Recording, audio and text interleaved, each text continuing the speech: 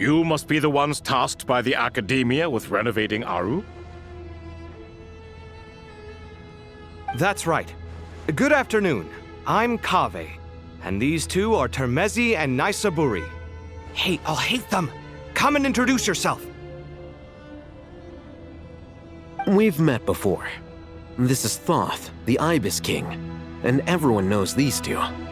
Afternoon, gentlemen. I've only ever seen these two in murals! Ah, the paintings in the temple. They show us chatting, playing cards, playing chess. Precisely the activities we most enjoy, funnily enough. No, only you enjoy playing chess. We were just humoring you. I wouldn't go that far. Back to the matter at hand. A preliminary assessment by the Academia indicates that this project requires expertise in various disciplines, including the deciphering of ancient texts, mechanical engineering, the restoration of ancient ruins, and elemental theory. The most capable minds in their respective fields are here before you. If there are no objections, we'd like to begin our work. The artisans who built Aru for Al-Ahmar gave their very lives to create this splendid work. Follow their example by giving your utmost devotion to this project. I didn't know that. We'll do our best, of course, but we certainly won't be sacrificing our lives. Such brazen words. Humans these days are a far cry from their ancestors. What little respect you show for King Deshret. No, that's not what he meant. Please, don't mind him. He shares your sentiments, just not your, penchant for hyperbole. Assuming that's what you were going for? I just think it's important to manage expectations. Forgive my lack of courtesy, but we simply can't sacrifice our lives to the gods on completion of the project like people in the legends of old.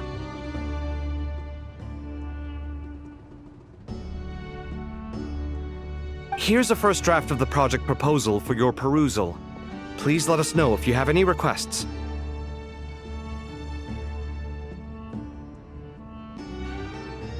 Normally, I'd have made it look a lot more visually appealing, but we were really pressed for time on this occasion. I hope you'll forgive me if it's a little rough around the edges. Naturally.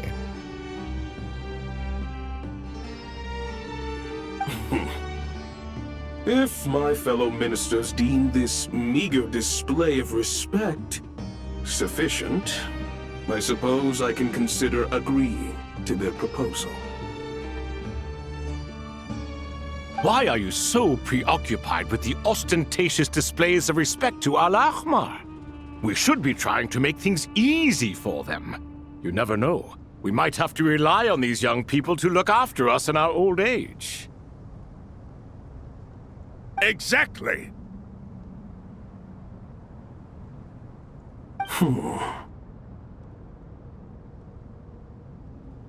This is Aru's mainframe. Be reminded to use it with great caution. We certainly will. Thank you for your assistance. You may attempt to lay out punishment should you so desire, though I'm afraid it would be futile. You and I both know that certain components of Aru can only be operated by humans. King Deshret always believed in humanity. Still, the reason that Aru's modules are designed that way is not so much because he trusted them, but more because he was wary of you. Is that true? No wonder human artisans helped to build Aru then. He actually required human assistance to create his greatest work. Naturally. Have you noticed that the Goat King keeps giving superficial responses? It's like he's just going through the motions and leaving the real debate to his colleagues. He understands the art of perfunctory speech. That's what earned him his position as the Minister of Ministers. It seems the rumors about King Deshret being a poor judge of character are baseless after all. Excuse me for being blunt, but it sounds suspiciously like you're putting yourself on a pedestal and mocking me. You're mistaken. And while there's nothing strictly wrong with making every conversation about yourself, it's not exactly a positive tendency either. You? Whatever. I knew it'd be like this working with you. All right, let me past. I need to look at this console. It's your job to activate it after all. Let's begin. Everyone, please proceed with the external checks and preparations as per the procedures outlined in the engineering plan.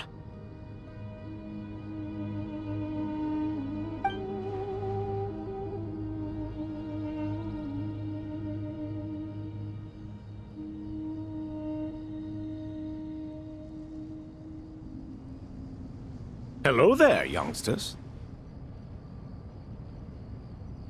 Whoa, the Ibis King came to life! What do you mean, came to life? I've been alive the whole time! You did say we could start our research, right? Are you having second thoughts now? I've reviewed the proposal. The work you're planning to carry out on this grand device is ambitious in its scope. You have ample confidence in your abilities, I take it? I wouldn't say I'm feeling hugely confident, but given how bad things are, I'd rather at least try something than sit around waiting to die. You are the top scholars of your day. I trust you are aware that there are countless links between Aru and the Akasha? Aru and the Akasha? But I thought the Akasha was the Academia's greatest technological accomplishment, created years ago by the Dendro Archon to help her people access knowledge. And you too? Do you not know either? You've read the instruction manual, right? You tell them. An instruction manual? The Akasha has an instruction manual? The Dendro Archon is a kind and thoughtful god indeed. It used to sit on a shelf in the corner at the House of Dana. Not the most popular read. If the manual is to be believed, Aru was in fact the original inspiration for the Akasha system.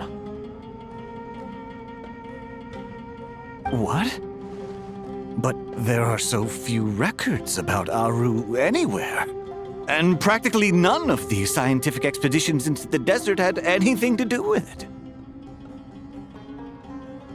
Ah, but this is something you could not possibly have known. You may have heard many stories about the desert, but what is the most important aspect of history? Consider this a quiz. Anyone from Vahumana present? I'm from Vahumana. It's, well, veracity. Precisely. And a large part of veracity is the chronological order in which events occur. I may as well tell you. In the beginning, Nabu Malikata, the goddess of flowers, descended upon Sumeru. The glory of the heaven was within her. She brought life, oases, and knowledge to this land. Then she created the Jinn, enlightened them, and ordered them to serve her. 2 other gods also walked upon this land where wisdom flowed in abundance, and the 3 met beneath the great green trees. It was the first and greatest alliance.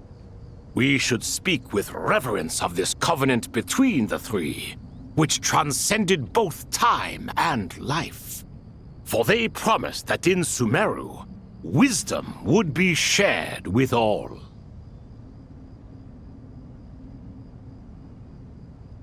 All the great changes in Sumeru's history began with the goddess of flowers. For King Deshret's sake, she pried into the secrets of Celestia, and for this was burned to ashes by the flames of wrath. So grieved was King Deshret by her passing that he lost all interest in state affairs and devoted himself instead to the knowledge that she had brought back. It was after learning of the technology from that floating island in the sky that he first conceived of Aru. And so, the Akasha was inspired by Aru, while the basis for Aru itself came from Celestia's technology. Well, if the 2 share a common technological origin, then connecting one system to the other is an entirely feasible idea. Unbelievable. Have you no reverence at all for celestial technology? No, I do, but there's no time for that. The schedule is too tight. Blame it on the deadline. Perhaps you could try coming up with our cutoff dates. You know what it's like having to turn around 5 different drafts in one day? I wouldn't wish it on my worst enemy. Yeah, also, Sir Ibis, King, you don't plan on getting directly involved at all, do you? Yes, well, you strike us more as having come to give a popular science lecture. Or, wait, does this count as more of a first-hand witness statement? Neither. Anyway, this sounds like far too much work for me. Still, if Aru is so powerful, why didn't King Deshret use it for more ambitious ends? Because it was never fully completed. King Deshret had grand plans, but he perished before they could come to fruition.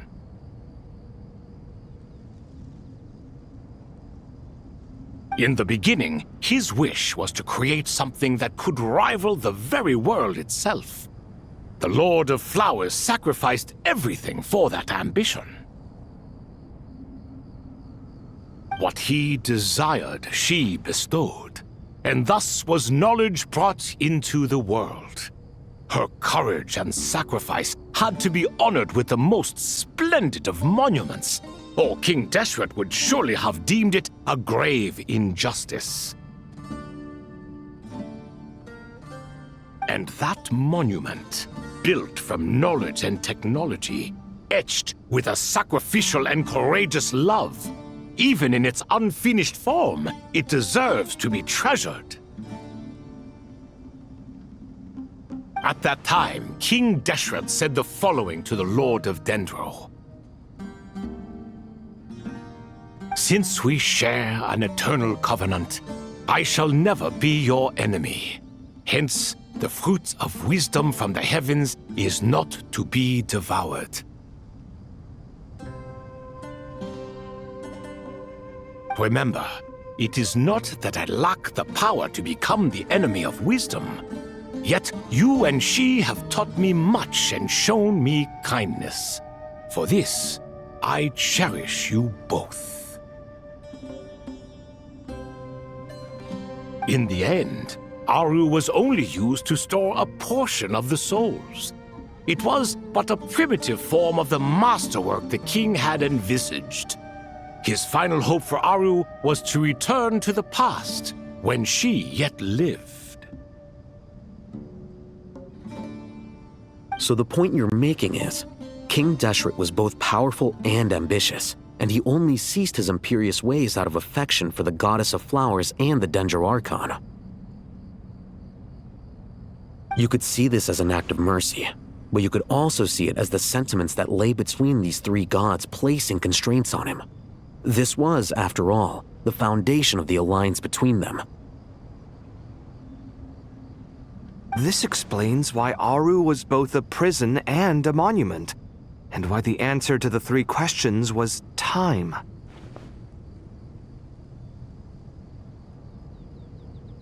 You have to be careful who you get involved with, or you invite all manner of misfortune. This is as true for gods as it is for humans. Love is the same. It is both a prison and a monument. All right, let us pause the story here for now.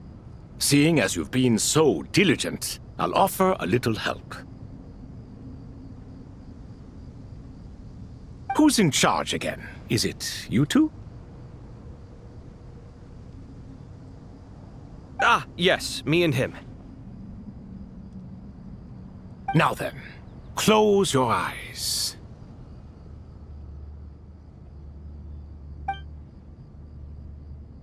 Wisdom hides in the space between the tangible and the intangible. It is to convey the incommunicable through the simplest of mediums. By the power of King Deshret, I shall grant you a glimpse into the unseen secrets that lie at the threshold of existence.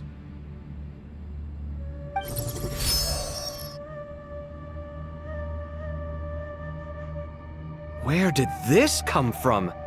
Is it a new mechanism?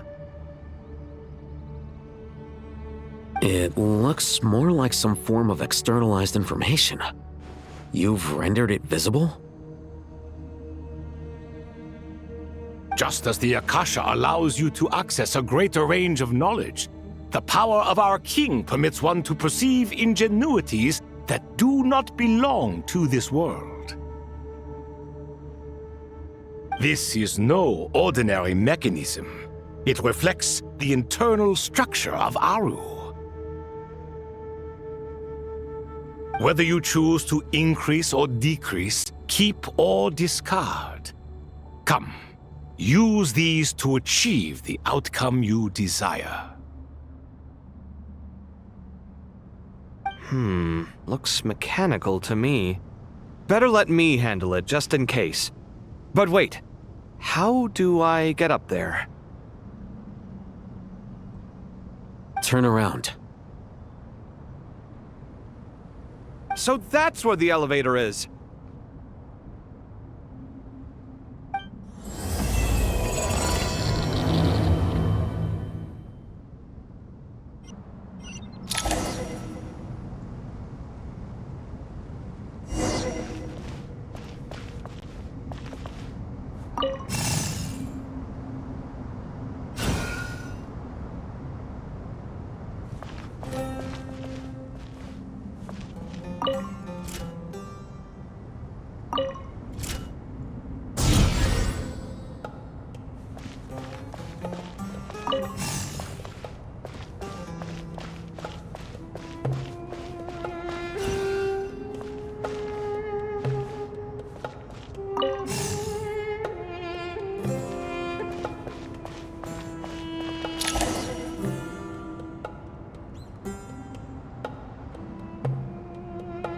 Obelisks were used to record important information in the ancient desert civilization.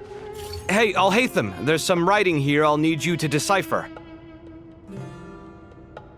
I've sent it to your screen. Do you see it? Got it. It's a little blurry, but I should manage. Take a look and tell me what it says. Oh, and I'll send any other similar text directly to you from now on. Let's start with this one. It's a variant of an older script. Herein lie verses written for the Yellow Sands. Looks like cultural information from the age of King Deshret. If so, I suggest you delete it. Words thrown together merely for fun. I had no idea Aru kept a record of this. Well, as long as you're certain that this is strictly private information, that's fine. It is unimportant.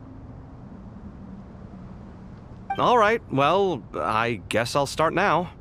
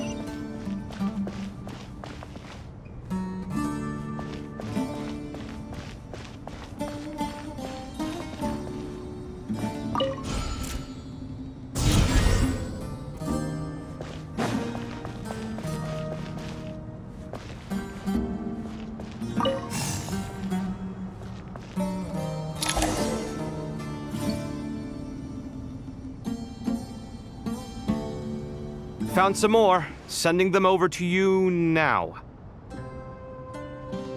These are all reports about the Gurubad conflict.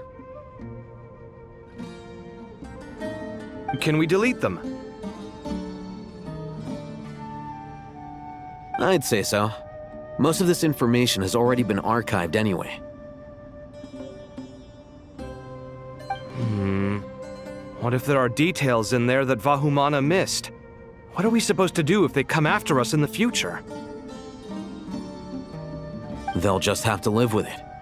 If we don't resolve these issues now, there won't even be an academia in the future, let alone a Vahumana Darshan. Yeah, you're right. Okay, done. There's some other similar monuments nearby. I'll check them out.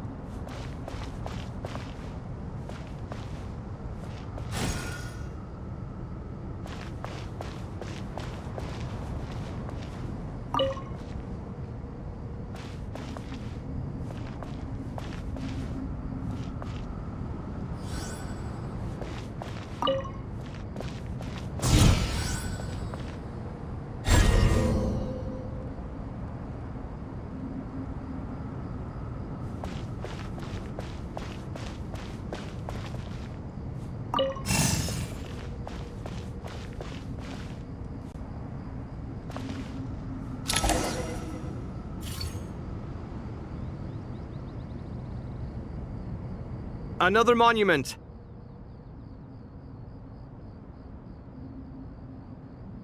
Hold on.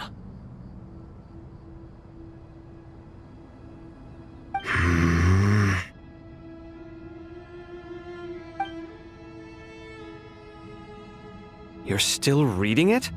How long is it? It records the development and governance of the Oasis civilization. Most of it concerns the Jinn, but it also contains records left by the artisans who built Aru. Is it important?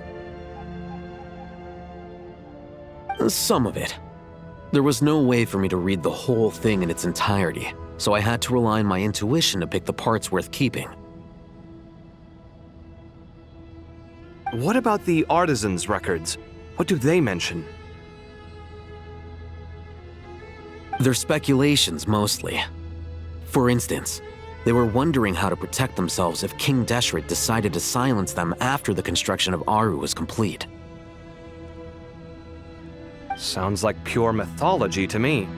Surely that kind of thing didn't really happen. The records do emphasize that this was merely their conjecture based on various myths. Still, the artisans did leave details of their plans to survive, including blueprints for their escape route. Even that got recorded? Okay, well, I'll make a copy of this first before I delete it. Is that truly necessary? You won't be needing those. No, the blueprints are important. I want to keep them as a memento.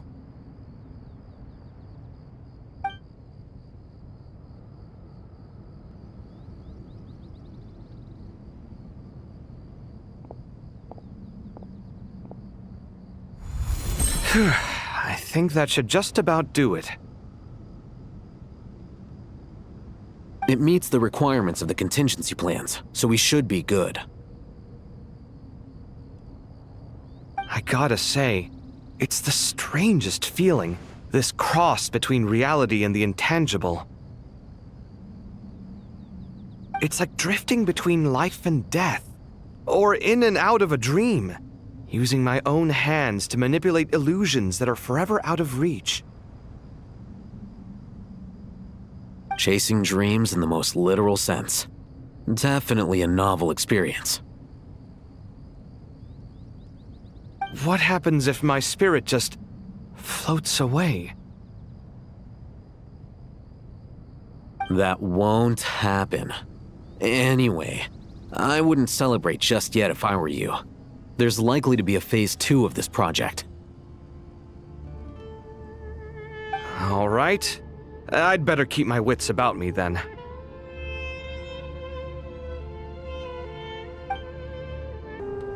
I expected that the outside world no longer respected the ancient gods, but even so, I do find the tone of these youngsters to be dreadfully impolite. It should hardly come as a surprise to you. I remember you saying the same thing last time. I assumed that was just a one-off. I did not realize it was the norm. Don't you think that young lad's matter-of-fact tone sounds familiar? It bears a rather uncanny resemblance to you, Goatee. Surely a sign that he is a man of rare intelligence. Ugh. The rest of them, though, much better. The blonde-haired one, for instance. So sincere. That's the kind of kid I can respect. Oh, really? Well, what about your disciple, Nefer? She's about the furthest from sincerity that a person can get. And now you hit the crux of the issue. Thoth is spouting lies again. He cares nothing for sincerity. He likes Nefer simply because her personality is just like his. Thus, in giving his approval to Nefer, Thoth is simply validating himself. The rest is but smoke and mirrors. You have some nerve saying that. There really is no helping you two. Shut up, chess rookie. What nonsense is this? How dare you tell me to shut up? How can you engage in such banal chitter-chatter at a time like this? Aru has been opened. The glory and splendor of a bygone age is about to sweep over the earth like a flood. And you're here squabbling like petulant children. All three of you are insufferable. King Deshret was merciful, indeed, giving you a chance to be released from prison. I say, you should have been locked up for good. Ah, but Bennu, look on the bright side. Had they not been released, we would not have been awoken. Oh, you've been here this whole time. You should be scolding them along with me. I miss Hermanubis. It's not a real reunion without him here. And now you're avoiding the topic and talking to yourself. Why King Deshret designed your personality like this, I will never understand. Isn't this simply proof that our king supports my free will? Oh, look at those two rust buckets. Suddenly, you two do not seem so bad after all. Here, here. If being stuck together for thousands of years fosters no friendship, I cannot say what would. Naturally.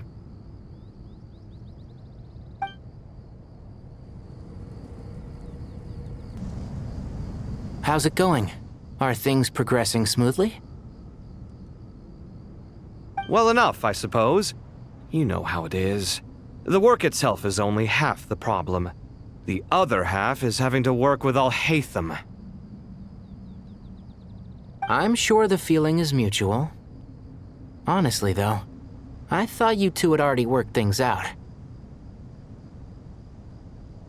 As if! Turns out working closely together is the best way to expose any tensions lurking beneath the surface. Besides, I just think that some people never change. Agreed. Case in point, you didn't make sure I was out of earshot before you started complaining about me. Old habits die hard. Actually, this is for your own good. Maybe if you spend a little more time listening to what other people have to say, you might actually realize that you're the problem. Naivete is another old habit of yours. I had assumed that you both volunteered for this project like us forest rangers. But now I'm getting the sense that wasn't the case. Definitely not. We were assigned to it by Lesser Lord Kusanali and Nephis. As much as I'd love to be doing normal work for normal clients, these Titan projects are all that's on offer right now. Though I'm sure they wouldn't be roping us in if they had any better options. Just goes to show how short-staffed the academia really is. I'm sure you've prepared yourself mentally, but I still feel the need to advise you to lower your expectations. It might make the process of working together a little less intolerable. I know! Same to you! But if you already understood that, you should also know not to say the quiet part out loud. Why don't you come help me with my forest patrols? Might help you avoid any further disagreements. Good suggestion, but unfortunately, differences of opinion will always exist. Changing the nature of the work won't get rid of them. For once, I actually agree. There is zero chance of us ever resolving our differences. Zero! But even so, the work must be done. Care for some coffee? I'm glad to see you making progress. Don't act so smug! It'd be nice if you made some too! I feel like even I've made some progress today. In the past, I never would have dared to try and mediate a conflict between you two while you're both right there in front of me. Apologizing probably makes it sound like I'm in the wrong, but I'm sorry.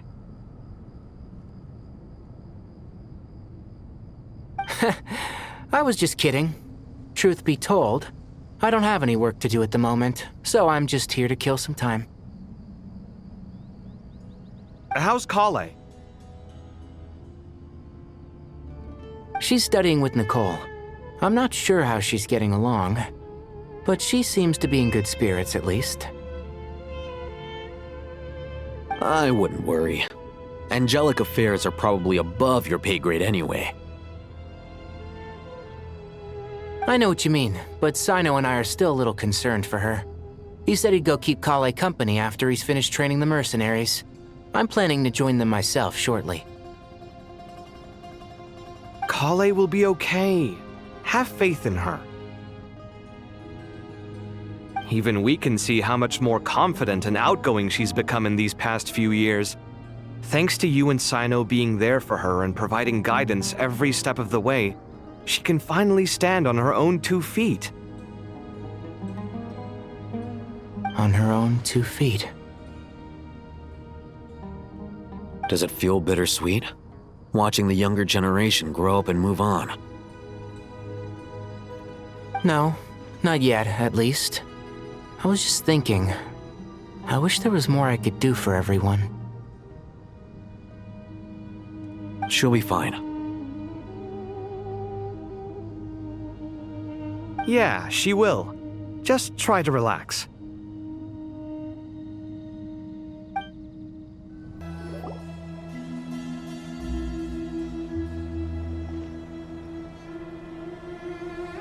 Traveler from afar, do you worry for the fate of Sumeru as well? Whoa! It's Sobek the Crocodile King! Greetings, Crocodile King. Please be at ease. I'm just here to chat with you about Lesser Lord Kusanali. Sounds like you really care about her. Yes, although to be exact, it is a mixture of both concern and curiosity that I feel. Speaking of Nihida, Paimon was wondering how she's doing. Wait a moment.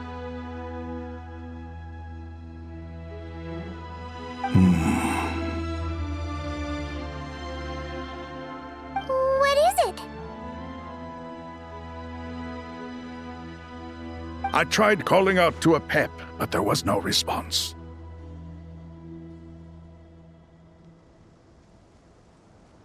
This can only mean that she is focusing all her energy on taking care of Lesser Lord Kusanali.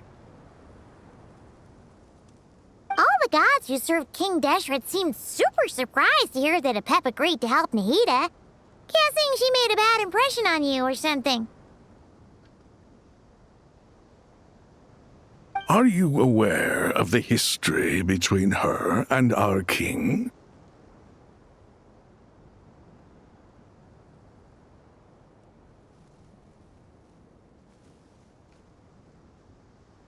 The story begins a long time ago. Al-Ahmar was always a wishful thinker where the Dendro dragon was concerned. Without consulting her, he decided to list her among the 7 pillars and declared his own power to be far superior to hers. That was when our king was at the height of his power. Ibis Goti and I were no match for him, and so we chose to submit and serve as his ministers. But not a pep. No, she never thought much of him. To a pep, Al-Ahmar's pride and sense of superiority were nothing but ignorance and hubris. In fact, they fought numerous times, but usually the battle ended in a draw. In the end, King Deshret coveted the power of Celestia, only to end up corrupted by knowledge. His final act was to trick the dragon into swallowing him whole, leaving her to bear the torment of his sins. The Dendro Dragon stands for the glory of a bygone era. She hated Al-Ahmar and what he represented. All the gods, all the power they wielded. And so, her willingness to help the Dendro Archon through this crisis comes as a great surprise indeed. It makes one wonder whether, perhaps, the Dendro Archon assisted her in the past. Yep, Nahida did her a huge favor.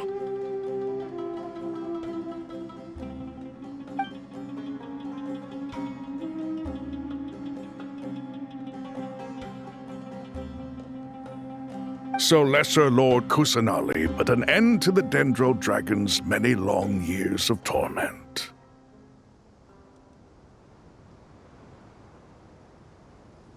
As much as she loathes the Seven, a pet knows kindness when she sees it. No wonder she was willing to make an exception. Yeah, that's the sense we got from dealing with her, too. She is not incapable of coexisting with other living things. Rather, she actively chooses to avoid coexistence. And this despite the fact that she symbolizes life itself. How ironic. All of this being said, I wouldn't expect too much from her if I were you. Nothing will change her hatred towards humanity and gods. We'll keep that in mind. Anyway, how much longer do you think Nahida needs to stay with the Pep?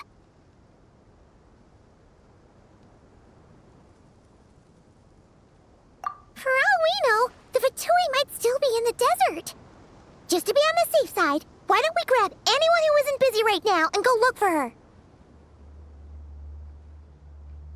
I'm alright, Paimon.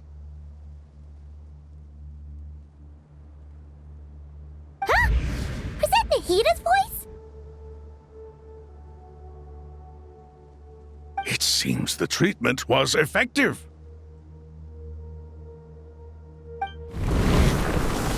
Since when do my deeds require your evaluation? Ah!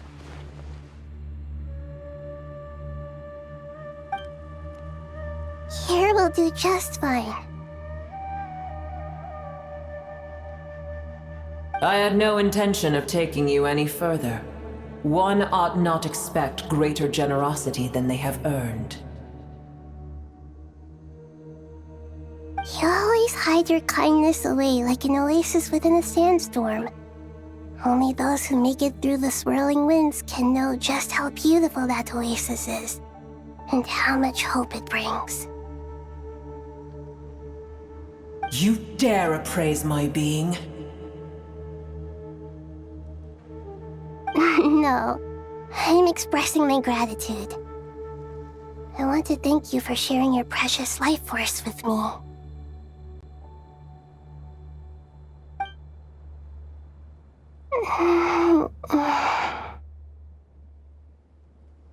Awake already? You are more resilient than I thought. Pep. I feel much better. Thank you. Gods and their gratitude mean little to me. I would rather you give me your assurance that the situation with Irminsul and Sumeru's ley lines will be competently managed. If I suffer any ill effects from the ley lines, you, as the god of this land, will be held responsible. And you would not enjoy being held to account by me. I understand what you require, but I would assume this task even if you did not demand it. Sumeru is my responsibility. I must resume my duties as soon as possible. A farcical notion. God of Sumeru, I hope you realize how unextraordinary your strength is. And yet, maybe it is precisely what defines me. A god of wisdom is not meant to rule by force. Then hold steady. We go forth. Well, I'll be. Is that a pep? Do my eyes deceive me? Of all places, the Dendro Dragon has decided to visit the mausoleum of King Deshret? I see that after all this time, El Ahmar's menagerie of ministers remain as vile as ever. It's a pleasure, Dendro Dragon. Had you arrived but a little sooner, you might have attended a meeting of the Seven Pillars. What a nauseating thought. You are not the first insects I have had the displeasure of dealing with today. A swarm of them tugged on my tail on my way over. Goodness knows what hovels they crawled from. Why do all the creatures of this world remain so lowly after all this time? What did you do with them? I cast them away. What would you have me do? Keep them as trinkets? Boer, this is where we shall part ways. To be clear, I do not wish to see you or anyone else here ever again, unless absolutely necessary. Then I wish you peace as you return to your dwelling place.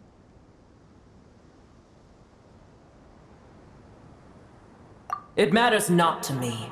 Simply refrain from bothering me again.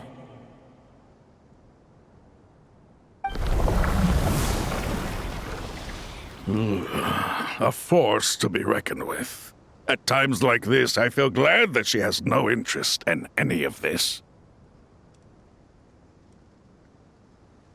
Hold on, just hold on, okay? We're almost there.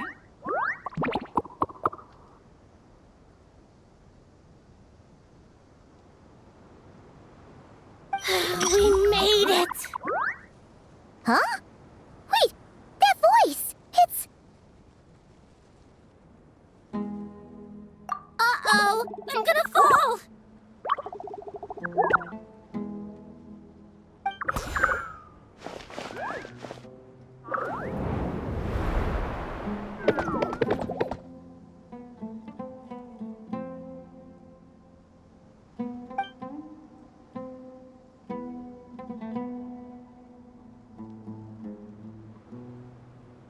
Well, that's a relief. A pair of safe hands indeed. The Dendro Archons familiars. They are the last thing I expected to see here. Huh? Wait, what are the R&R doing here? Don't you guys hate the desert? Obviously I was worried about the Dendro Archon. I've been supporting them with my Pari powers the whole way here. Oh, they seem pretty nervous. Is it because there are too many people around? Not just people. It's all these non-human beings, too. It's hard on them. I can't believe you made such a long and dangerous journey just for my sake. I appreciate your support so much. Thank you all. I'll have to ask everyone to wait while I help our new arrival settle in. Once I'm done, I'll gather everyone to discuss our next steps. Traveler, Paimon, shall we find a place for our friends to stay?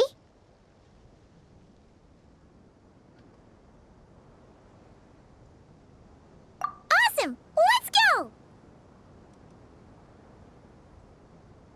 Well, first I have some questions.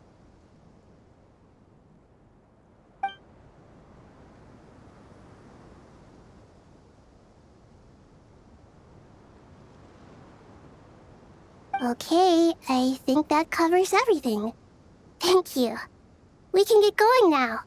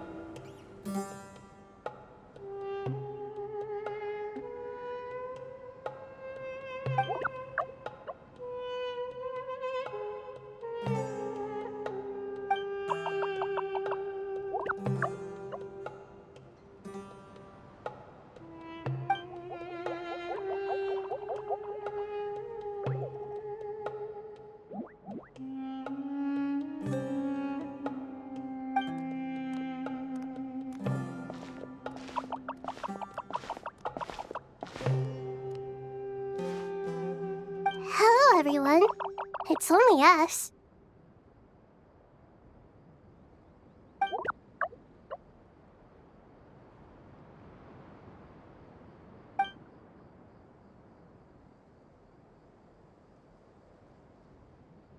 It must be very tough for you coming all the way out here, especially since you don't like the Voluka.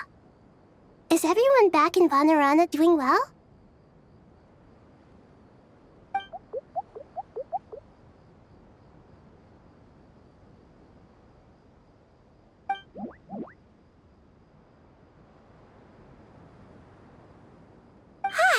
Everyone's here. Good.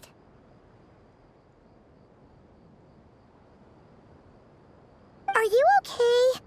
You look like you were about to pass out back there.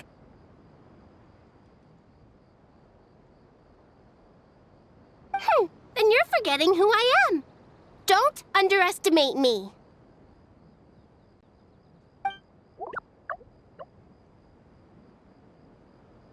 Red Flux. Oh, excuse me! Are you comparing me to Paimon?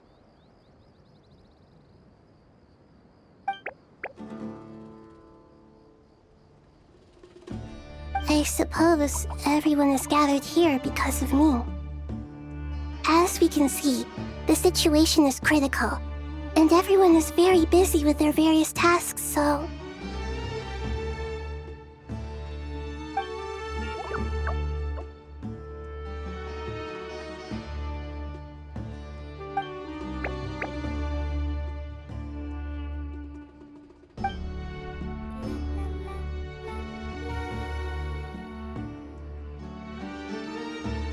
I can't thank you enough. Right now, we're focused on restructuring Aru, processing excess information, and helping restore everyone's confidence. I'm sure you'll find it all very straightforward. I can help too! Just let me know where I'm needed.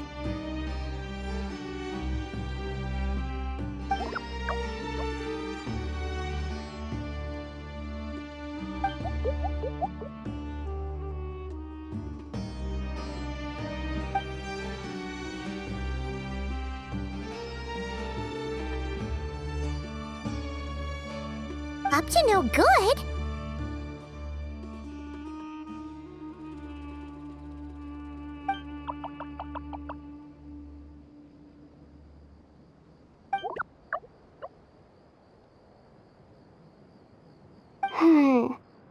That definitely sounds suspicious.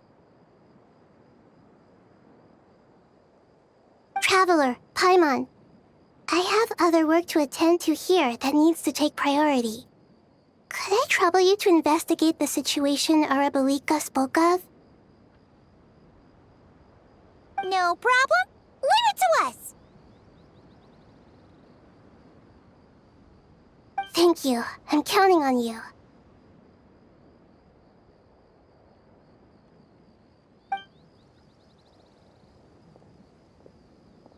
There's one other thing. If you are to work alongside the people of Sumeru, you will need to make yourselves visible to them. Is that acceptable to everyone?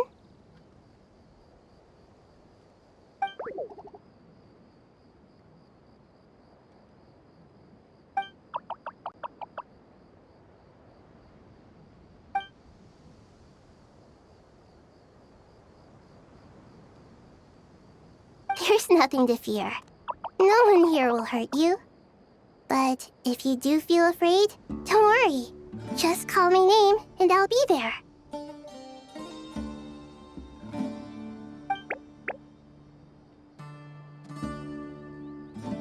Very well. Now, I shall bestow a small blessing upon you all. Whenever people see you and interact with you, from the moment their gaze meets yours, they will experience the most beautiful of dreams.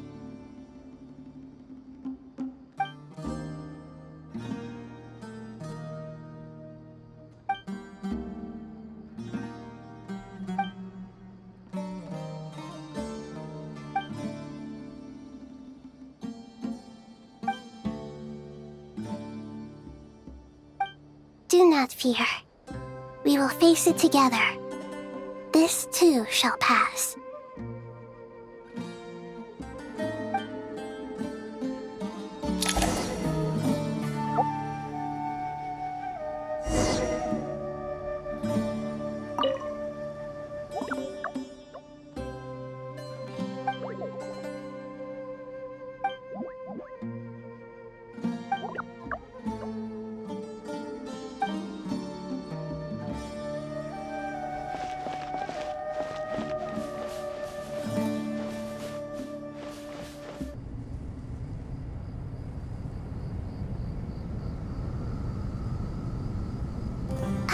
Everyone's here.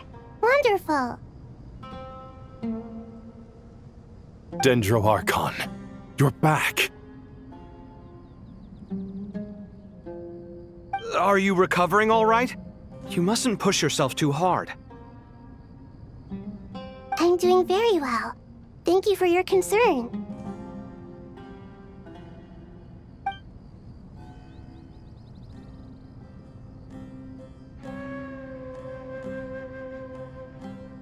I see. Using the power of Aru to reboot the Akasha and gain access to Irminsul. It's a sound plan, although... I regret to be the bearer of bad news, but with the state that Irminsul is currently in, it's impossible to access via traditional means. Even the Akasha won't change that. Alas, we had feared this may be the case.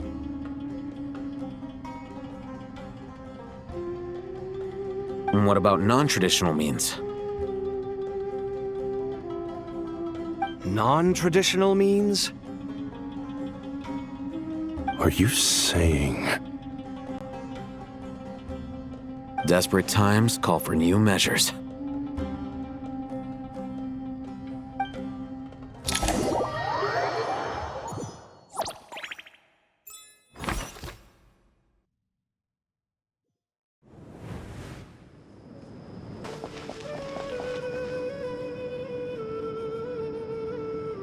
Hey, we're here!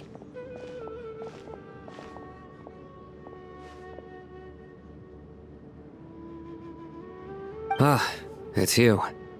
Is there a situation?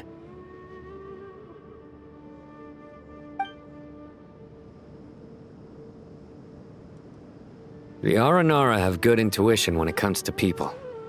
In other words, there may well be a traitor among us. Given everything that's going on, I'd be more surprised if there wasn't. Miss Nefer, as a professional intelligence broker, I trust you have a solution? Not one that I'm willing to volunteer. What's in it for me? Let's say I'll treat this as a pilot project aimed at expanding your intelligence operations. Whatever business you're in, an avenue to demonstrate your abilities could never hurt. I like the sound of that. Glad we're on the same page. Given that you rarely set foot in Sumeru, practically no one at Caravan Rebot knows who you are. I take it you've read the files on everyone in the area? Yes. I also skimmed the list of evacuees, and am more or less up to date on where everyone stands. Any initial suspects? Limiting the scopes to males whose recent activity could be viewed as suspicious. I've identified 3 names. The Aranara saw 2 people talking, but currently we only have 1 suspect. The other person was probably just a messenger, and in all likelihood has already left Caravan Rebot. Everyone is heading for the desert per the evacuation order. Anyone willing to turn back at this stage is almost certainly with the Fatui. There's no way it was a spur-of-the-moment decision to act at a time like this. This spy must have been planted long ago. We need to smoke him out from wherever he's hiding. Sounds like you have the beginnings of a plan.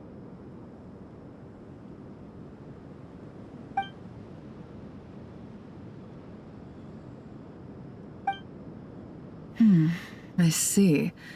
Your suspicions are well-founded. I'd be watching him too if I were you. So far, we still lack solid evidence that he's been bribed. He hasn't made any recent purchases that would indicate he came into some cash. Then let's get closer to him to confirm before we make our move. I can handle it. I'm not based in Sumeru, so barely anyone at Caravan Rebot knows who I am. And you're certain you've never encountered this person in Nod Krai? I'm certain. Besides, it's extremely rare for me to have had any direct contact with Sumeru mercenaries besides Jet. There's no way he could have seen my face before. Sino, stay out of sight and wait for my signal. If he raises any red flags, I'll bring him toward the main road. Understood. I'll take it from there. Excellent. Well, it's a pleasure working with you.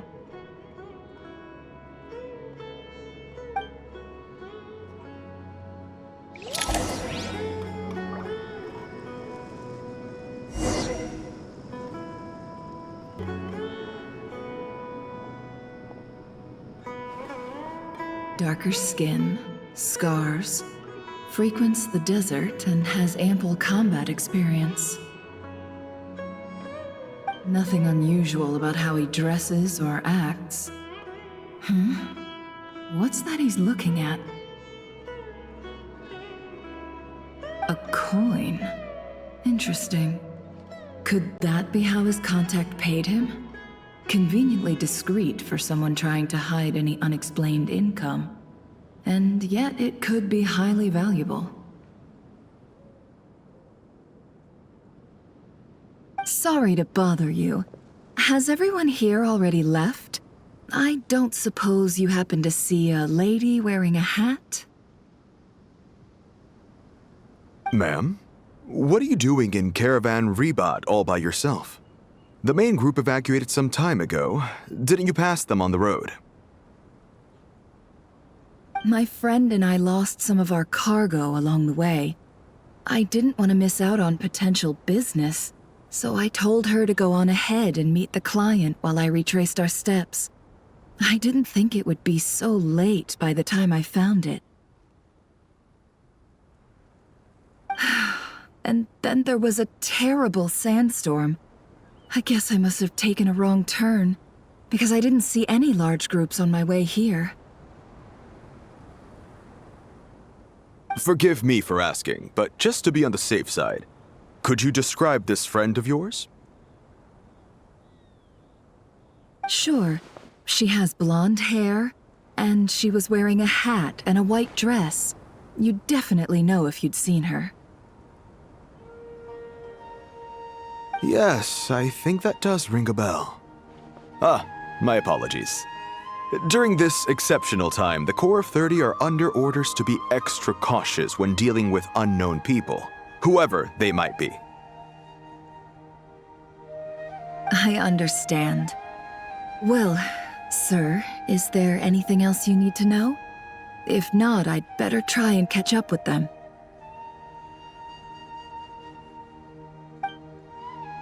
Hey, wait! They left a good while ago now. You'll never catch up with them on your own. Why don't I give you a ride? I'm here to collect the last few people anyway. We have plenty of carts, so one more won't be a problem. That would be amazing. Traveling with a group will be much safer. I'll have to pay you for your trouble. Hey, let's not worry about the money for now. Wait here a moment. Once I'm done packing up, I'll take you to join the rest of the group. All right, thanks. Let me know if you need a hand carrying anything.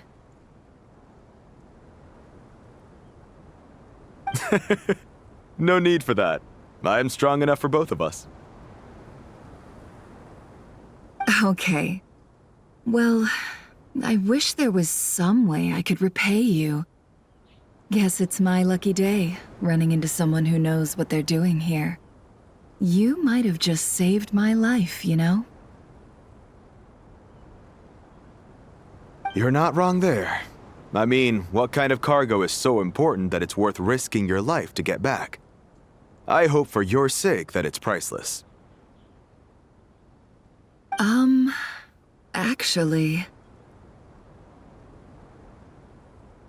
I suppose I can tell you, since you've been such a big help. But be sure to keep it to yourself, or we could both be in big trouble. Oh, really? Sounds mysterious. We're in the antiques business. You understand? Some of our goods aren't acquired through the most legitimate means. We have to be very discreet when we're selling them. That's why I had to go looking for the missing cargo alone.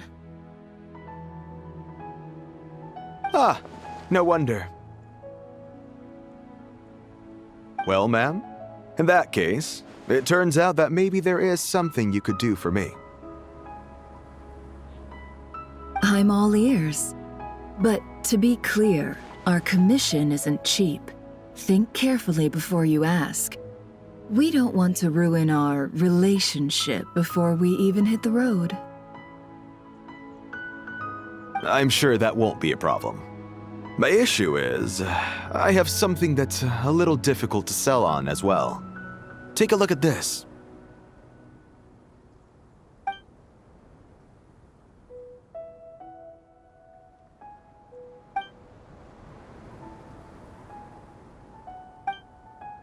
Pure gold. That's quite something. How'd you come across it? Dig it out of some ancient tomb? If you look hard enough, there are many treasures to be found in the mausoleum of King Deshret. It has no distinct Snezhnayan markings. That'll be why he's going with that story. And he clearly doesn't want to arouse suspicion, so he's on the lookout for an opportunity to make a quiet trade. Surely you have an existing business partner. Won't they take it off your hands? I hope I won't be attracting the wrath of my competitors by helping you sell this. The shop I used to work with is having cash flow issues at the moment after losing some money. I'm under enough pressure as it is without having to deal with them. On the off chance anything went wrong, I'd never get my money back. I understand. Gold is the last thing that traders with cash flow problems want to see. Well, in that case, I think we can work something out. As it happens, I'm just about done packing. Shall we make a move? Sure. Let's walk and talk. This evacuation was a huge operation. They needed a few people to stay behind and tie up loose ends. And I ended up being one of them. You're lucky you ran into us in time. I certainly am. I don't know how this happened. One thing led to another, and look how it ended up. I just hope our client doesn't get spooked and cancel their order. Fingers crossed. But either way, life goes on, and we all have to make a living somehow.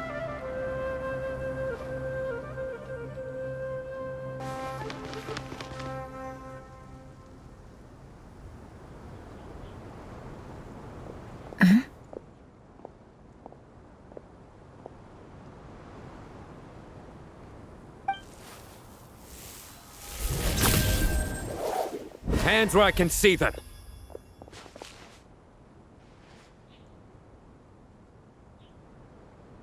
General Mahamatra! No, wait! What are you doing?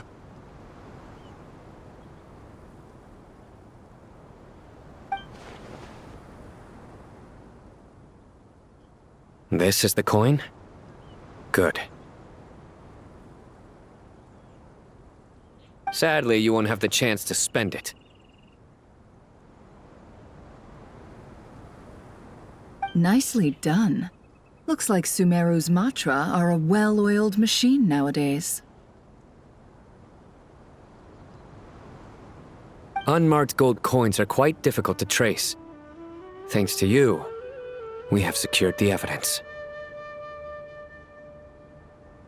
Here's what's gonna happen.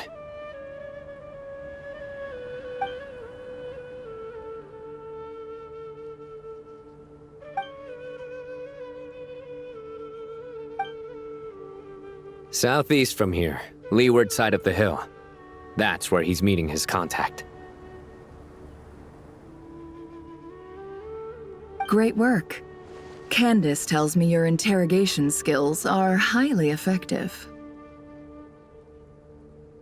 Hers are quickly catching up. She's improved a lot in recent years. Looks like it's over to you for the next step. Because I'm quickest on my feet?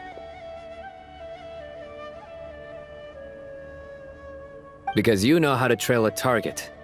Plus, it'll be easier to monitor their activity from the air.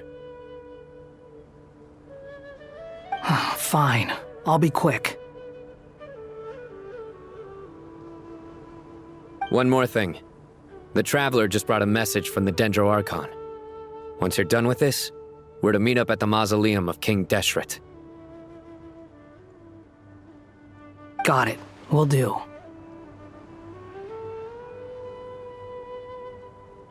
Are you sure you'll be okay on your own? Gee, I don't know. Maybe you should come with me. Okay. Then Paimon's coming with you. Really? You do know this is a stealth operation, right? Meaning, you have to be quiet? Paimon?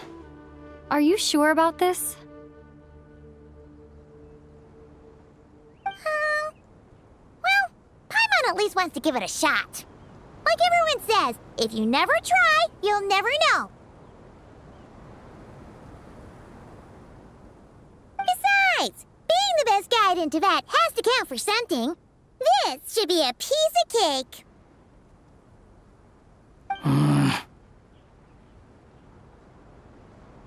Fine. Join me if you want. But be warned. If anything goes wrong, I'll have to gag you and shove you into a bush. No need! Paimon will be super careful. Promise! Good. Then what are we waiting for? Let's go. Ah! Coming!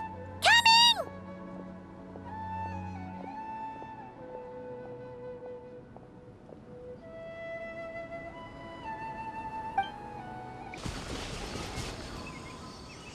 That guy!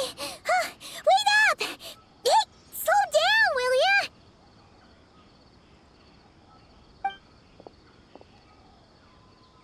We're here. Now we wait. Okay, yeah, cool. Cool.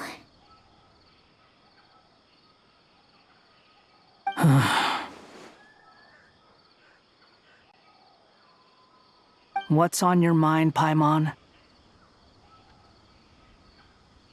Huh? Oh, nothing? I thought all you cared about besides being a guide was food and sleep. Why the sudden urge to go on a dangerous mission?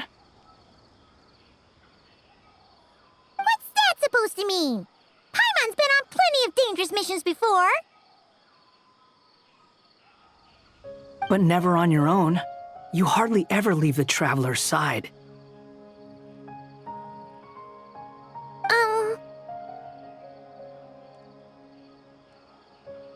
Just saying. I'm kind of at loose ends right now. So if you did want to share, I suppose I'd have to listen.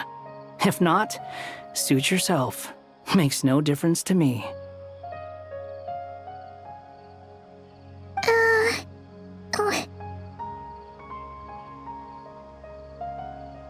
That guy?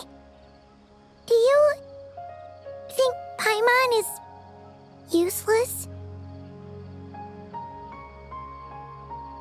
What? Where's that coming from? When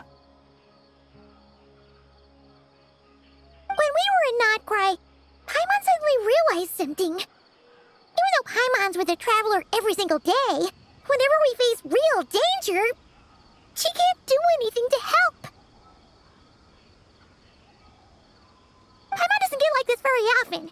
She just got really scared when the traveler got kidnapped that time. What if she never came back? What would Paimon do then? And the more Paimon thought about it, the more useless she felt. But Paimon doesn't want to be a burden. Paimon wants to be a friend who's actually useful.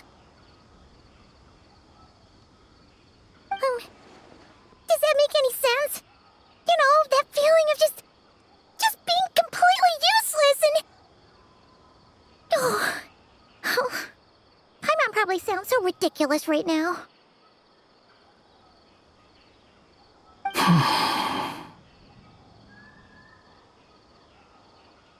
You asked the right person. Boy, do I know that feeling. Oh, that guy. I'm not gonna try and encourage you. What I will say is this. When you start doubting yourself, you have two choices. Give up or change. You have to make the decision to move forward. Otherwise, no amount of consultation from other people is gonna help you. So ask yourself, what do you want? To get stronger? To learn more? Whatever it is, go do it. You won't have any regrets if you can at least say that you tried. Oh, all right. Something's not right. Shouldn't they be here by now? Paimon, is it just me? Or is it a little too quiet around here? Should Paimon take a look? We'll give it another hour. If nothing happens, we head back. Okay.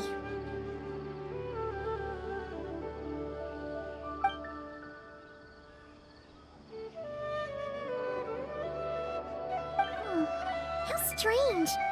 We've been here for ages. Where the heck are they? Have we been stood up? What is it? Did you think of something?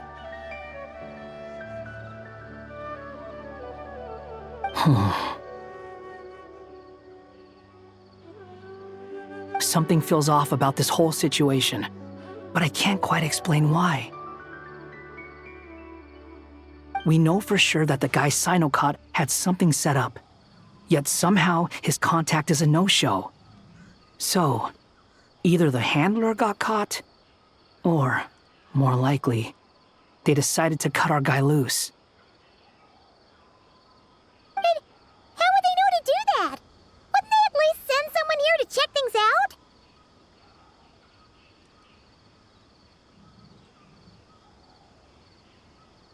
That's the problem. They couldn't possibly know what's happening here. Unless...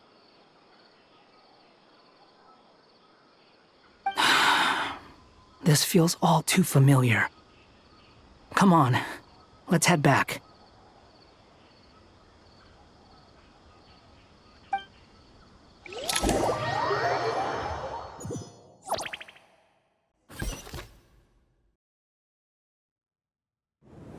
Even though this isn't a formal meeting, I'd still like to start by saying how grateful I am to each and every one of you.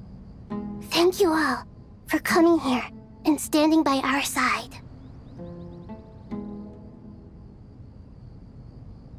Shesipank and Bennu are currently assisting the scholars with the maintenance of Aru. Please forgive their absence. As for Hermanubis, may he rest in peace. We remember him with great fondness. There have been times when I imagined what it might be like to meet you all. Now that it's really happening, I feel quite emotional. Time has taken many things away, but that which remains is all the more resilient. I must say, there is one thing that rather surprises me. You appear to be in good spirits, Lesser Lord Kusanali. But even so, I can sense that the life force given to you by the Dendral Dragon has far from fully resolved the problem of your vitality.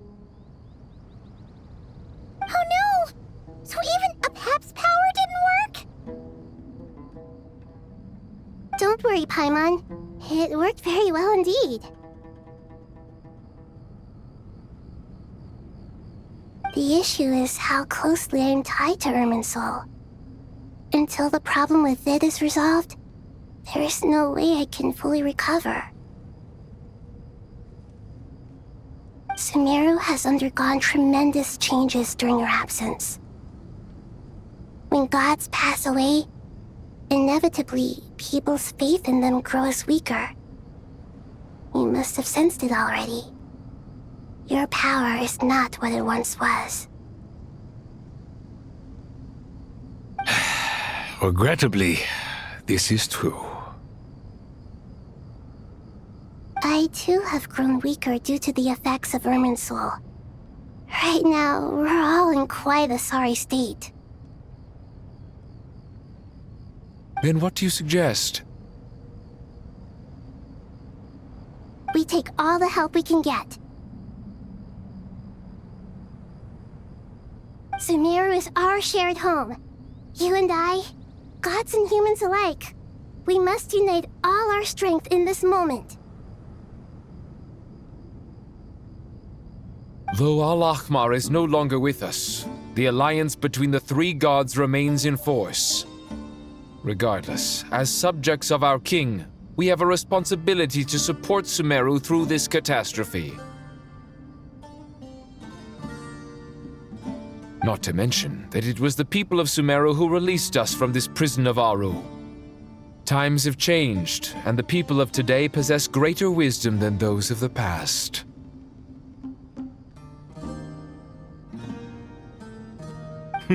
You really know how to give a rousing speech, Koti. Now then, let us learn more about your plan. The brightest minds of the Sumeru Academia are busy opening and renovating Aru. They claim it has something to do with Irminsul? Correct. Irminsul has existed in Teyvat since the very beginning. But during the Age of the Dragons, it did not possess the significance it holds today. After the heavenly principles arrived, the power of the Light Realm was divided into elemental energy, and Irminsul was refashioned as a device that records and preserves all information. Since then, everything in this world has been inextricably linked to it. As the Dendro Archon, I have a duty to protect Irminsul. To Sumeru, it is both a national treasure and undeniably a major threat. Teyvat has seen many upheavals in the last few years. The most recent of these was a major crisis in Nod Krai, which forced Sumeru to be even more vigilant than usual. I made sure to monitor all the pathways through which an outsider could potentially transmit themselves into Irminsul. But despite my efforts, a major problem still arose within. I still believe that someone has actively invaded Irminsul. But rather than taking any of the pathways I referred to, the intruder chose instead to utilize the most direct route, and the only one that cannot be protected against. By entering Irminsul through death. I see what you mean. You cannot simply stop all deceased souls from returning to the ley lines because of a potential invasion that could occur at any time. That's right. As important as it is to guard against external threats, I couldn't allow myself to stop the souls of the departed from finding peace. Please, understand how difficult this predicament was for the Dendro Archon. Defense has never been an easy task. After Irminsul was invaded, my authority was quickly restricted. Soon after that, the tree began denying access to any connections. I'm sure you feel responsible, but you are not to blame. No one can predict every possible disaster. There will always be trials and tribulations for the world to endure. But the people of Sumeru should not have to endure this. We must find a way to break through the lockdown and connect to Irminsul. And this is why you need Aru.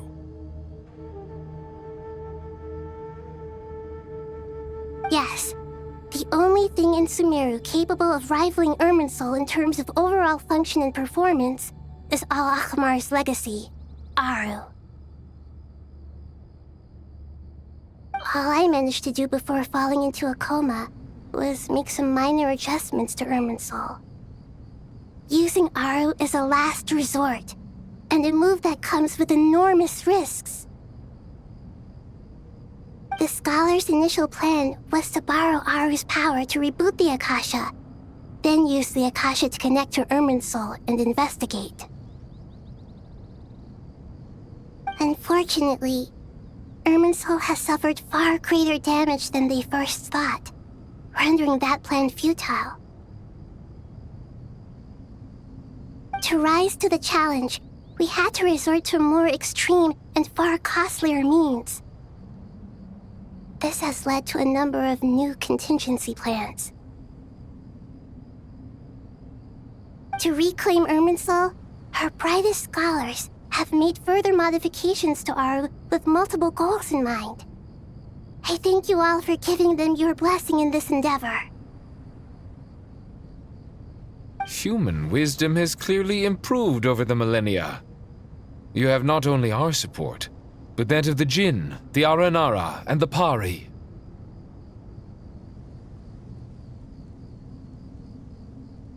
Together, we will do everything in our power to save Irminsul. By the way, when you spoke earlier of an intruder, it almost sounded as if you knew who you were dealing with and what they were capable of. Well, since you ask.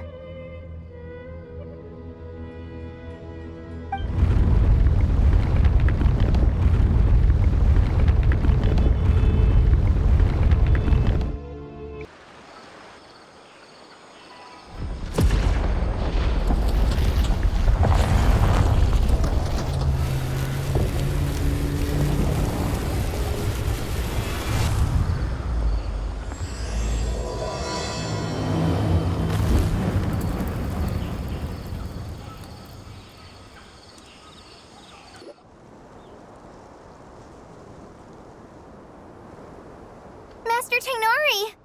What is that? Is this Irminsul? How did this happen? What's going on inside?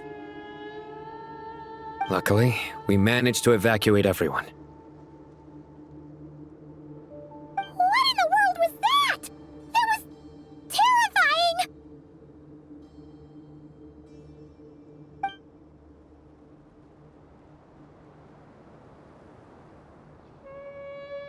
Oh my. I understand now, Dendro Archon. You make yourself quite clear indeed. Not once over the millennia has Irminsul been so terribly afflicted as this. Please continue, Dendro Archon. Irminsul's root system is what comprises the ley lines. In the past, it has always been hidden away, going unseen by the general populace. But now, an evil intruder is making it reveal itself. It has become a tree of unbridled greed. A clear sign that a deranged experiment has advanced to a new stage. Blasphemy.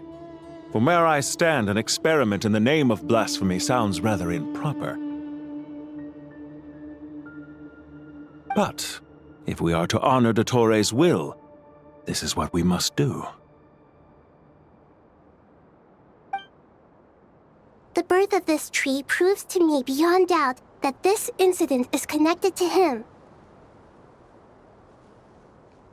But to explain the situation in full, there is someone I need to tell you about.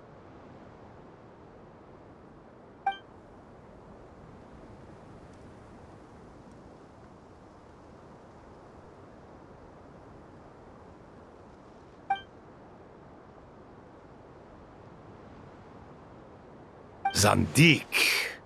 So it was him.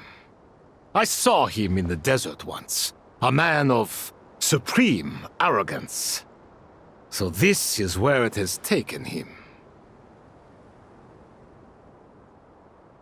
But didn't Dottore die in Nod Krai?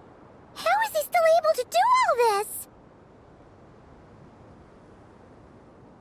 He must still have loyal followers amongst the Fatui.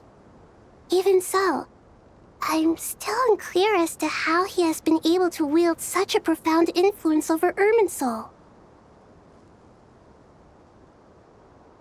I can confirm that Fatui forces have arrived in Sumeru City. Furthermore, Irminsul seems to be undergoing some kind of mutation. Evil branches are beginning to grow. Things that do not belong to this world are slowly but surely materializing. Sorry, I couldn't think of any other word to describe it. They don't seem to be fully formed physical entities yet, after all, but they are gradually becoming real. A baleful tree climbing up into the heavens. Speaking of Dottore, I have some information on that front as well.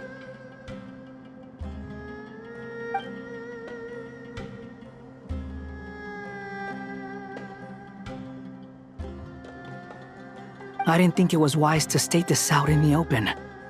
But my theory is, the mole wasn't cut off after he was caught.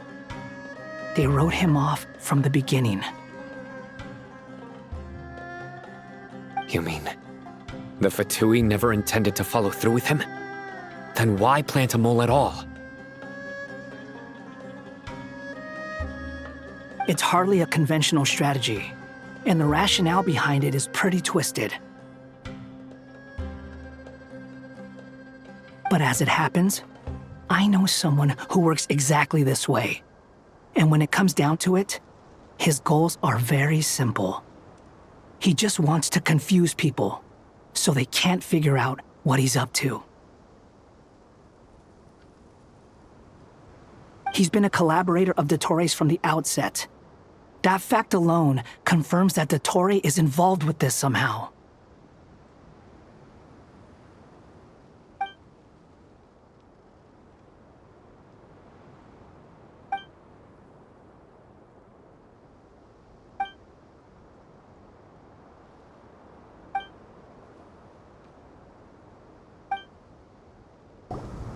There is still much to be done. Everyone, please remember our core strategy.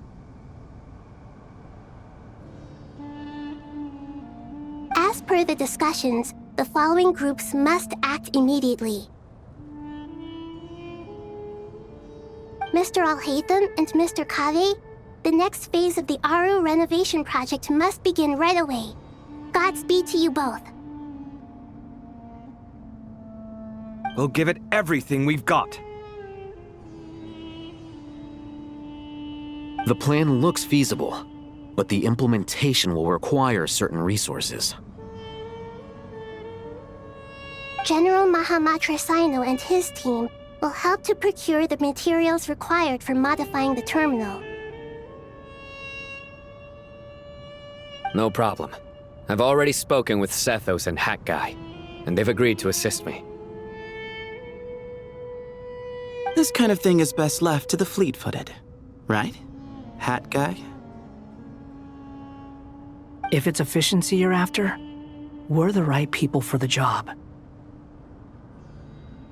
Following up on the elemental energy amplifier we discussed, Ms. Dory, I assume you're the one most familiar with the status of this project.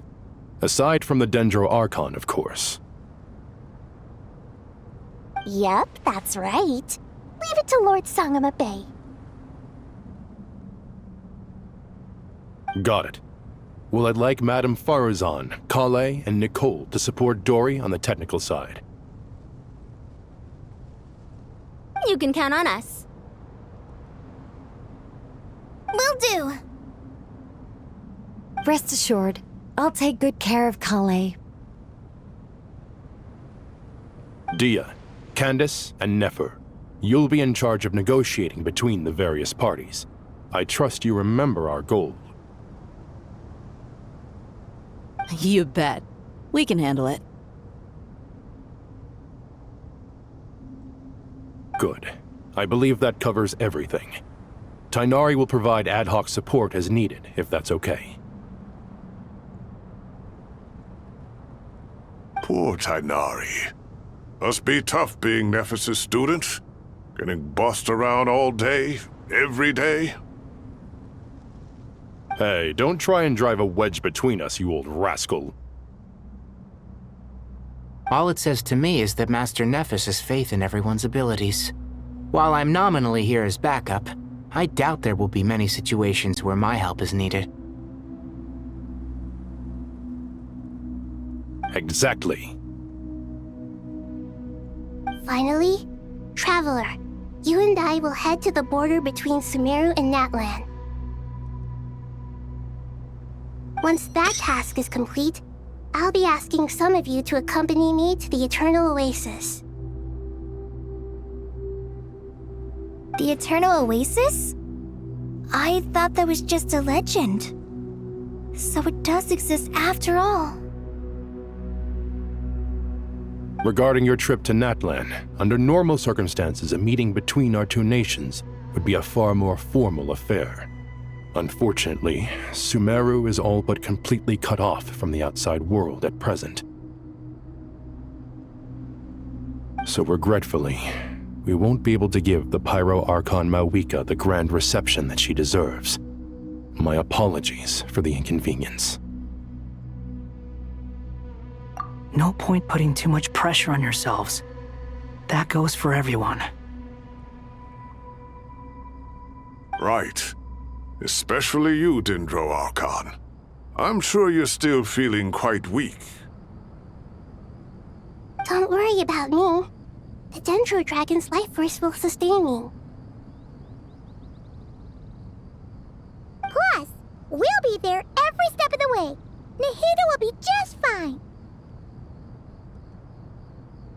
Yes, I believe in myself, and I believe in every one of you. Well, time to get going.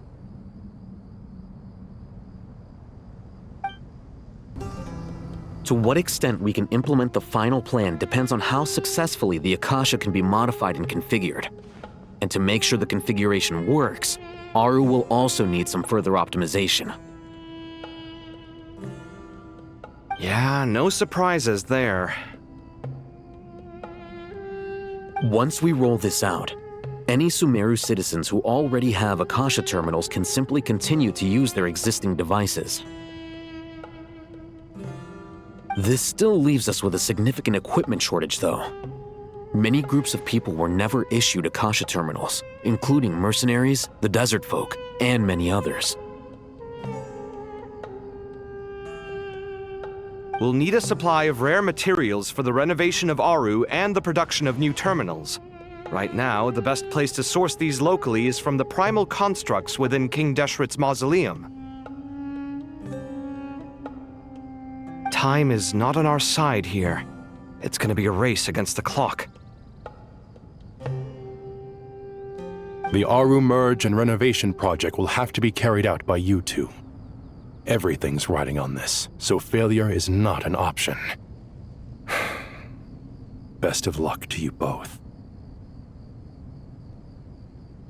As discussed, General Mahamatra Sino and Mr. Hat Guy will source the required materials. Mr. Sethos is quite familiar with the layout of King Deshret's mausoleum. With him accompanying them, things should go quite smoothly. I have every confidence. In the meantime, we may as well take a breather. Makes sense. There's not much we can do until the materials arrive. Get information and stay close. What is this, boot camp? Knock it off. It's just Sino being Sino. You know what he's like. Everyone clear on our mission objective. Look at the excess primal constructs, dismantle them, and extract the required materials. And King Deshret's 7 pillars agreed to this? If they're just sitting there doing nothing, we might as well put them to use. Thoth's words, not mine.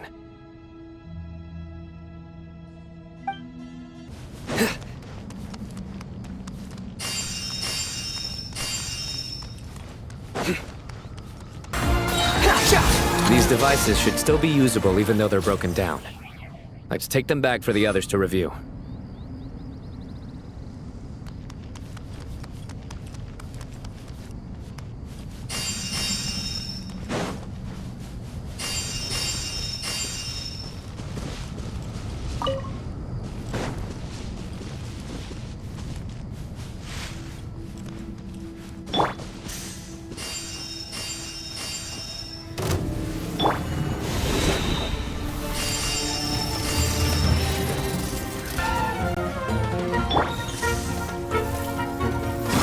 righteous wisdom!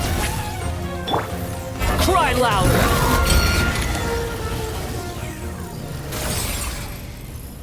How many do we need again? Enough to make an Akasha terminal for everyone who doesn't own one. I remember you telling me how revolutionary these Akasha terminals were. You've used one before, right? The Academia declared the Akasha to be the most powerful and comprehensive wisdom dissemination system in history. That should give you an idea of how powerful it is. Certainly sounds impressive.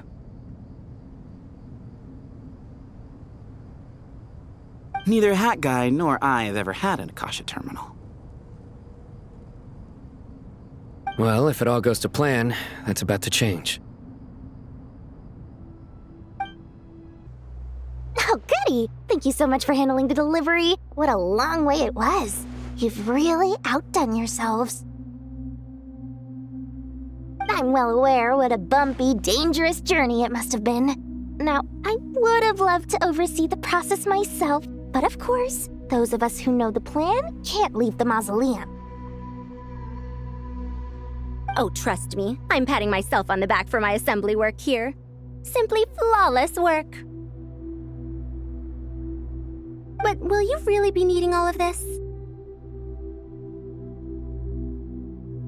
According to our plan, yes, this is the quantity required. I have no complaints about the quality either. Only the price. So expensive. I heard you covered a lot of the funding out of your own pocket.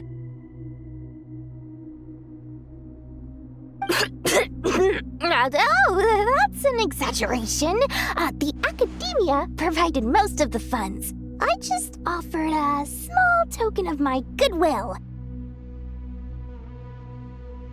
Of course, the real tragedy is how little profit I'm making on this. You know, it's a serious crisis when you can't even make money out of it. It's really quite a beautiful design. And I'm intrigued by how such a diminutive device is able to output the power of the Light Realm. Did you attend the lecture on Light Realm energy, Madame Farzan? I don't believe I saw you there. Of course I attended. I was just a little late, so I had to listen to the whole thing from outside the back door. Anyway, I have a perfectly good understanding of Light Realm, elemental and abyssal energy, as well as the relationship between the three. Good to know.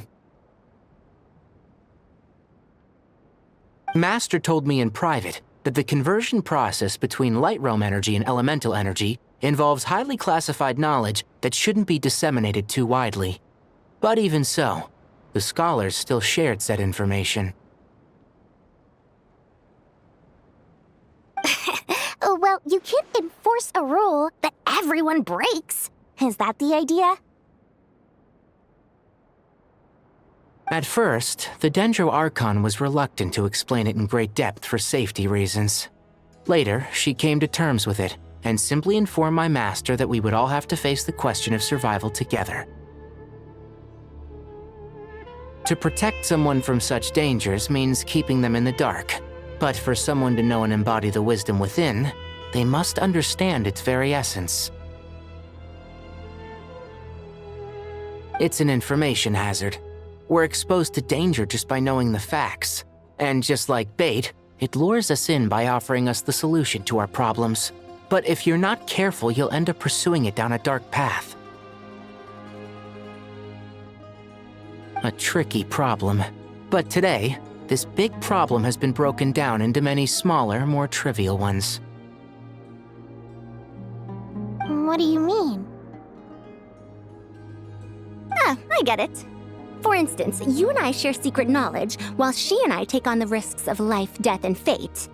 Something like that? Hey, what? That is not what I call a trivial problem.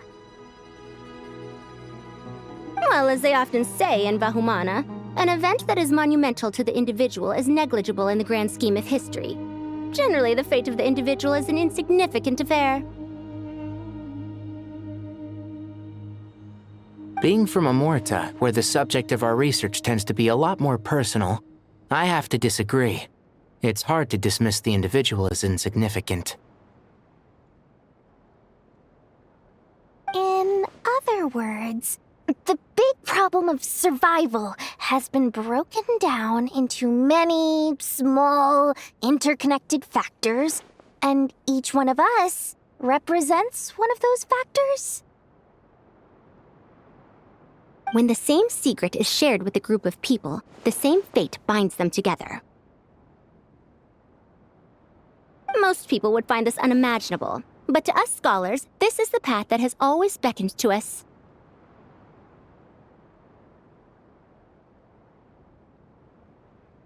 Sharing knowledge is a good way to fight against fate. I will always believe in that. All right. I think that's everything. Thanks a lot. But don't go anywhere just yet. I'll still be needing you to calibrate the equipment. Okay, the materials are ready. We can proceed with the next phase.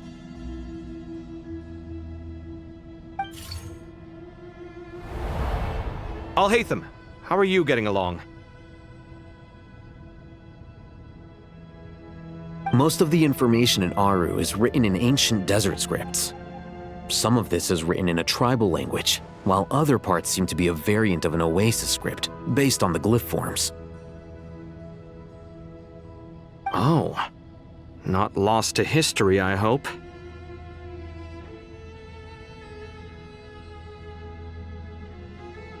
Some are. All we can do is infer the meaning based on the rules of related languages. Although, this section actually fills in some of the missing historical record. I'm transcribing it so we can bring it back to the academia. After Aru started up, 2 more lines of text appeared here. Can you read them? Humans may not read what is written by the gods, except by not reading. Victory should not be easy to attain, for it symbolizes divine wisdom. Knowledge must not waver, for it has external borders. Is this a clue to solving a puzzle? Or is it being symbolic?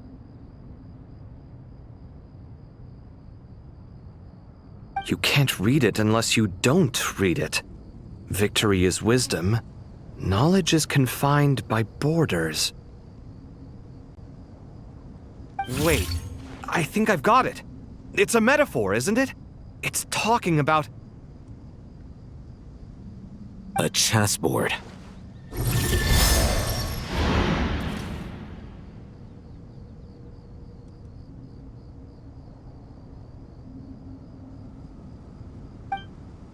You were right.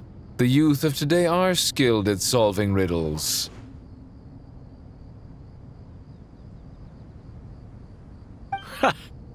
Have the secrets buried in the desert not been unearthed over the years all the same? Since Aru is a place reachable through wisdom, this day was bound to come sooner or later. Oh, I've always been against overly cryptic sentences. Don't you get tired of reading and writing all that? Ah, it's you 3. Just in time. We've been delving deep into Aru, and now this board has appeared. I've heard this was how you'd while away your free hours. You must be quite the experts by now in that case. It is true. King Deshret's chess games are some of the most well-loved of all his wonderful creations. If you have ever been to Safhe Shatranj, you may well be familiar with the chess pieces you see here. Is this chessboard supposed to be another visualization of the interior of Aru, then? Naturally. Visitors, everything is ready. Only by completing the challenge on the board in accordance with the rules will you be permitted to overwrite Aru. 1 second. It's not dangerous, is it? Dangerous? Why, yes, of course. I should be the one to go, then. Wait for me here. Sounds like the self-confidence of our present company has rubbed off on you. Don't be ridiculous. I'm your upperclassman, and that means I have to look out for you. I appreciate the sentiment, but a game of chess typically requires 2 players. Besides, I'm sure they won't let things get out of hand. Keeping things relatively safe is in your best interest too, isn't it? Fair enough. I mean, you guys are controlling the difficulty, so please don't go too hard on us, all right? Ah, but Bennu said he wanted to put some respect into these whippersnappers. All right, all right. Thank you. Obviously, we'll still try to be careful. This doesn't seem like ordinary chess. Is the goal to defeat the opponent?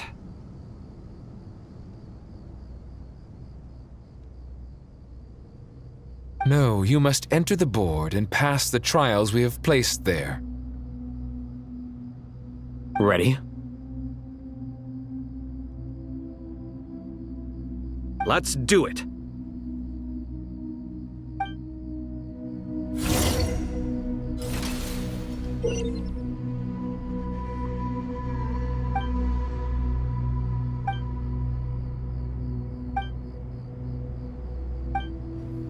The first trial is posed by me. I don't think this is gonna stop us. Ah, but the key to this game lies in working together. Otherwise, you will be deemed to have broken the rules. Looks like it's up to me. Marak, can you open it? King Deshret's favorite primal construct. Living on in suitcase form, of all things. Amusing. Ho-ho! Excellent work.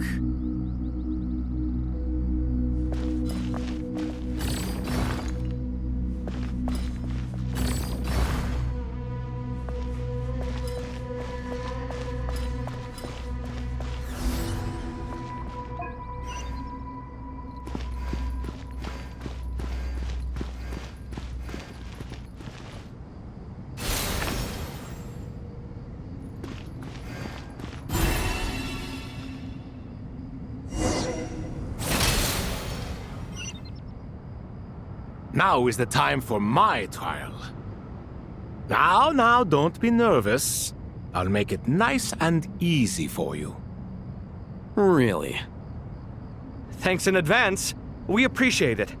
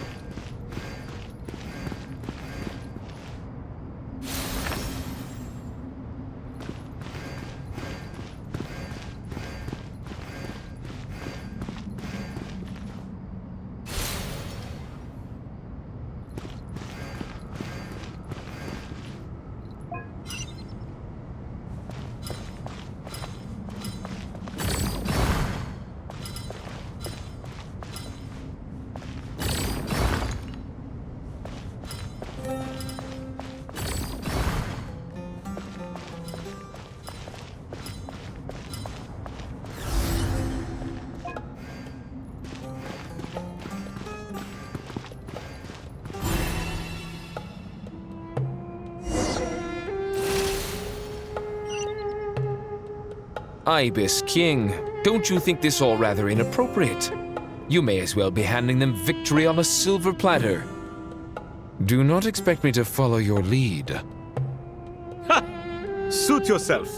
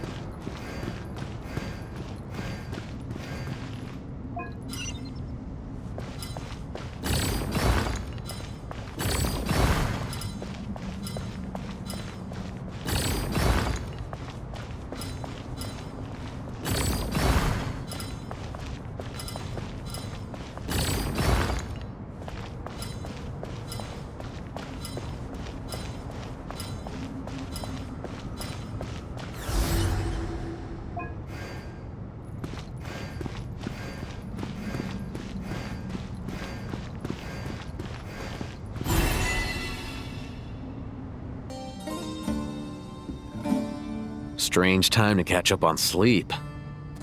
I'm not sleeping, I'm thinking! It's not that simple, you know.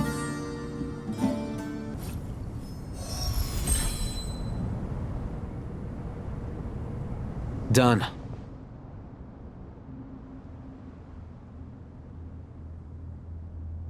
Finally, it's over. But seriously, that was incredible! Standing on the chessboard felt completely different from standing on solid ground. And also... Oh, sorry. I'll save my thoughts for later. Thanks to the three of you for helping us out with this. Is it just me, or were you giving us quite a lot of guidance along the way? We made but a humble contribution. You lived up to our expectations. Bravo! Our aid was not given for naught. In addition to the existing functions, I'd like to ask you for another favor. Since Aru's interference shield can cover the entirety of the mausoleum, it should be possible to extend its range even further. Perhaps you can find a way. So, building upon the existing functions to... I'm with you! Imagine for a moment. What would the ideal outcome look like if this function were compatible with the devices? I agree. This is the best solution possible. Please, everyone, we beg you to help us. Me, oh my! Well, since you ask so very nicely, I suppose... Goti? Croco? What do you say? Naturally. Time to go! Let's go find Nahida! There you are. Miss Nicole truly is an angel. She shows great wisdom in guiding others, and she has already sent word to Natlan on our behalf. She said that while the other members of the Hexen Circle are busy with important work, she is quite free, and she is more than willing to accompany the people of Sumeru for the entire journey.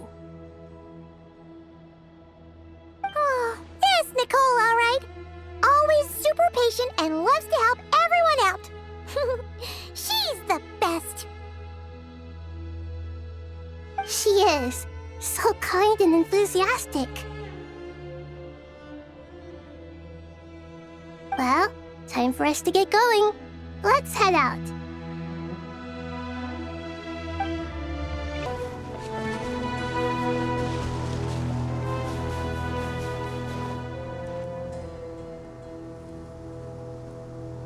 This should be one of the closest places to Natlan in all of Sumeru.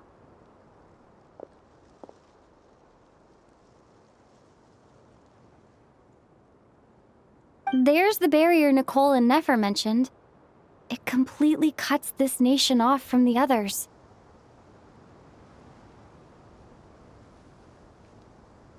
But why? Why separate you from the rest of the world now, specifically? And if I'm not mistaken, Irminsul was polluted once before, wasn't it?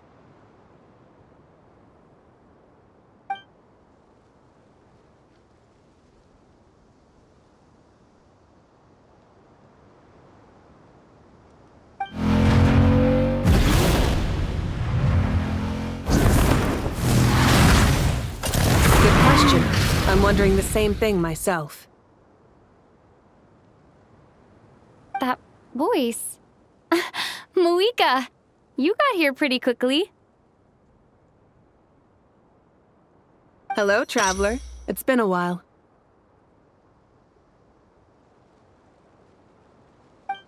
Hello there. Hello, Dendro Archon. Moika, I apologize for asking you to meet at the border on such short notice. I also apologize for not being able to greet you in person. The form in which you see me now is one carried by the Traveler. The real me is inside the mausoleum of King Deshret, and I am reaching out to you with my mind from here. Irminsul has been infiltrated by the Doctor. We must be on our guard, as he can spy on information in the world from within the tree. Fortunately, there is no record of the Traveler in Irminsul, and you are still within Natlan's borders. My records will be preserved in the Night Kingdom, rather than the ley lines. As long as the Night Kingdom remains disconnected from the ley line cycle, the Doctor has no way of knowing my movements. Exactly. So by meeting each other in this way, the meeting essentially never happened. No wonder Paimon didn't come. You were concerned that her activity would be recorded by Irminsul. The Natlanese have heard about the situation in Sumeru. With the borders sealed off, merchants have been forced to stop their shipments. It's pretty serious, and you're the ones bearing the brunt of it. I'd like to address the question you raised at the beginning. I can offer a brief explanation, although it will sound rather cruel.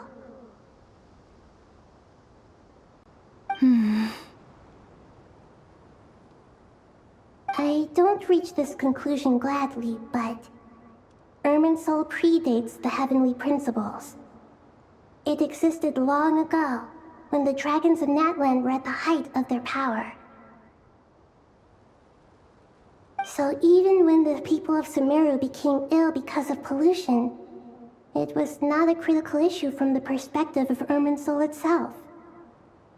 As long as it continues to function normally, the barrier will not be activated. But this time, the Doctor's invasion has directly affected the tree. That is what caused the barrier to deploy. The heavenly principles established a rule that when Irminsul is plunged into grave danger, a portion of power will be reserved to isolate Sumeru. That way, even if Sumeru is destroyed, the outside world at least has some time to catch its breath. We'd certainly need it.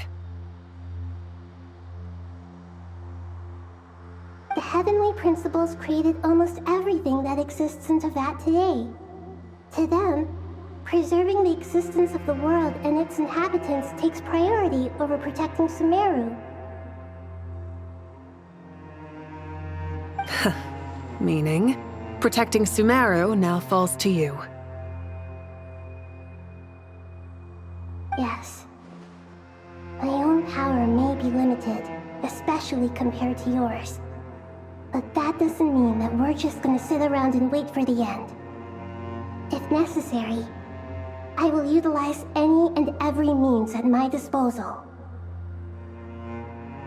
Nicole of the Hexen Circle didn't say exactly what this meeting was about, but after hearing everything you've said so far, I think I can guess where this is going. That's right. Nahida and I discussed it at length. We both know how presumptuous this is, but... You need the Pyronosis, don't you? Yes, you guessed correctly. Originally, I only intended to borrow it, but the situation is far graver than I foresaw. So instead, what I ask of you is to please give the Pyronosis to Sumeru.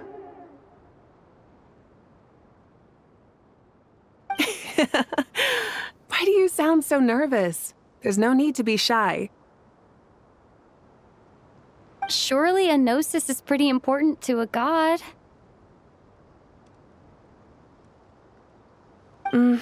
I guess, but it's not as if losing it would suddenly render us powerless. But I'm sure you don't need me to tell you that. With all the nations you've traveled to, and all the gods you've met, you must have realized that by now.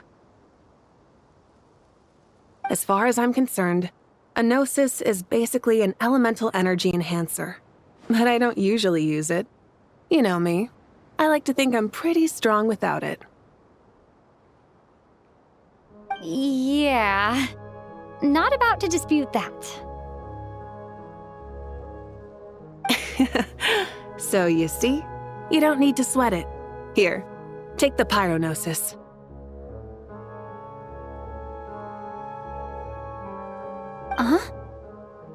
Just like that? Just like that. To tell the truth, I've always toyed with the idea of giving it to someone who needs it more than I do. I know you accompanied Nahida here to try and increase the chance of success. It's a good thing you did, because your involvement is one of the main reasons you've managed to persuade me. Are you sure about this? Handing over your gnosis just because of me? I won't try to quantify it, but trust me, handing over the gnosis to Tumaini is far from the craziest idea I could think of. Besides, even if you hadn't come here personally, I think I still would have agreed to Nahida's request. Irminsul doesn't just affect Sumeru. It impacts all of Teyvat. I know all too well how difficult it can be to protect the things you care about. So logically, morally, or however you want to cut it, helping you is the right thing to do. You don't need to tell me the specifics of your plan. Where the gnosis is involved, the tighter the secrecy, the higher your chances of success. Malika. My heartfelt thanks go to you and the people of Natlan. Don't mention it. But now for the hard part. How do I actually give it to you? The Irminsul barrier is right in the way. I have an idea.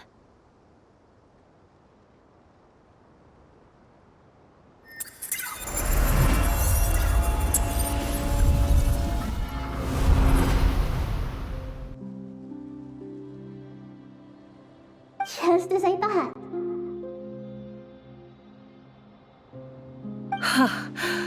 Incredible. What did you do?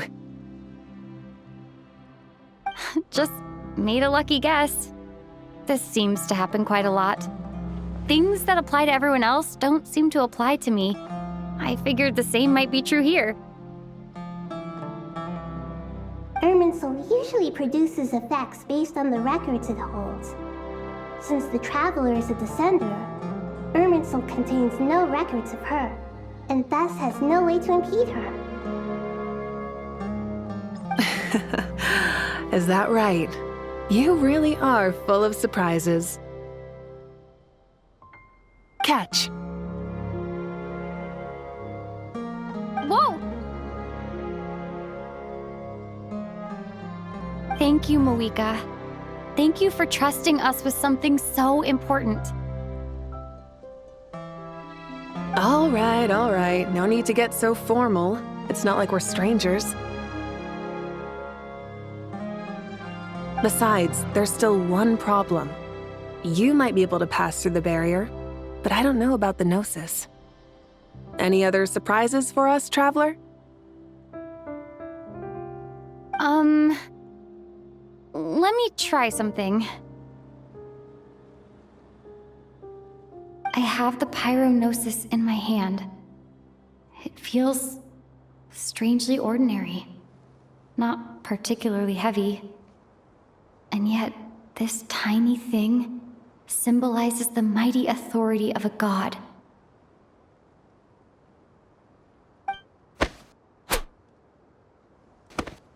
I need to think hard about my memories of Pyro. My memories of journeying through Natlan. All those important experiences I've had.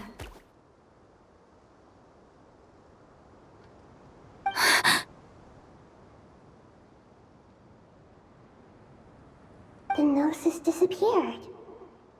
Traveler, are you alright?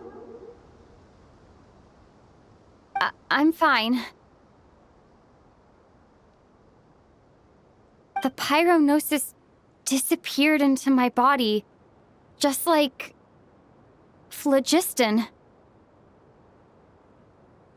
Maybe it resonates with you because you've mastered the power of phlogiston. You might not be recorded in the ley lines, but you're still our Tumini.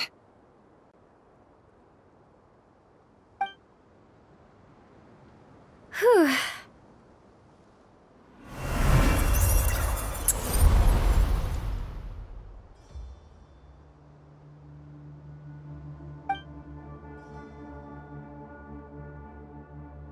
Please allow me to express my gratitude once again, Moika. Pleasure. Well, I've given you all the help I can. The rest is up to you. Good luck. We won't let you down. Yeah, we aren't about to lose.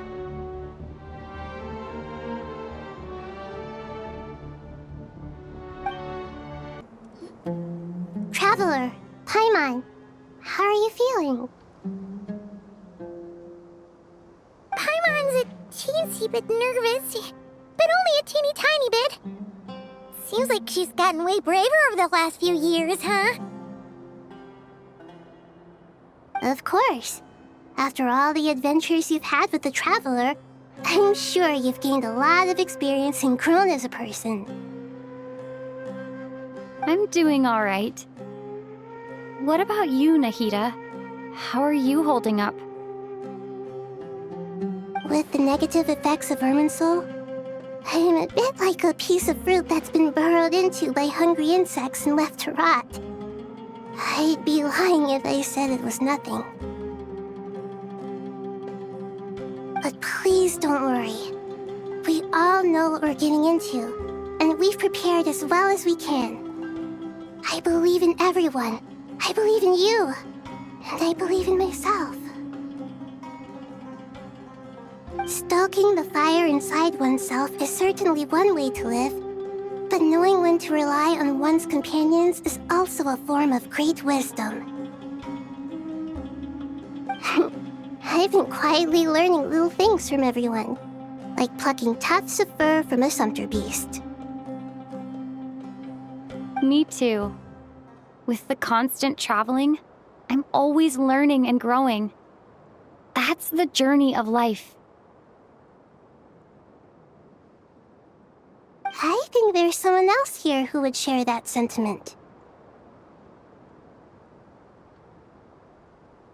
Don't worry about what I think. I was just passing by and happened to overhear your conversation. What are you talking about, Hat Guy? This is the top floor. No one passes by the top floor. Says who? You can fly just like I can. I would have thought it makes sense to you of all people. I don't know why, but I feel a little more relaxed now. It shows that you feel comfortable laying down your burdens in our presence. It means that Sumeru is a place you can trust, where you know we have your back. And we feel exactly the same way around you. That's what it means to be friends.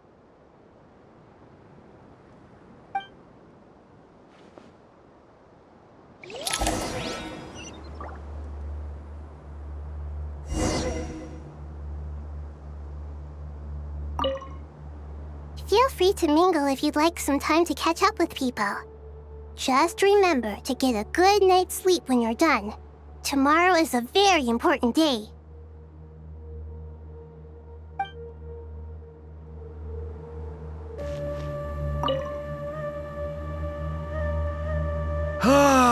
It's finally done. Ugh, but I have a nagging feeling that there's something I've forgotten.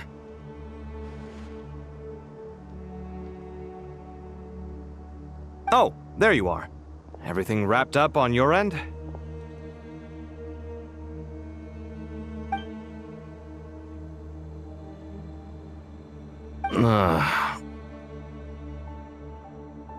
Okay, fair enough. That was a pointless question. We were working in tandem, after all. You must really be exhausted. Well, it's been a busy day for both of us.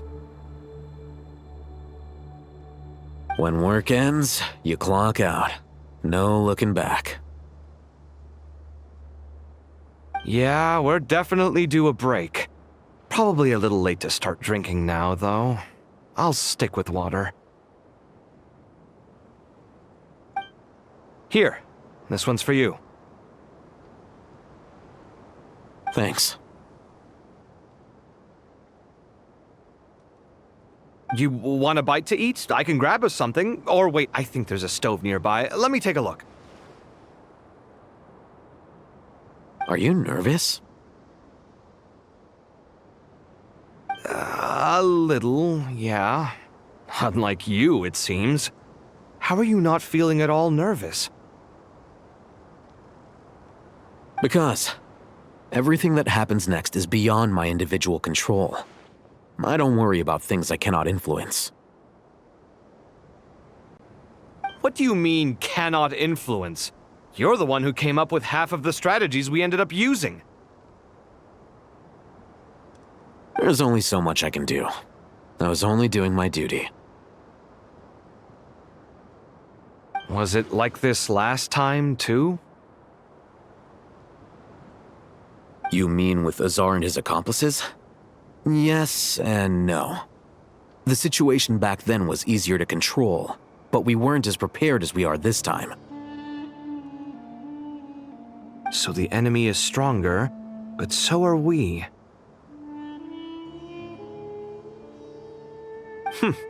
I still vividly remember the way you interrogated me in the library after the fact. Where were you when Sumeru needed you most? If your memory is so vivid, you might also recall that it was you who came looking for an argument. You're often the one who initiates these things, you know. I came for a conversation! I didn't know it was gonna turn into an argument. Anyway, at least I showed up this time. So, what do you think? What do I think? I think we're certainly better off for it. It's good having me around to help out, huh? Absolutely. As a citizen of Sumeru, you displayed a remarkable sense of responsibility in the face of disaster. Certainly feels that way. I just shudder to think how the world would have ended up if we hadn't gotten control of the situation. So, do you think this is what impending disaster looks like? The sky is so clear, and there isn't a whiff of decay or destruction in the air. It's hard to imagine that the fall of humanity could happen on an ordinary day like this. Awful things happen all the time. Sometimes people can stop them, and sometimes they can't. What you and I have done is increase our chances of stopping this one. Lofty ideals may provide no defense at all against nihilism, but perhaps little decisions can.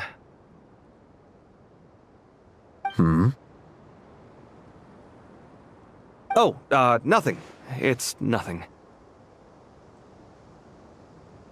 I hope everything works out tomorrow. It will. As long as we stick to the plan, our chances of success are good. It's really strange. You're my junior, yet you always seem to act more like an upperclassman than I do. I think it's mostly a matter of temperament. Ugh. Walked right into that one, didn't I?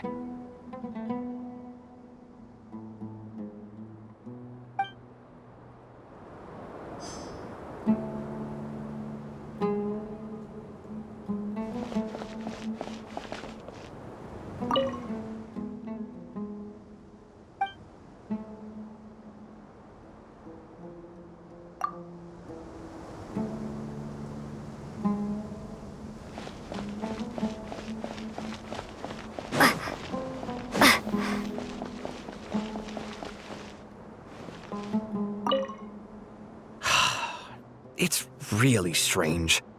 You're my junior, yet you always seem to act more like an upperclassman than I do. I think it's mostly a matter of temperament. Ugh. Walked right into that one, didn't I?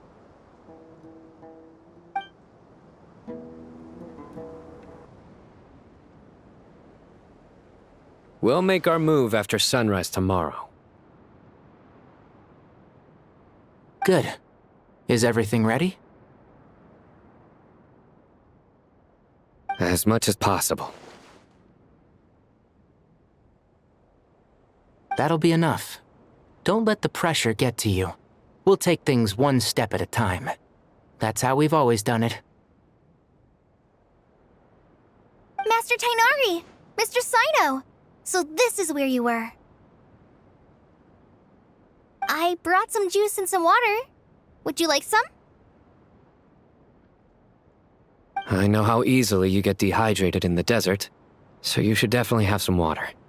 In which case, I'll have the juice.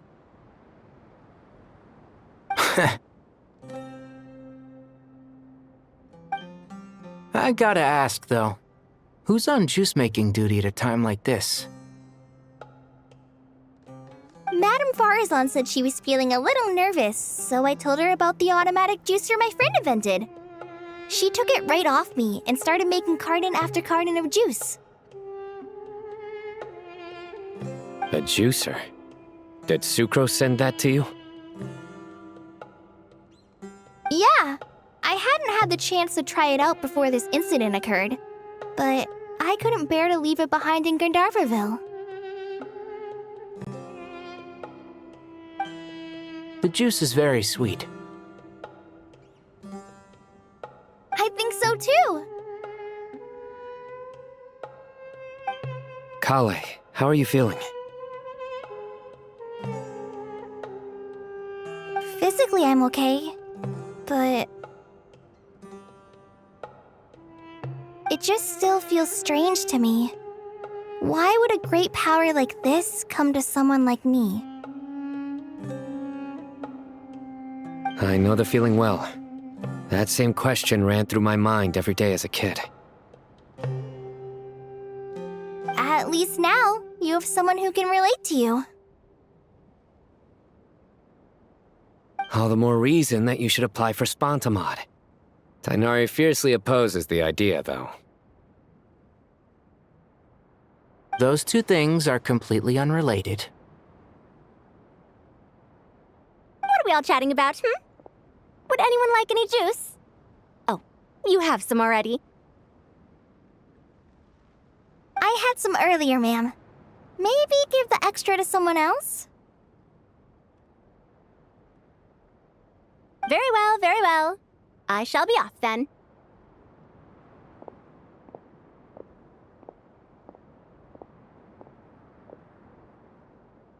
There's this enormous power, and then there's little old you.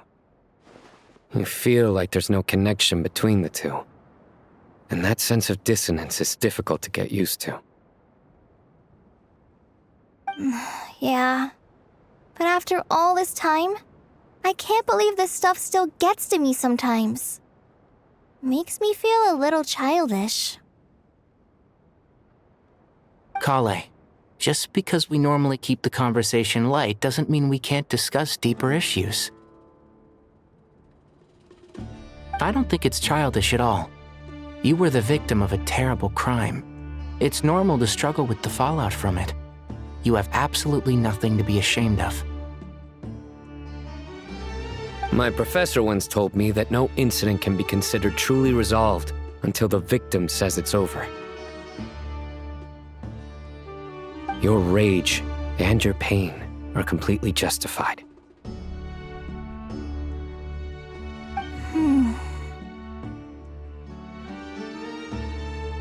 Thanks.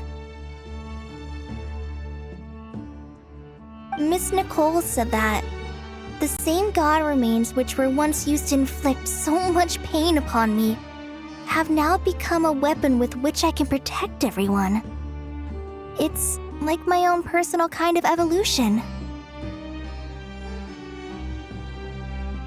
Every innocent person who's been hurt needs time to realize that it wasn't their fault. I was the same. But it's all about to be over. Tomorrow, it ends for good. I don't know if you've noticed, but you rarely stumble over your words anymore, and your outlook has become much more positive. It's a big change from how you used to be. And since this isn't over, you can settle the matter on your own terms. It's time you seized back control. I believe in you. Yeah. Sumeru is my home. And it's so important to me. I have to protect it. No. I will protect it. And once you're done, how about you come back and apply for Spontamod? Stop it with the sales pitch, would you? Hey, excuse me. There are still 3 unclaimed cups of juice here. Why don't you take one each? Ugh, my arms are getting sore from carrying them around everywhere. Madame Farazan, why are you... Here, let me take them off your hands. Thank you, Madame Farazan. Drink up and enjoy my handiwork. I think I'm going to make something else now instead. Please, try to relax, Madame Farazan. Your nerves are starting to get the better of you. I know.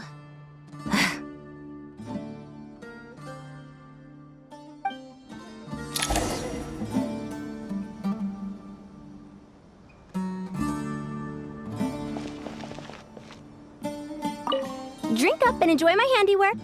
I think I'm going to make something else now instead. Please, try to relax, Madame Farazan. Your nerves are starting to get the better of you. I know.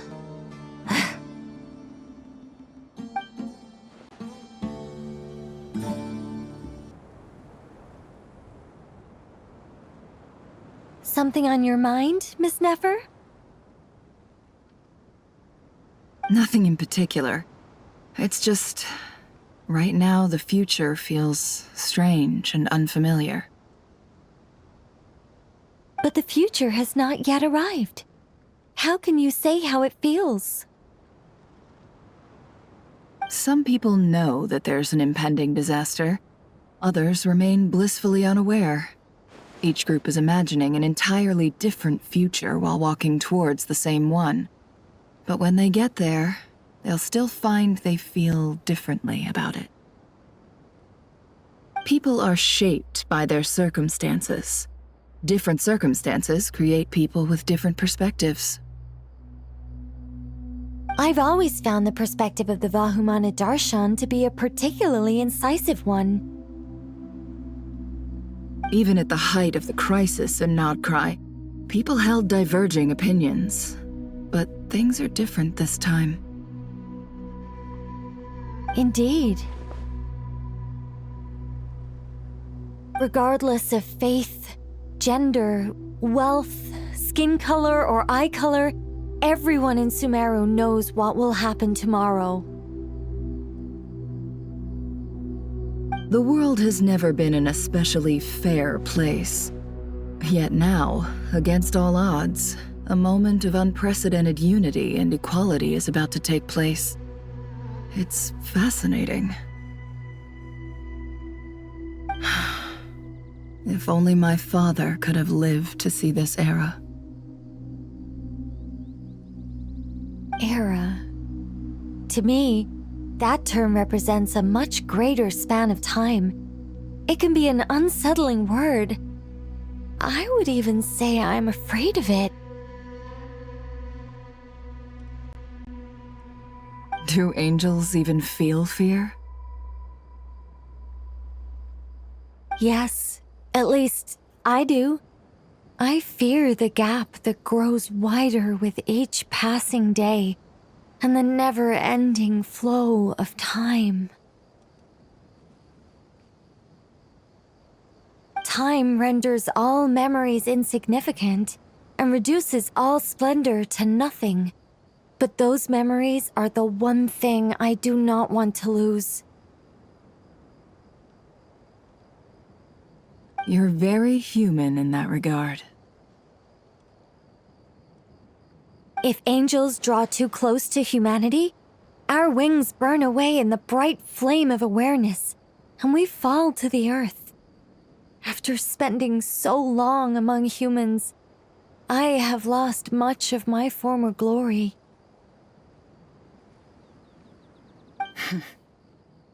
Maybe that's a good thing. You're more human than some humans are. I've been talking to Kale a lot in recent days. We seem to be in completely opposite situations. I suppose that makes us good case studies for comparison. Case studies for who? Myself, I suppose. After comparing the two of us, I suddenly discovered that I desired more than before. It was a gentle, pleasant sensation. Just as most people pursue glory and miracles, I too am pursuing miracles of my own. Guiding humans to make the miracles in their hearts a reality, that is my miracle. It doesn't sound so bad, does it?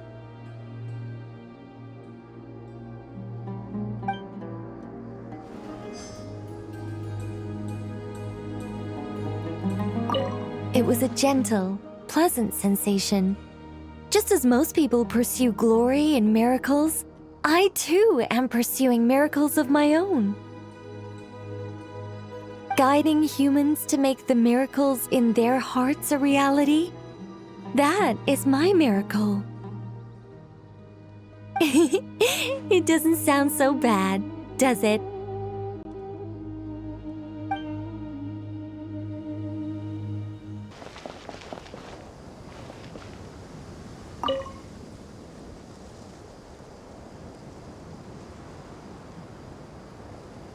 Look at the time. I should head back.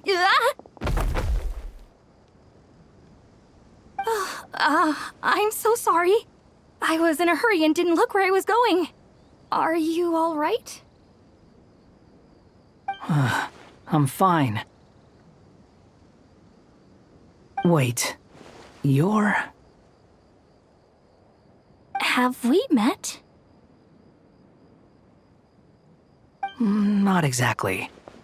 I think we may have crossed paths by the house of Dana before. Oh. You're Hat Guy! From Vahumana, right? You recognize me? The clue's in the name, Mr. Hat Guy. Fair point. It's getting pretty late. What's keeping you up? I could ask you the same question. If I'm not mistaken, all the workload for the Ratawahist Archon wrapped up a good while ago. Well, I have something of a background in Satyavada life, so I was helping the Dendro Archon make some preparations. But I must have lost track of time. Did you find the experience enlightening at all? Honestly, it was tedious and uneventful at first. But eventually, I think I did sense some profound truths. But they also brought a lot of suffering with them. I was told that I even shed tears while I was meditating, though I have no idea why. Sorry. I hope I'm not scaring you. Not at all. It just proves you're very accomplished in your research. Good night. I wish you all the best for tomorrow. Thank you, sir. You too.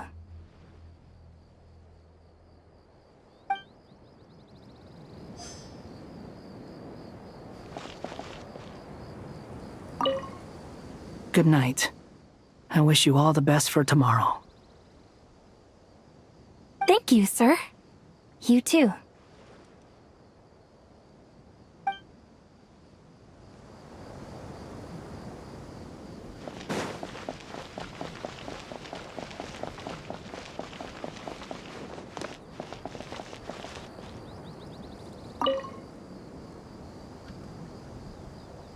Too bad we've got a fight tomorrow. I could really do with a stiff drink. Let us pray instead. Prayer. How nostalgic. Lord Sangama Bay. Came to get some fresh air too, did ya? That's right. Actually, I was hoping I might run into you, Dia. I wanted to let you know that I've stocked up on that perfume you said you were so fond of. No, really? I'll take 2. Any chance of a friends and family discount? I knew you'd ask that. And I'm afraid to say that... Surprise! It's free of charge. That's very generous of you, Lord Sangama Bay. Does this mean you've made a fortune in Nod Krai? Nope. Turns out it's not that easy to turn a profit there. I even ran some assorted losses. But anyway, that has nothing to do with why I wanted to give you and Dia a small gift. Remember that merchant caravan you two rescued in the desert last month? That was transporting my goods! No way! I had no idea that was your shipment. Explains the, eclectic mix of goods, though. Lord Sangama Bay's investment in the desert and generous stockpiling of goods has helped many people over the years. The shelters you funded especially have made life a little easier for the children and the elderly. Wait, how did you know about that?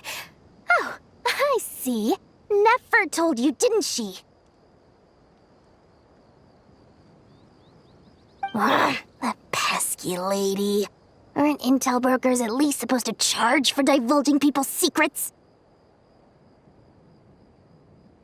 She and Candace go way back. It's normal for close friends to share things you wouldn't tell to everyone else. Sure, but why did they have to be things about me? That's how Nefer shows that she cares. She wishes for all of us to know what a generous person you truly are. It must be hard trying to make a living far away from home. Just because we can tell what kind of person you are doesn't mean everyone else can. Well, maybe her intentions were partly good, but I don't think that's the full story. I'm sure she enjoyed knowing how much it would annoy me. I'm telling you, Nefer's got a mean streak. Definitely with you on that.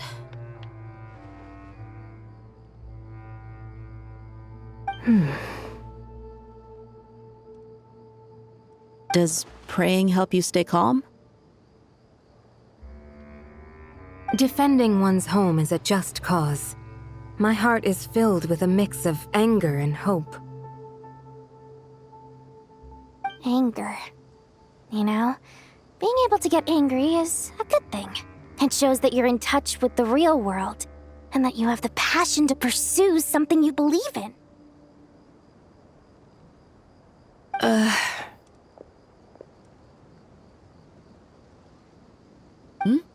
my lady? What are you doing out here? Just taking a walk to clear my head, and look where I ended up. Were you praying just now? Yes, Miss Dunyarzad. Would you like to join us?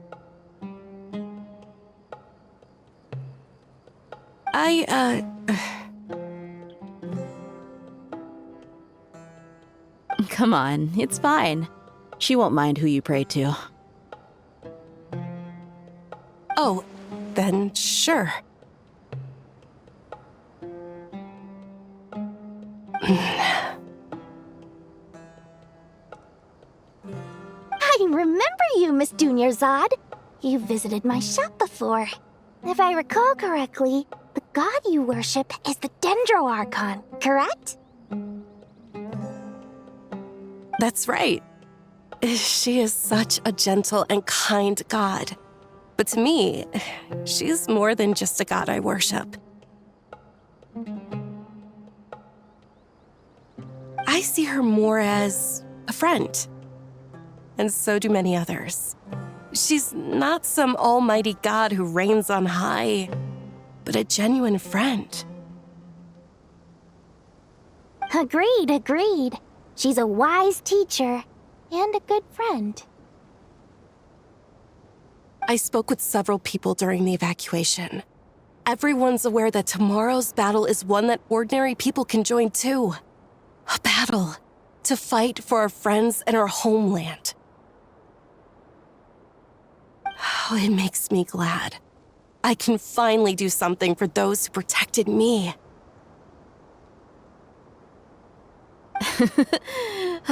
You've grown so much since we first met. Oh, a compliment? Ooh, more please. Thank you. My lady, you've always been a remarkably strong and ambitious person. It's indisputable. And that's not just a compliment. It's a statement of fact.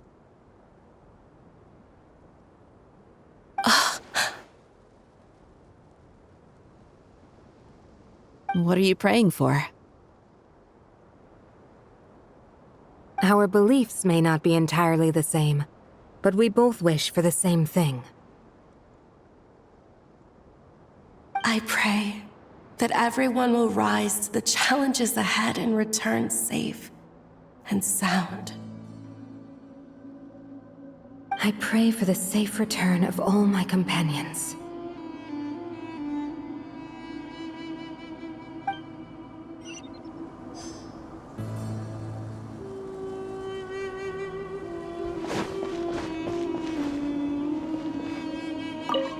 What are you praying for? Our beliefs may not be entirely the same, but we both wish for the same thing. I pray that everyone will rise to the challenges ahead and return safe and sound. I pray for the safe return of all my companions.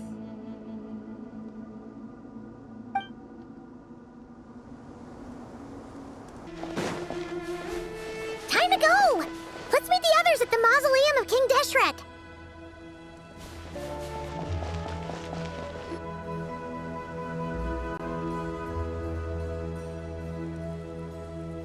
I have not felt this way in a long time.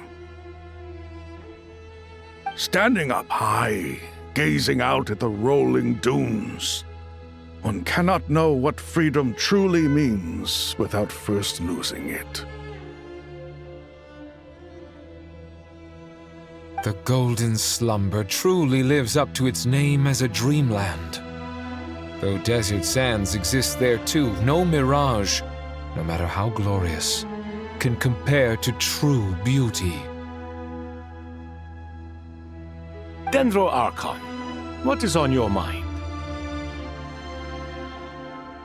I was wondering whose counsel I should seek on the questions in my heart.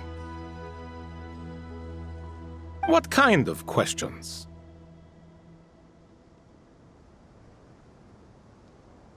So many. More than can be put into words. As I once said to a friend, we look, we see, and we comprehend. But the question still troubles us. What are the many disasters that this world faces, but the sum of all irresolvable questions? The biggest question you should be asking is how to seize victory. Yes. Although, I would express it differently. I must not fail. And so the question I am most curious about now is whether the path to victory will be an arduous one. What we declare to be a young sapling, we may, in fact, find to be a towering tree, if we would only cast aside our ignorance and look beyond the veil of time to see her true form.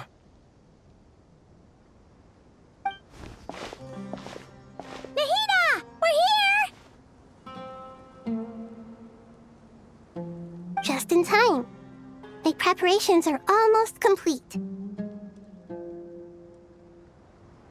Ready when you are.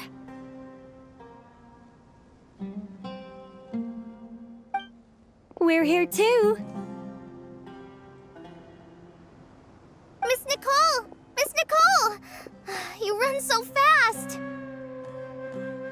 I thought I'd get a lot of exercise as a forest ranger, but I can barely keep up with you. Sorry, I got a little carried away. Lesser Lord Kusanali, the equipment is ready, and the modifications to Aru are all complete.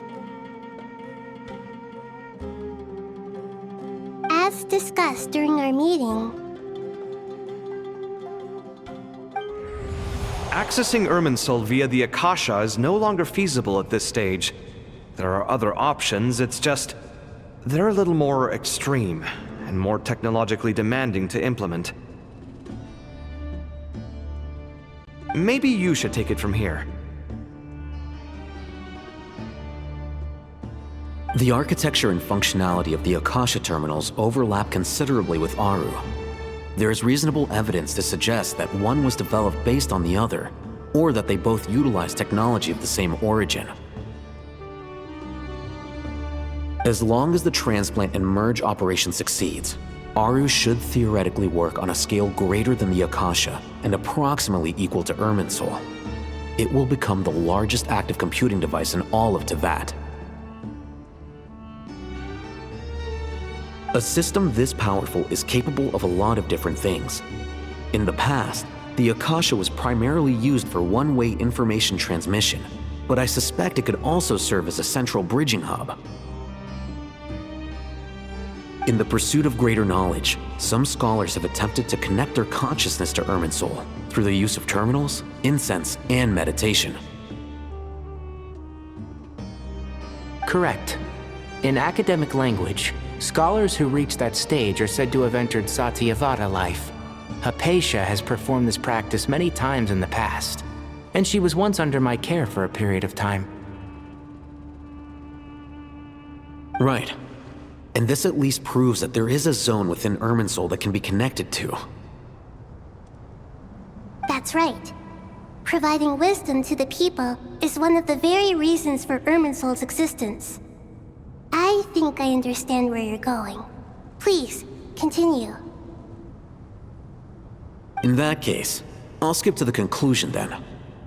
We need to further modify Aru, merge it with the Akasha, manufacture terminals, and distribute them to every single person we can reach. Every person? Even the desert folk?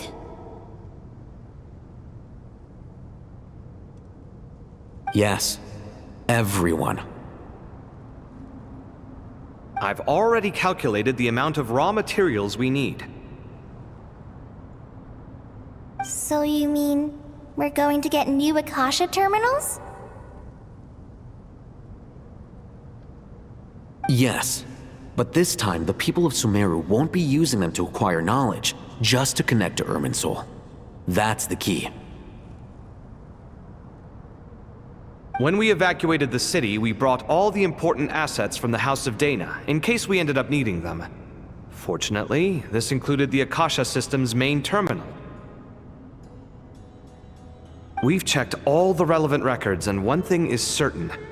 Nothing like this has ever been done on this scale before, so... Everyone in Sumeru is part of the plan. Whoever controls the people controls the situation. Since this function of Irminsul was introduced, it has only ever been made available to scholars, who don't constitute a particularly large group of people. But by expanding the scale to include all the people of Sumeru, all the individual connections will stack up to create a significant load on the system. Under normal circumstances, Irminsul would be able to cope with the additional load. But with it already being under strain from other activities, its remaining capacity is limited.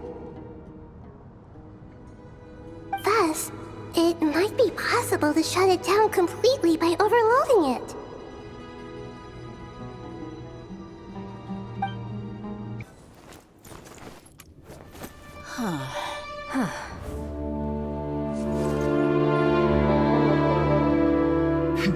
Counting down. 3, 2, 1. Are you ready? Ready!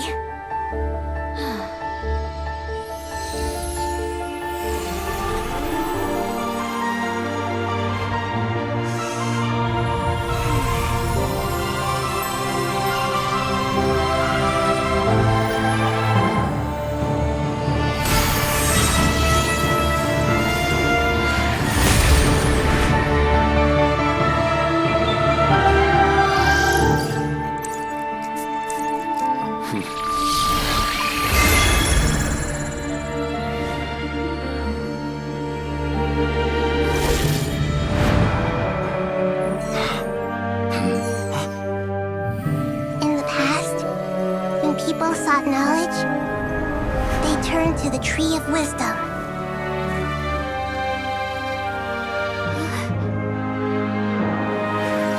Today, we use it to save Sumeru and the whole world. These boughs that nurtured learning must not become tools for destroying the world.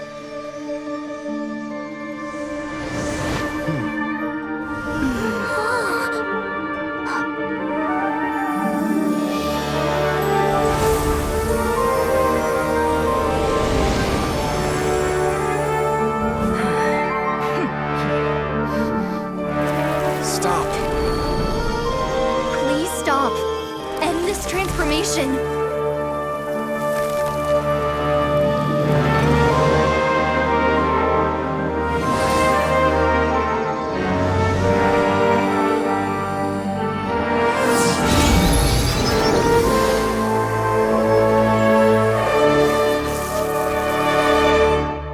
You would shut down Irminsul just to stop me?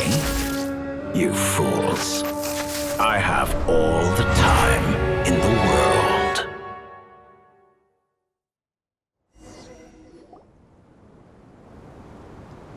Success! The evil Irminsul tree has stopped growing! Great.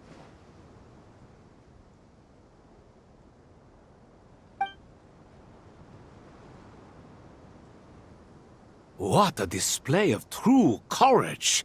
The courage to think and the courage to act! I never thought I would witness the shutdown of Irminsul with my own eyes. Perhaps this is human wisdom in action? Indeed, only humans could do such a thing. Gods are few and far between. What was once created for spreading knowledge is now used for another purpose. A rather ingenious plan. I am grateful to you three for your help. Only thanks to you were we able to extend Aru's interference capabilities to cover all terminals. Now, nobody who wears a terminal will have their activity accurately tracked by Irminsul. No matter how many eyes Dottore possesses, he will not be able to see us clearly. Now for the next step. I will need the help of your supreme powers once again. How might we be of service, Lord of Dendro?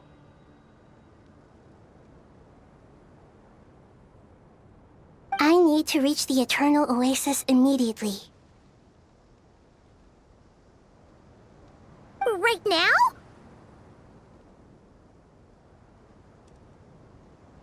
In that case, Ibis King, would you agree that this is a fine opportunity to dust off our old tricks? Never. I assume you have that chess set with you?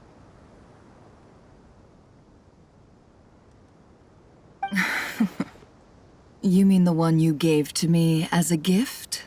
Asking for it back, are you? How could I? You misjudge me. I just wanted to show you another way you can use it.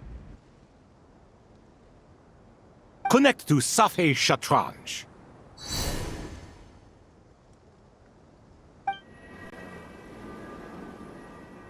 Safhe Shatranj? You mean that place in the desert?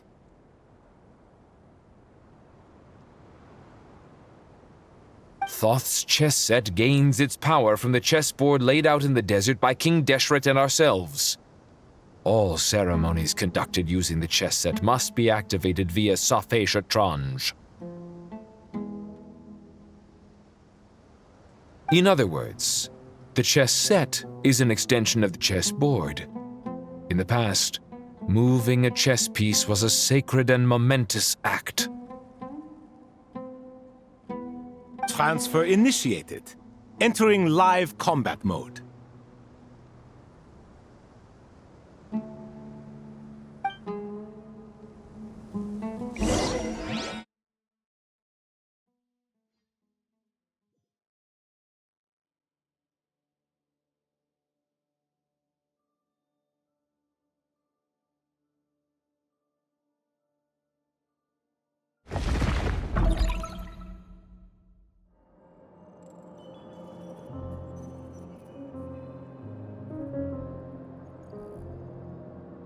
We haven't heard a single word from our spy in the desert. I'm afraid he might have been captured.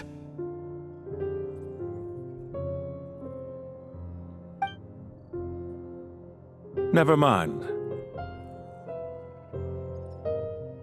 But we spent years turning him. And a lot of Mora. Nothing comes for free in this world, but the loss is not without its purpose. For a small price, we have wasted a precious amount of the limited time they have. Quite a bargain, if you ask me.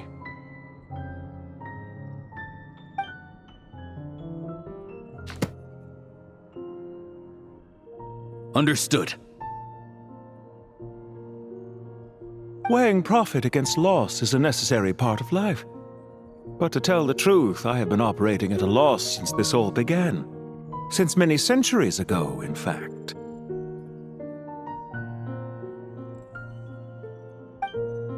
For instance, why would a banker act as the executor of a will? If you hadn't deposited your personal belongings at Northland Bank, I would have no reason to be here right now.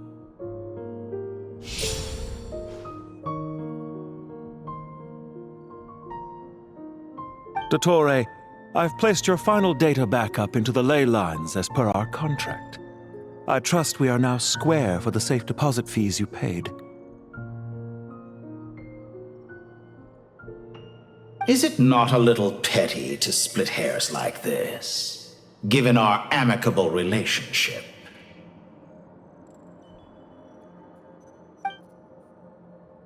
I consider sound bookkeeping a matter of principle.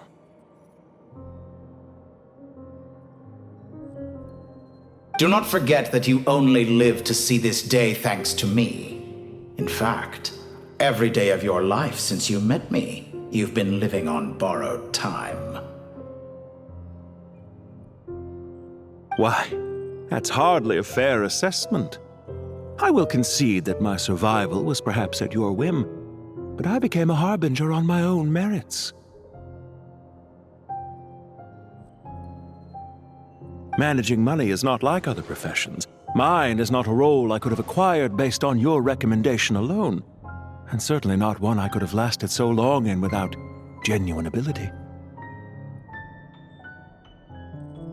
The information stored in the ley lines is quite comprehensive. Rest assured, I have not forgotten how strong your pride is. Well, I presume you have no sense of fragmentation while talking with me. How could anything possibly go wrong with such strict measures in place? The remainder of your soul was split in two, with one half sent to Nod Krai and the other stored in the most secure vault of the Northland Bank.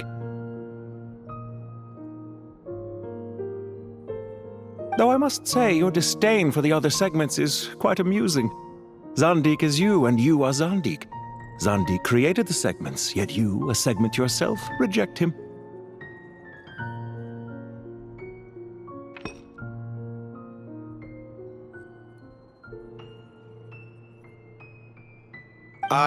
That is, Zandik, created segments of various ages in his later years. To achieve this, he had to freeze time and part with a portion of his soul. But as constructive as it sounds, it erases my uniqueness. If each segment is equally me, then by the same token, none of them are truly me. A soul living forever in the past inevitably holds different views than he did in his later years. The same thing that completes me also restricts me. You too might ask yourself which stage of your life you want to be preserved at.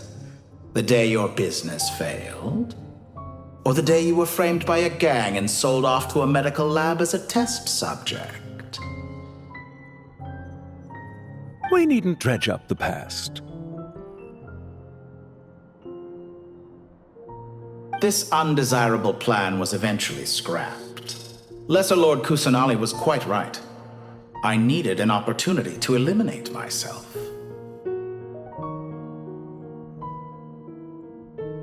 And after that, I concluded that there was no more effective plan than directly splitting the soul. Once the soul is transferred out, you will find that creating a physical body is far simpler than creating a puppet. The other half of your soul suffered a crushing defeat in Nod Krai, you know. And yet in the process, I obtained the information I always wanted, did I not? Because now we finally know where the best testing ground truly lies. I once thought your ultimate goal was to ascend to godhood, but as it turns out, that was merely one of your experiments. Experiments take many forms. Most people are too eager for success, too fixated on the end goal. They forget that the experimental process itself is just as important. A suspiciously vacant seat, a new face. I trust you can put two and two together. The reason it doesn't exist is because someone tampered with the record. What can I say? After all your efforts, you really did uncover the world's secrets. So, is the new world you promised a lie?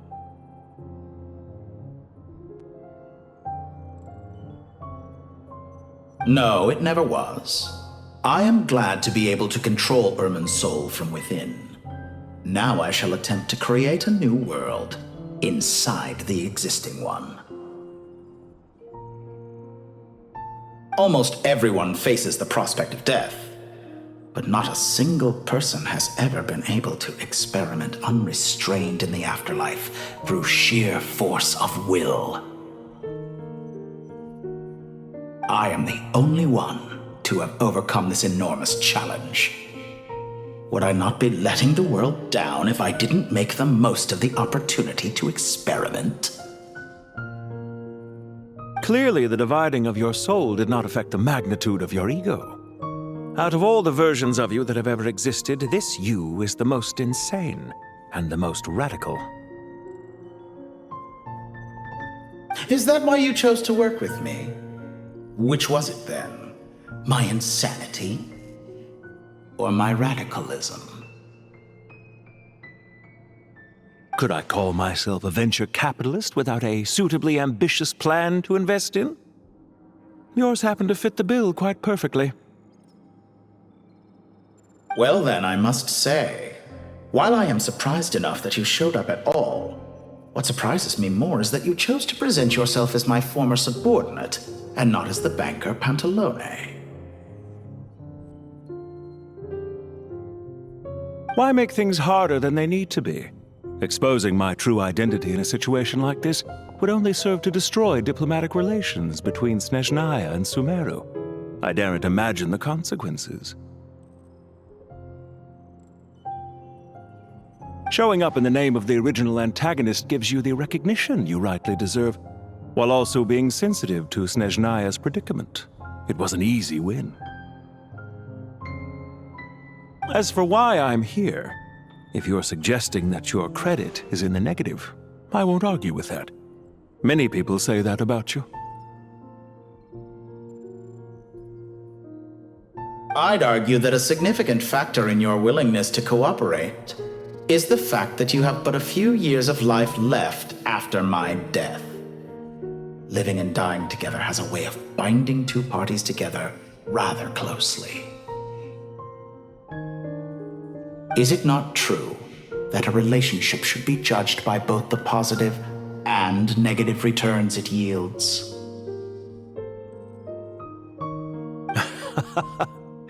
So some of what I said actually made it into your head after all. It's true that I hope you don't die too soon, but don't you find that a strange thing for me to say? After all, you've already had quite a long life. Especially for a human being.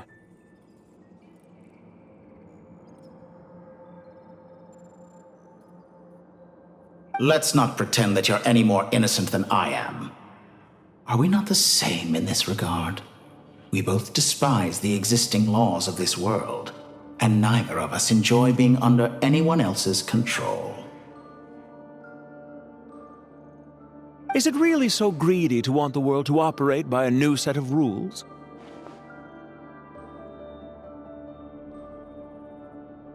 Of course not, my dear friend. And as I've said before, mutual interest is the foundation for the most reliable of relationships. You can attest to that. I just hope there never comes a day when I have to work too hard to prove that. Regrader, sir. People have been spotted approaching Sumeru City. How strange. Despite your access to Irminsul's data, it appears the soldiers noticed before you did. They must have found a workaround. Well, Dottore, I trust you know what this means. The fact is... They're coming. They'll breach the city gates any moment now. But even so, I would say Irminsul is a wonderfully convenient thing on the whole. If you do manage to create a new world, perhaps you could plant one outside my office, too. I'll consider it. What do you need me to do? Stall them?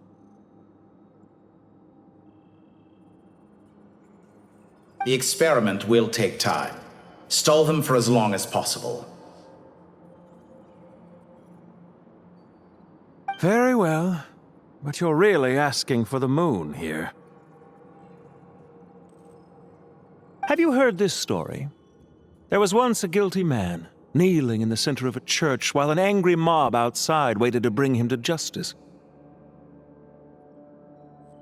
He pleaded with the gods, begging them to grant him one final request, the chance to finish confessing his sins before he was sentenced.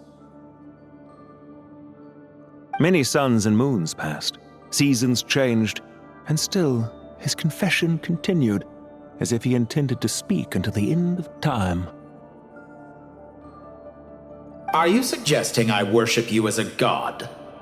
Or were you hoping that I might confess my sins to you?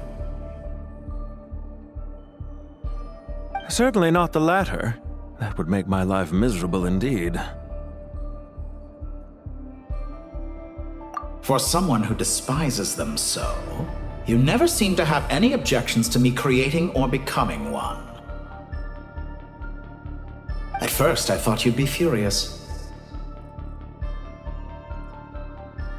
Concerned I would terminate our partnership, were you? Not at all. You had reasons why our partnership must continue. Don't you find people's attitudes toward gods amusing? A god descends from the heavens and people worship it unreservedly, blindly following whatever rules are given to them.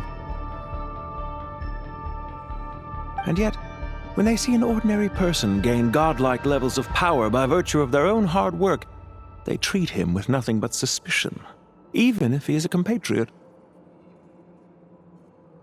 Is that supposed to be a compliment?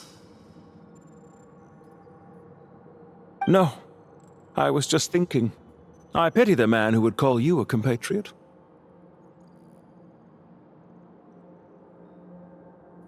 There's no need to be so self-critical.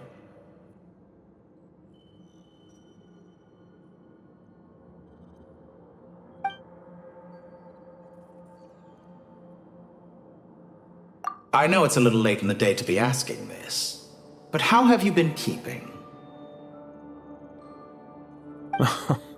I'm flattered that you would take the time out of your busy schedule to consider my well-being, Doctor. The part of your soul that went to Nod Krai caused quite a stir, sending our organization back to the drawing board on numerous fronts. It was quite a headache for everyone involved. Dear me, I must have caused you no end of trouble. You certainly did. I had the rare honor of being summoned before the Tsaritsa with Pulcinella to answer for myself. A terrifying ordeal. Don't worry, I pulled through. At most, it's a public relations nightmare. I made sure of that. Now I'm curious. How did you explain yourself? Oh, it was quite simple. I just pinned the blame on someone who wasn't there to defend himself. I could hardly be expected to defy the demands of someone as insistent as the Second Harbinger, now could I? How you slander me. You know full well that I am perfectly amenable to reason. There's no question that you are partly to blame for the ruin of my reputation over the years.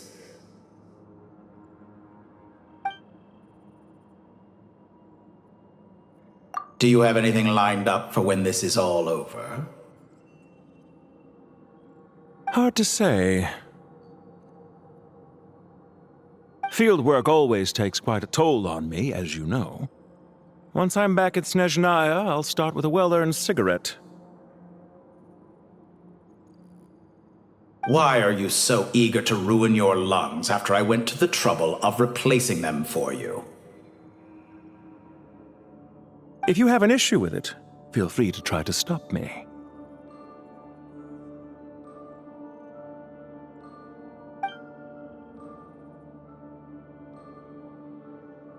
What's on your mind?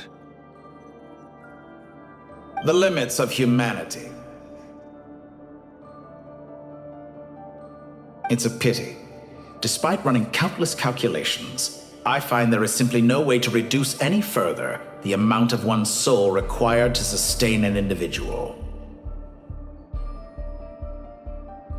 It's rare to hear you admit to being unable to achieve something.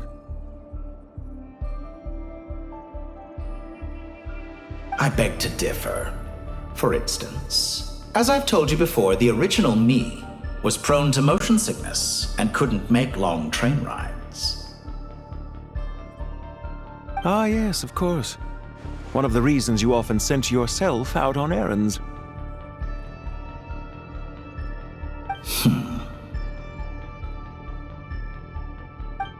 What are you thinking about now? A new experiment. In the event that my soul was depleted, say we extracted my data from someone else's memories, yours for instance, and then combined it with your intact soul as the base material, what would we create? Such a scenario would be impossible. Oh? As long as your current soul survives, there will be no need to create a new individual. Don't forget, you were the one who approved of the present situation wherein only one Dottore remains. And if you ceased to exist, who would be capable of performing this experiment?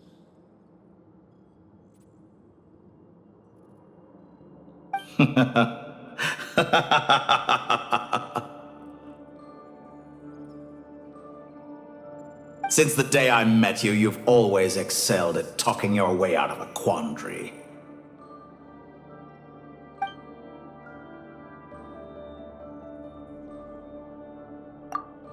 Isn't it a little too early to be saying goodbye? Not that I wish to keep you from your business, of course.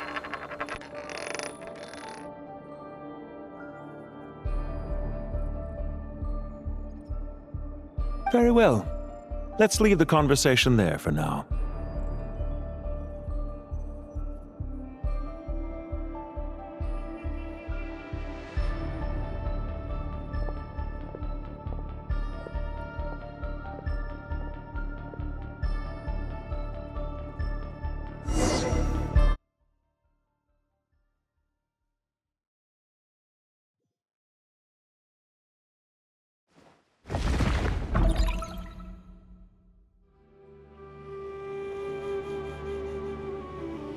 The power of King Deshret's 7 pillars is truly remarkable. With just a chessboard, you can move an entire unit across the material plane.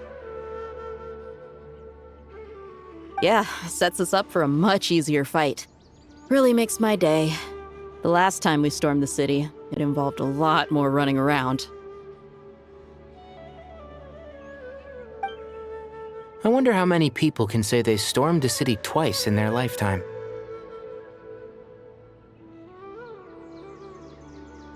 I was just thinking that. I've definitely had more than my fair share of unusual experiences in my life.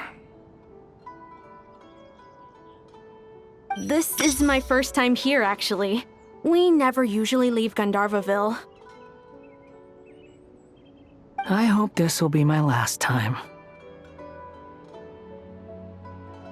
Does everyone have to chime in? Can't we just fight? What an amusing comment, my dear lady. Yet humans often alleviate tension via small talk, do they not? Whoa! Why is Candace's shield talking? Because the image on her shield is one of me. And I, of course, can appear wherever I wish to.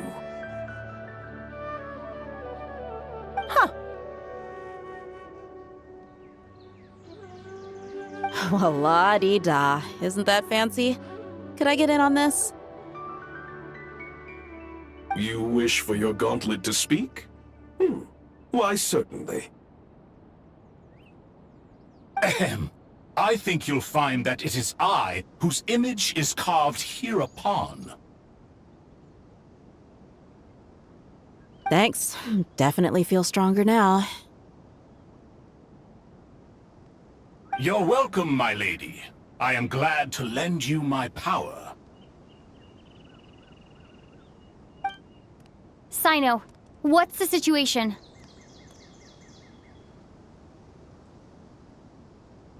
There are troops stationed at every entrance.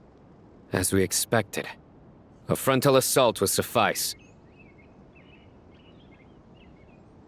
Everyone, stick to the plan. We'll take the main entrance. You head for the House of Dana's side door. Move out.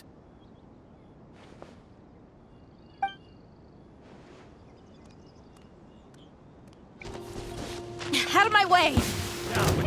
Take this! Watch out! Get lost! Whew. Thank you, Jet. You gotta be more careful. If you're not ready to put your life on the line, you can't be certain of defeating your opponent. She's right. Keep your wits about you, Rana. You asked for it! Grant us your blessing! Your sins weigh upon your soul! Take them out and secure the harbor. Reinforcements will arrive by water. Consider it done. Show no mercy.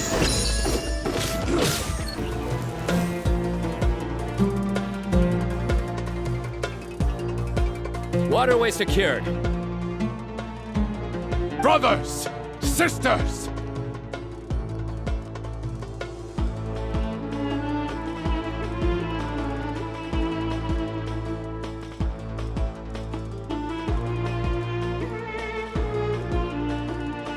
Perfect. Just in time.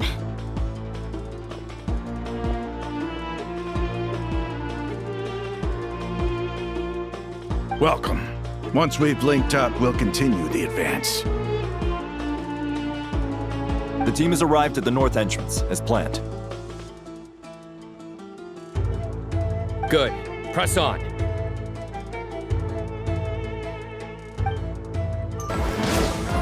Through me, justice is served. Hear my prayer. Gloves off! Did it take too long?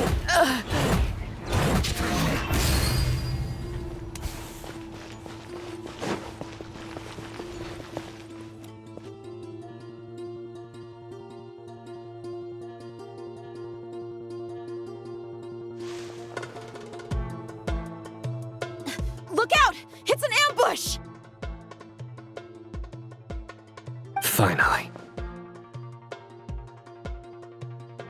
We need to hurry. take the middle road now.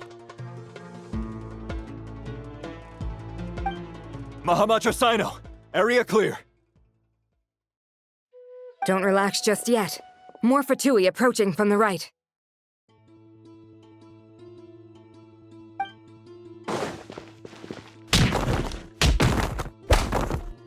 Irminsul cannot track our movements. If necessary, we could split up. Don't worry. We'll wipe them all out. As you can see, our people came raring to go. Good, good. How are things with the Traveler? Can Tainari keep her safe? Don't underestimate Tainari just because he's a forest watcher. He can handle it.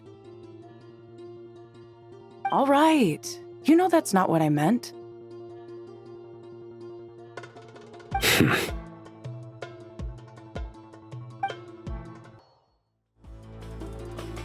Sino and the reinforcements have drawn the Fatui's fire away. It's our turn. By using a cluster leaf of cultivation, we can pass through certain terrain silently. Good luck with that. We'll just fly up there. Huh? Oh, yeah! Paimon forgot she could fly!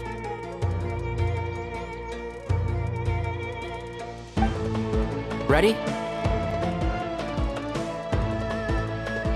Ready.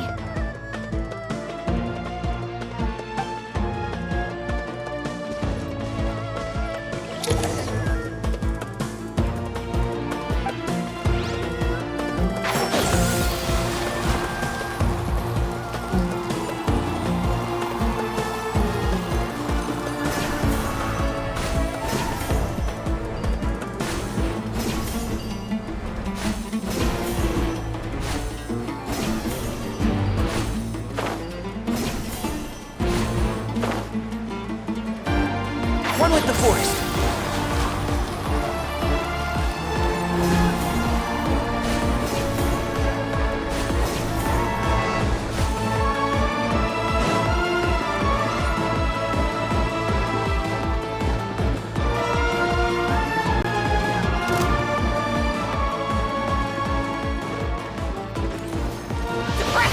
Let's nip that in the bud. A new dawn rises! It's... Jams! Try louder! That's far enough!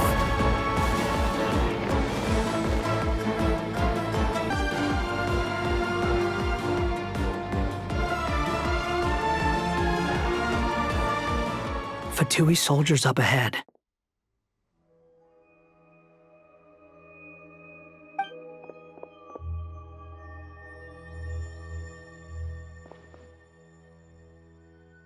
Careful.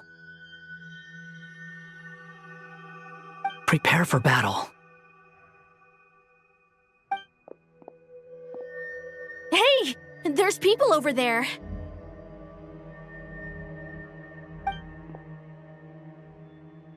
You have some nerve showing your faces here in the center of Sumeru City.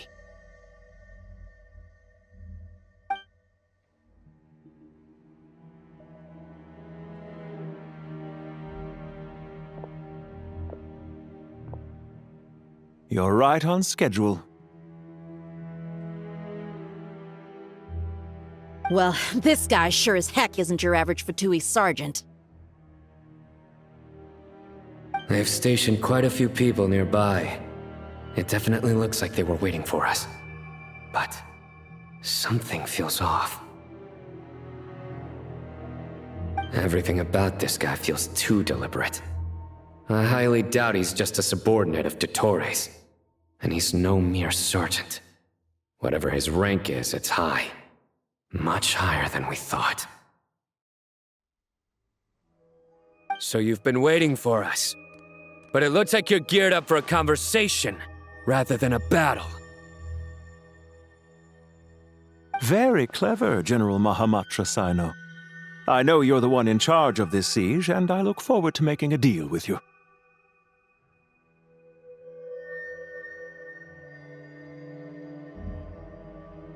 siege?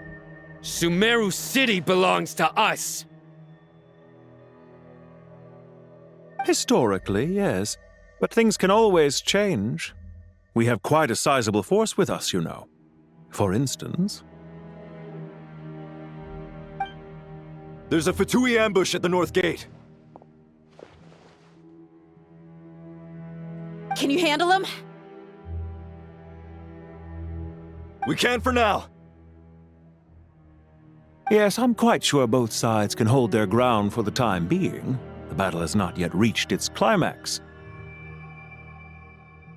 But what happens next? Do you enjoy watching bloodshed? Surely some of those here are people you count as friends. Once a war begins, some people must die. I doubt you wish that fate upon anyone you know. Wait a second. It's a trick. He's not even there.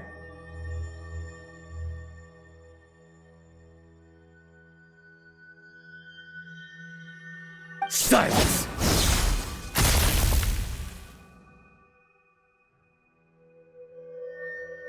He disappeared.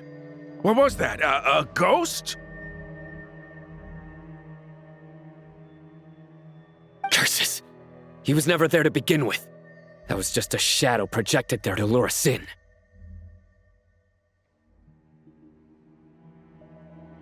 Enough talk! Attack!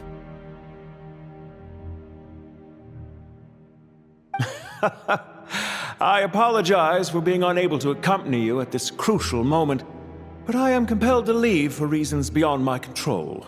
Please excuse me. Sumeru's General Mahamatra is quite ruthless. It's a good thing I wasn't there in person. Your illusion held them up for a time just fine. But now that they have seen through it, they will realize you were just a decoy. Decoy or not, what matters now is that they will be heading your way imminently. Not imminently. They are already here.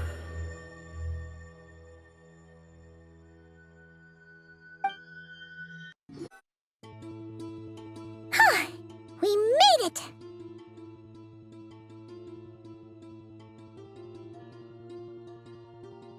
This is far enough. Tainari, you go help Sino. Don't worry about us. We'll manage from here.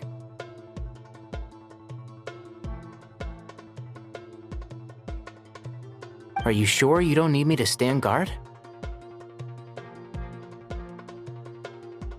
No need. Once the connection is established, we'll disappear from the sanctuary of Surasthana. Go help the others. All right. Goodbye for now, then. Please tread carefully.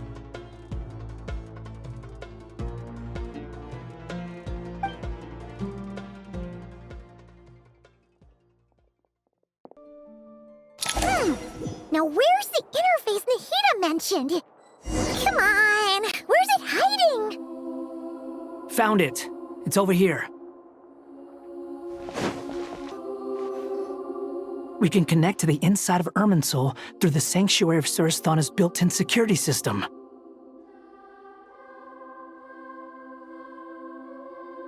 You should be pretty familiar with the process. Is it the same route as last time?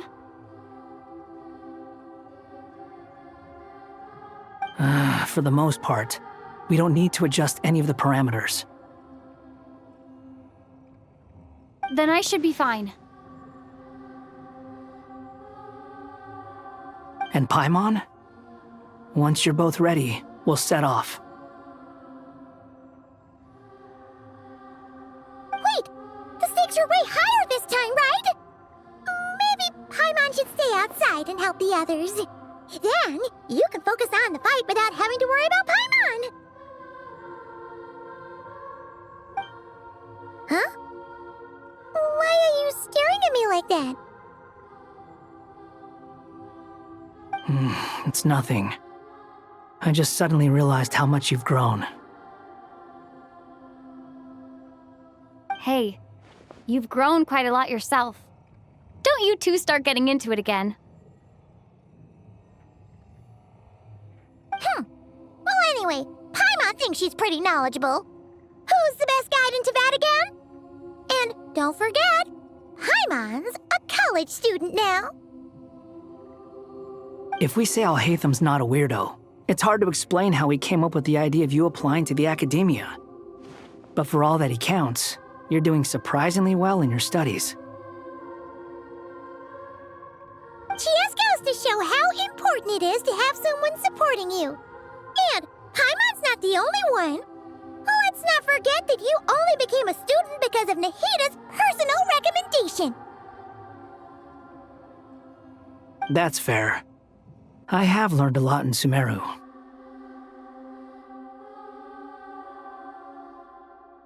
Oh yeah. Did you ever come up with that ugly nickname you promised me? What? No way! We're friends now! Paimon gave up on giving you one ages ago. Anyway, isn't Hat Guy enough of a nickname for you? Fine. Suit yourself. We need to go. Paimon, if you're staying, look after yourself. Will do.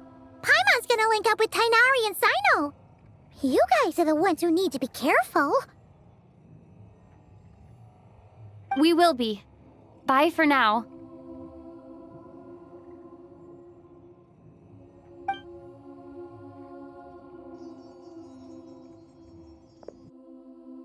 Initiating connection.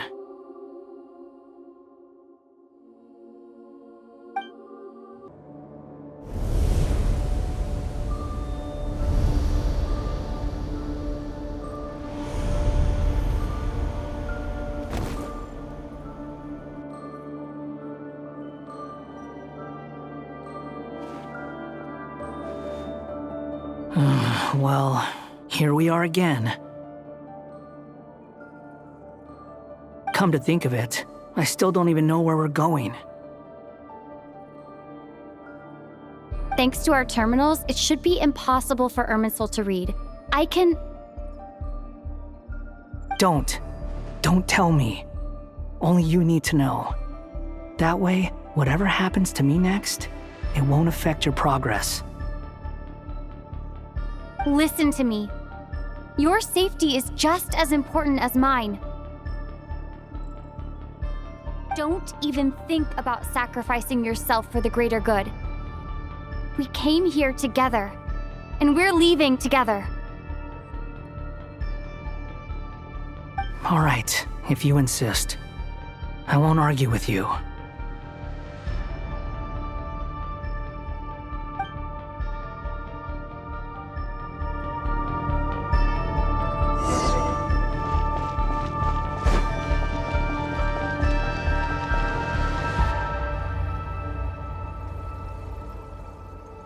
This place looks so different from how I remember. It's unrecognizable. It's a complete mess, like someone's turned the place upside down.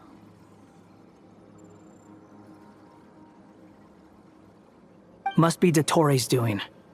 Either he's searching for some information he needs, or... It's still changing.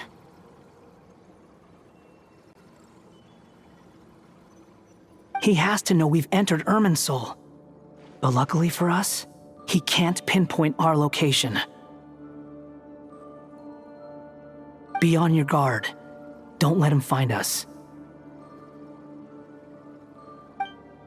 The red parts have probably been corrupted by Dottoro's power. Don't touch them, or you might alert him.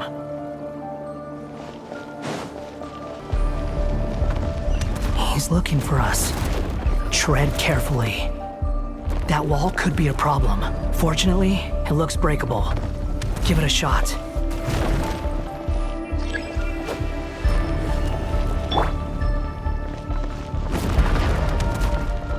The wind rises.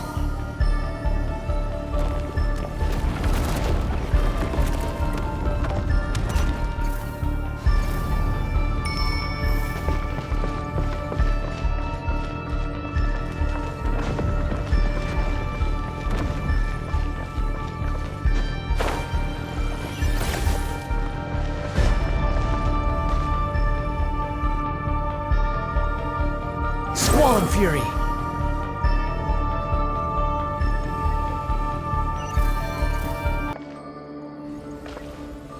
Squall Fury!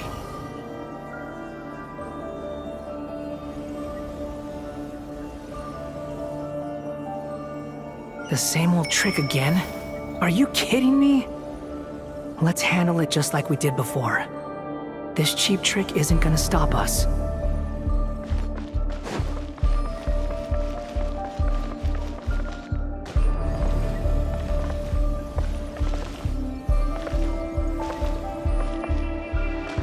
The wind rises.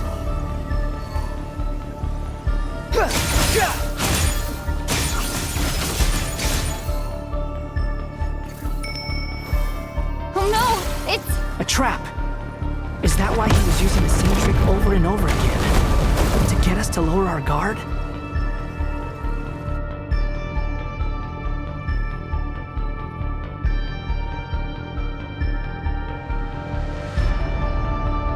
I'm trapped!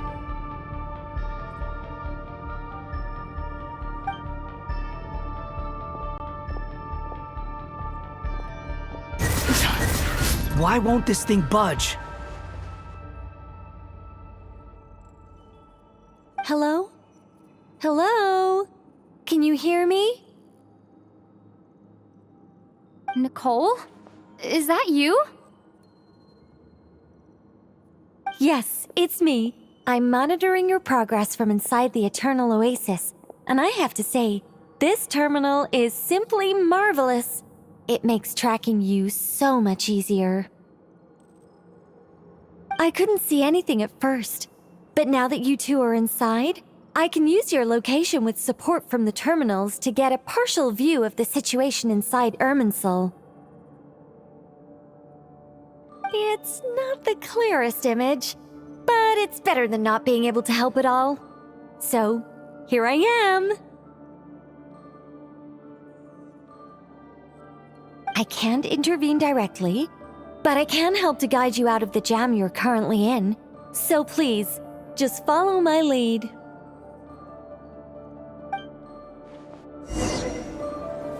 Dottore in his current form is applied upon both Irminsul and the ley lines. Pay attention to your surroundings. There must be sources of his contamination nearby. The corrupted information is his means of manipulating the environment. You must destroy them.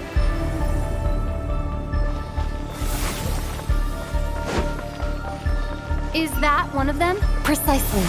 Take it out.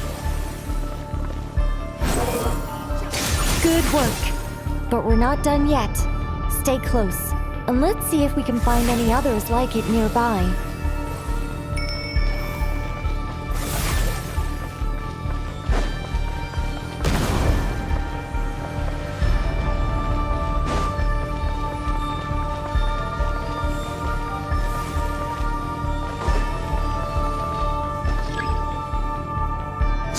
Fury.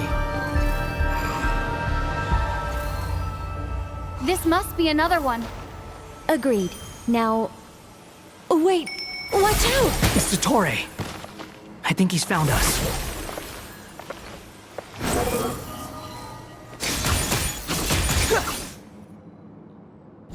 The seal is broken. Quick! Get out of there!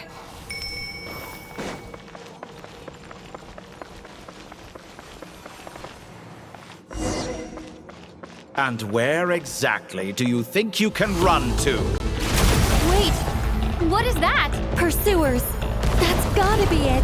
Run! Don't let that thing touch you! Dodge that attack!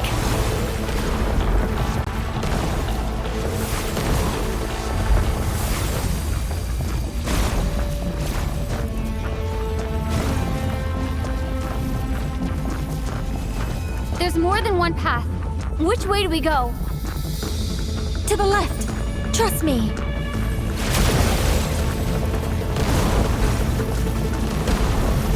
Fleeing like vermin. What a pathetic sight. Hey! Watch yourselves. Stay focused. There's a cliff ahead. Jump!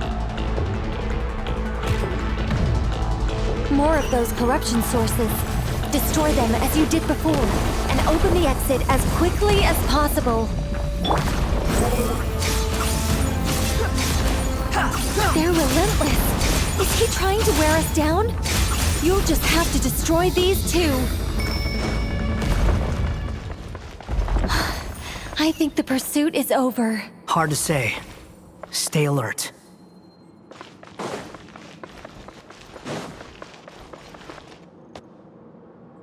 Whew. I think we've made it to relative safety. Phew, goodness. That was tough. You doing okay? I'll be fine. Don't worry. Take a short rest, and then... Nicole? Nicole! The connection's been cut. But that means... Look at you supporting one another. How very touching.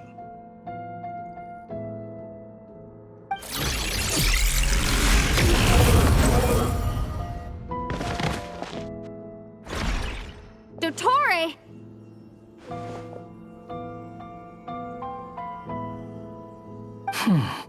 Took you long enough to find us.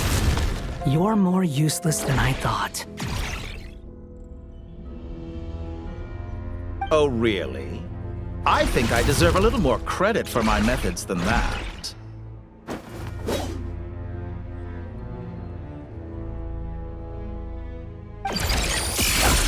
Rather than hunting you down, I chose to let you roam free.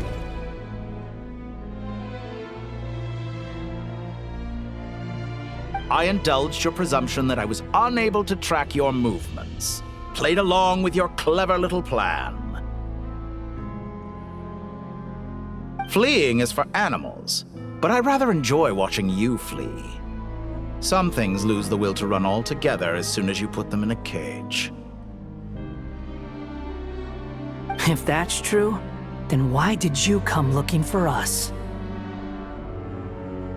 Because I wanted to observe you up close, of course. Don't misunderstand me, I'm not here for a fight. Is it so unusual that I wish to greet my old acquaintances in person?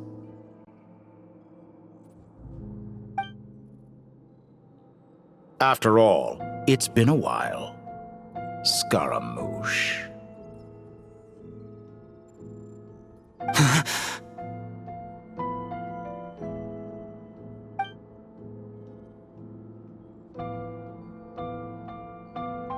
Why are you so afraid? I have done nothing unprecedented in discovering the truth. Nor did I go to any great lengths to uncover your story.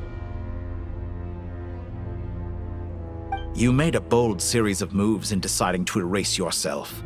And with the power of this great chronicling device called Irminsul, you were able to achieve something quite remarkable. Once most people form an opinion about someone, it tends to imprison their mind. Yet you managed to erase every trace of your existence. A novel take on death indeed. However, this meant that you stood out to me all the more when I saw you in Nod Krai. I didn't even have to go looking for you. Just the sight of you was enough for me to intuit the truth. For someone in my position, connecting the dots was a trivial affair. It would have been more surprising if I hadn't managed to piece it together.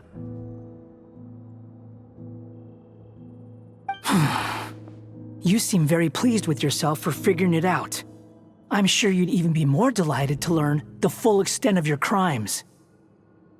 That would hardly be necessary. Besides, isn't there something that concerns you more right now? Something that fills you with dread? Let me put your mind at ease. I have no intention whatsoever of restoring any of the records you deleted. For one thing, it would be exceptionally difficult. But more to the point, I doubt that the prospect of losing your current life is all that frightening to you. Because in your case...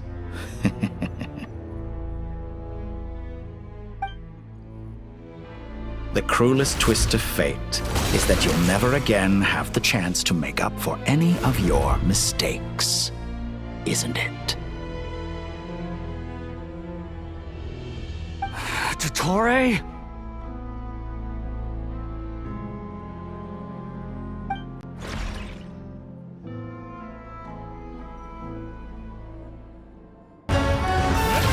I'm afraid you'll need to do better than that to take me down.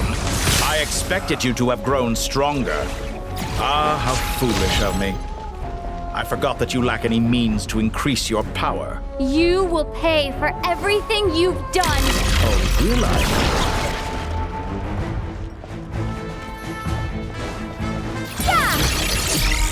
Behold!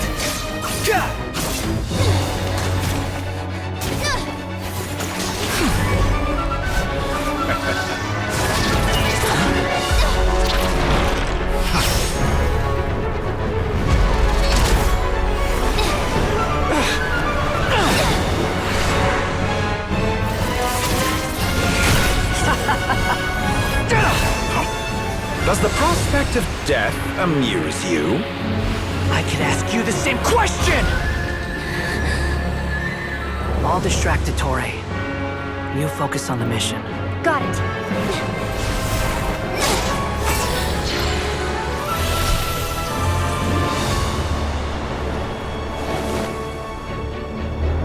For the hopes and dreams of the masses. Open the secret door on this enchanting night. May wisdom's light eradicate ignorance and darkness, and hereby fulfill our ancient vow. Commence data extraction.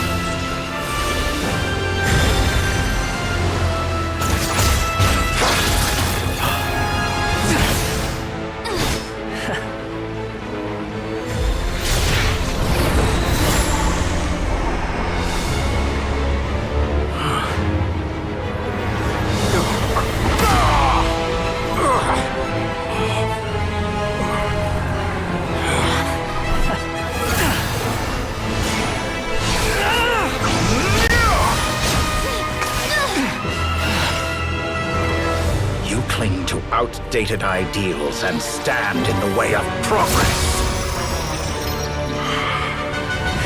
You will pay for interfering with the grandest experiment of all time.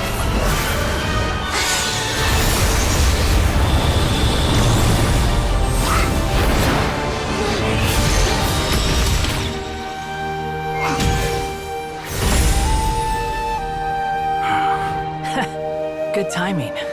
Dottore, as clever as you are, you fail to understand wisdom. Wisdom takes many forms, but the path you have chosen eschews them all. Huh.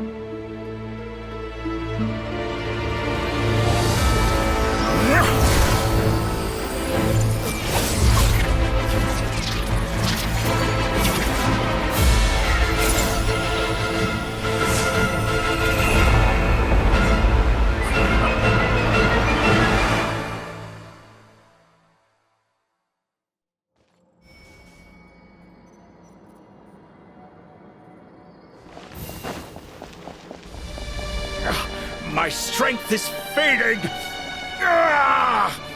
Since you are within Irminsul, it stands to reason that any power you wield comes from it. You're extracting the information from Irminsul just to strip me of my power. I will find his weakness.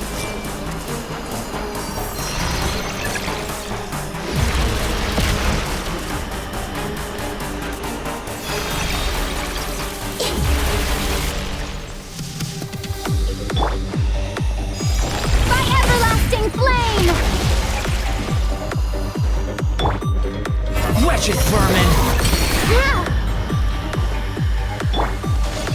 I admire your attempt to introduce a new variant, but it's nowhere near enough!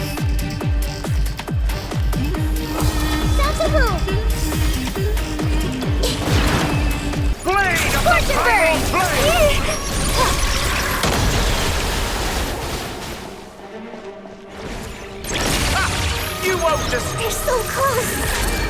Just hold on a little longer. I'll hold him up. Traveler, Hat Guy, the rest is up to you. We certainly have a knack for surprising each other, don't we? I'm just getting started.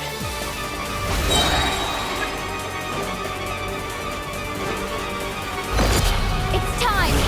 Say your prayers. Stay on the offensive, but watch your back. It's time. Say your prayers. Finally, time for you to die. Excited? Time for me to die? How could I have reached this place if death was something I feared? The last gasp struggle of a dying man is a pretty pathetic sight. And I know it when I see it. We shall see about that.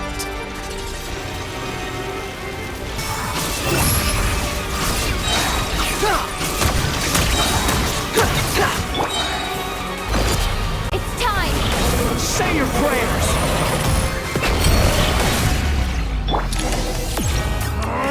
That's enough!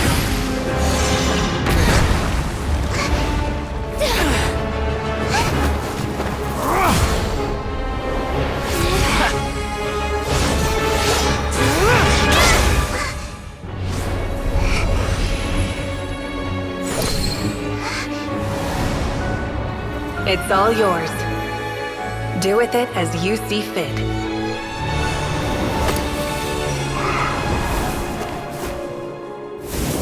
Just as you say, this world is home to some archaic things. And as you suppose, you are a formidable opponent. You have long coveted the secrets of wisdom. So now, I will demonstrate true wisdom in action. I invoke my supreme authority as the keeper of Irminsul. Commend me or condemn me. But give your verdict now! Blessed One of Wisdom, Mahakusaladhama, are you certain that you wish to exercise your authority to destroy Irminsul?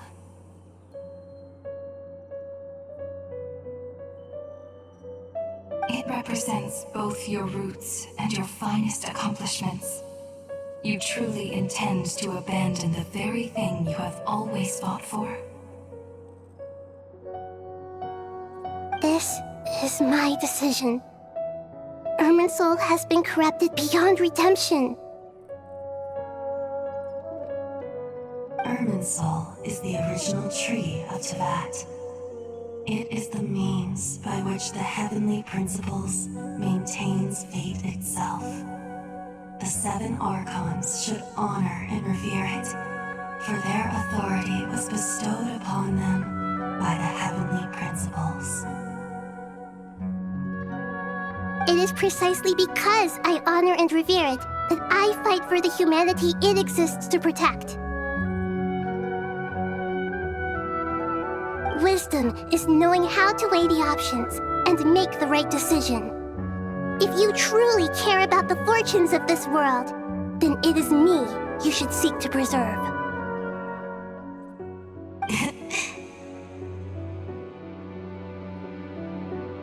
Planting a seed begins the chain of cause and effect. Since you have become a great tree yourself, why should the loss of another tree be anything to fear? Till we meet again, Lord of Dendro.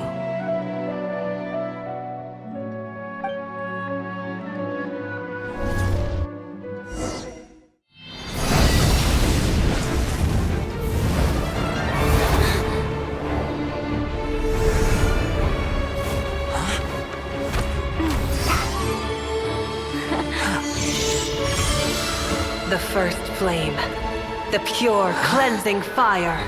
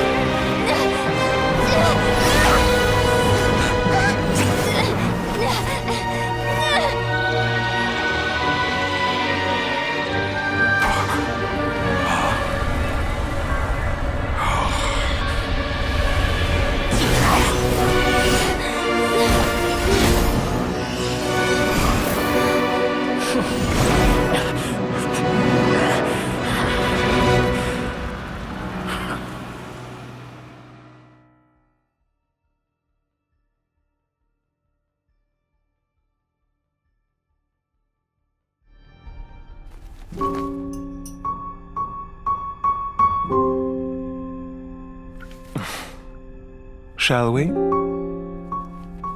Where were we? I was suggesting that you needn't perform when signing a contract.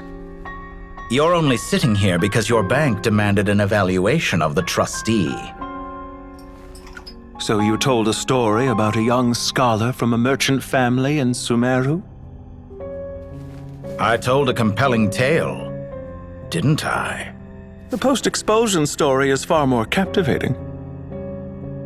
The human experiments or the elixir of immortality? The part where you die. Ah, yes.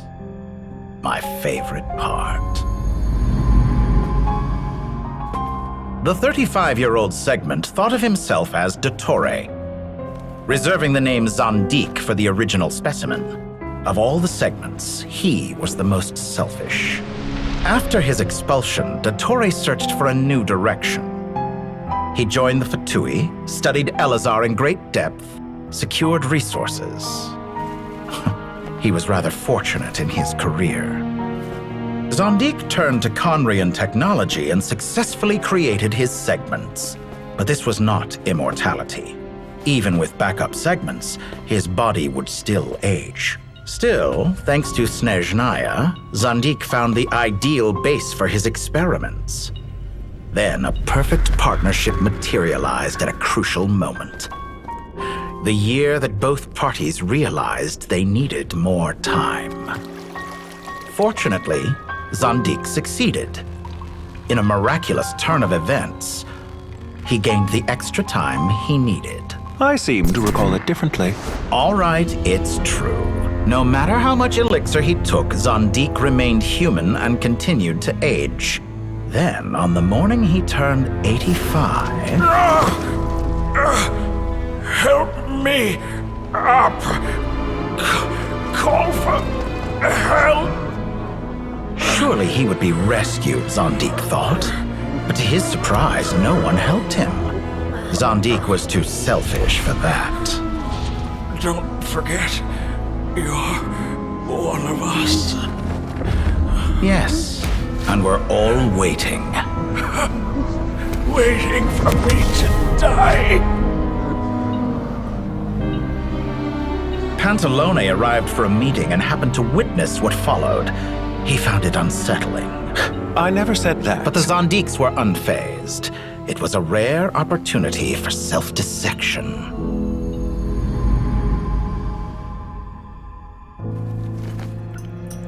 What does all that have to do with you depositing your data at Northland Bank?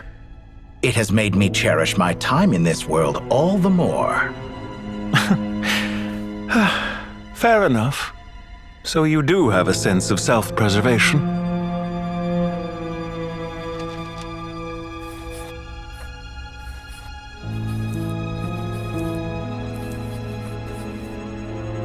What do you mean? You're hardly normal, and you don't cherish life. You just don't want to admit defeat in the limited time you have. Even so, don't I deserve an interesting ending? I'm counting on it.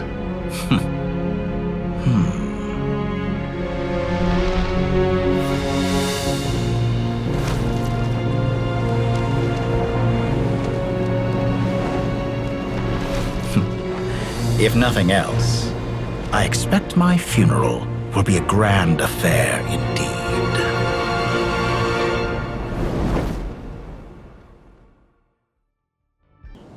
What a magnificent fire.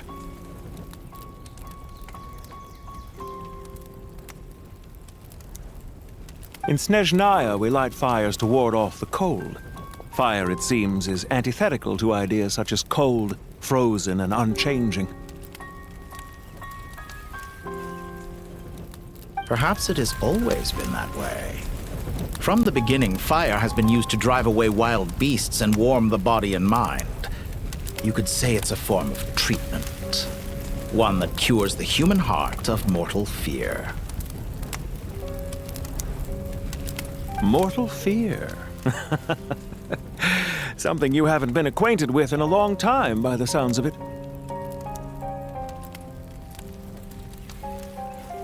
Whereas you, I'm sure, must know the feeling quite well indeed. I remember when we first discussed the elixir of immortality, you claimed that extending your lifespan was about buying more time. But was that really the truth? You fear the prospect of dying a wretched end in this world, don't you? Of course I do. I'm only human after all. And while you may have forgotten it, you cannot deny that you too were once human, Dottore. I do not believe that there is no such fear in your heart.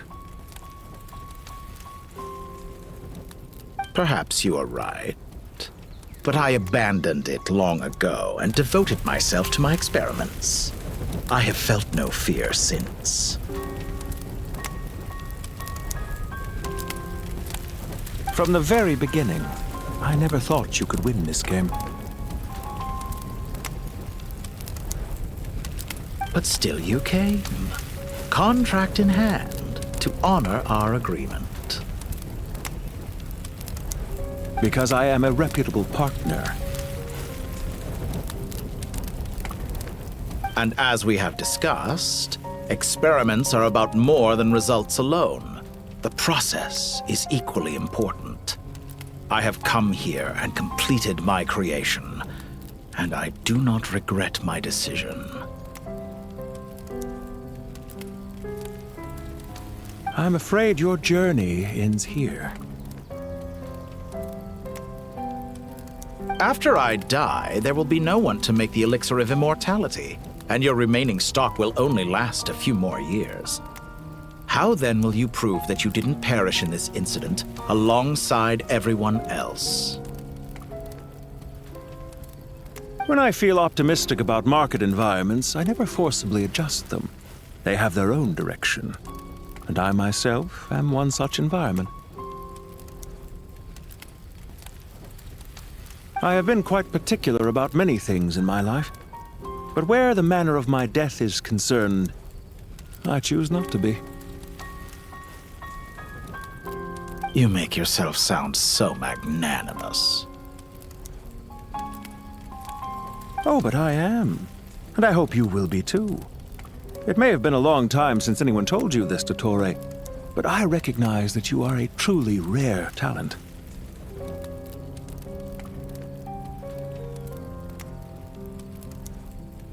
Ha! I can see it. The experiment in blasphemy that I've been performing all this time.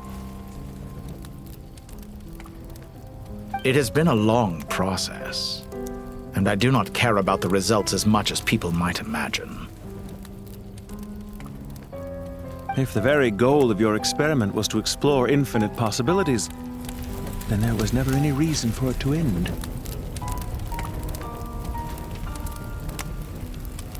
Indeed. Yet now, the experiment has officially drawn to a close.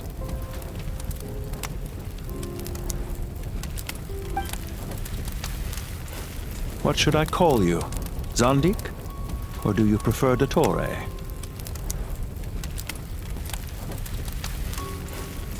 Suit yourself. Goodbye, Feofan. This time, that's what it truly is.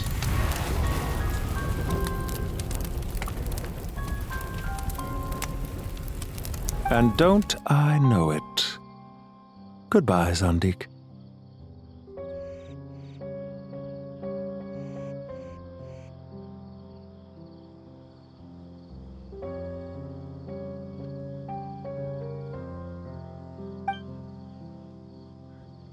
I could have carried out many more experiments, but to me, Lord of Dendro, this outcome is certainly not the worst.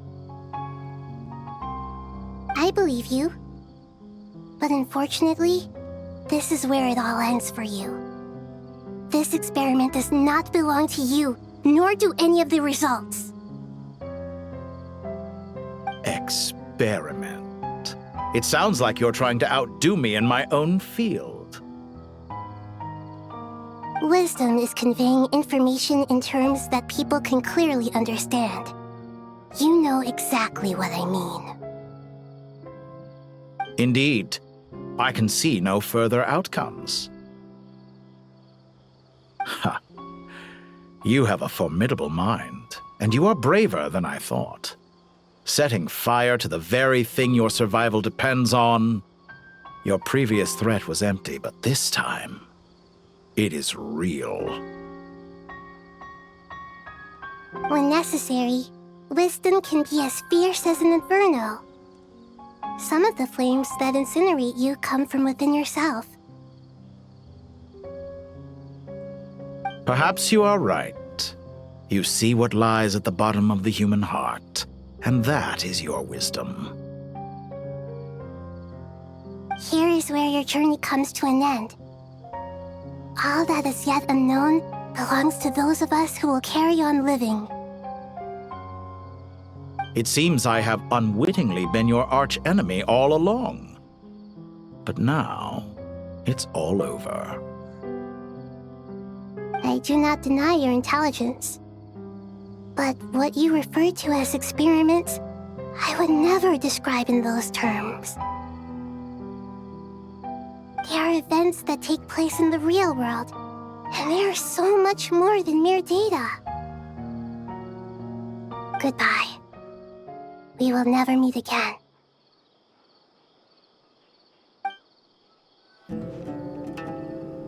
Well, that's the last of them. Everyone on the list is already back where they should be.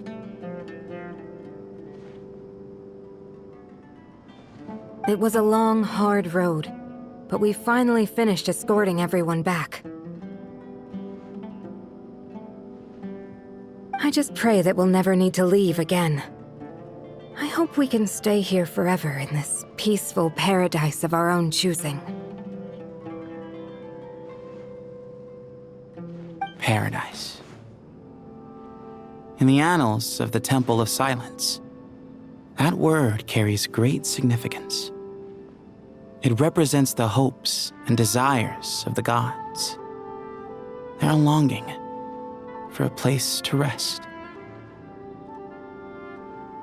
I wouldn't think gods need such a place.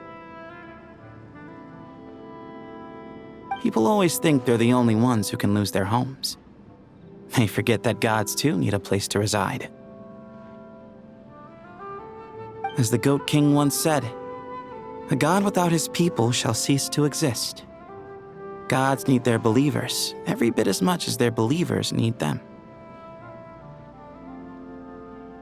Only we can truly understand how much the desert faith has faded over the centuries. But we still talk about the gods as though they're part of our lives. Given the myriad ways in which gods and humans interact, I'd say they really are.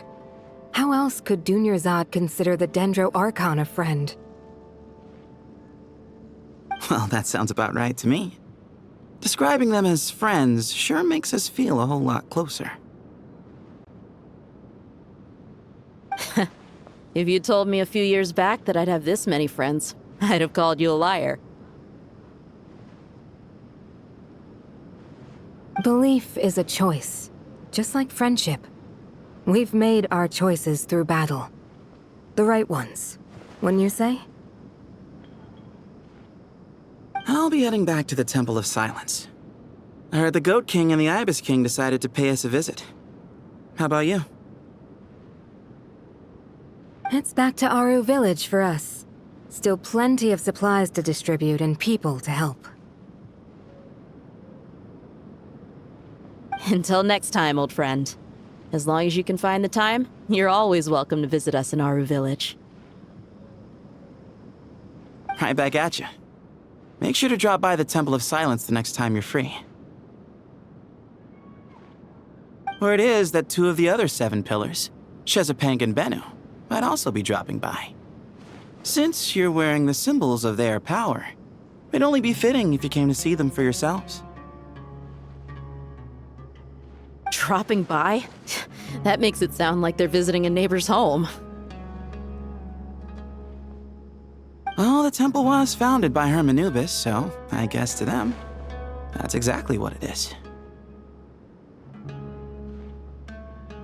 Guess that's true. All right. We'll make sure to find time to stop by. Stay safe on your journey home. I will.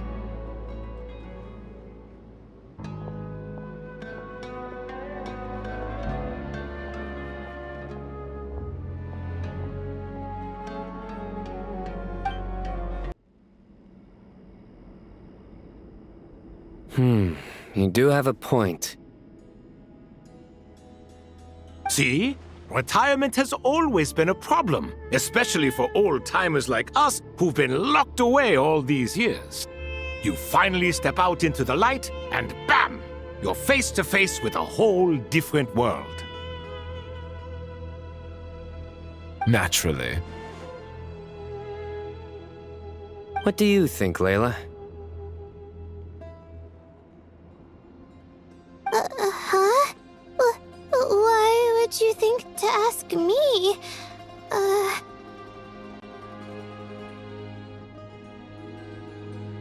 How could I possibly be qualified to decide where the servants of King Deshret should live? Sorry if my question was unclear. Do you think their statues will stand out too much if we place them here? Hey, I never agreed to this. How could we possibly allow our statues to be left in Hermanubis' home? That would be like breaking into someone's house, then pretending it belonged to you in the first place. Different beliefs can coexist. We still need to respect one another. By which you mean, you two plan to stay at the Temple of Silence, for a while at least, but you have no intention of relocating your statues here.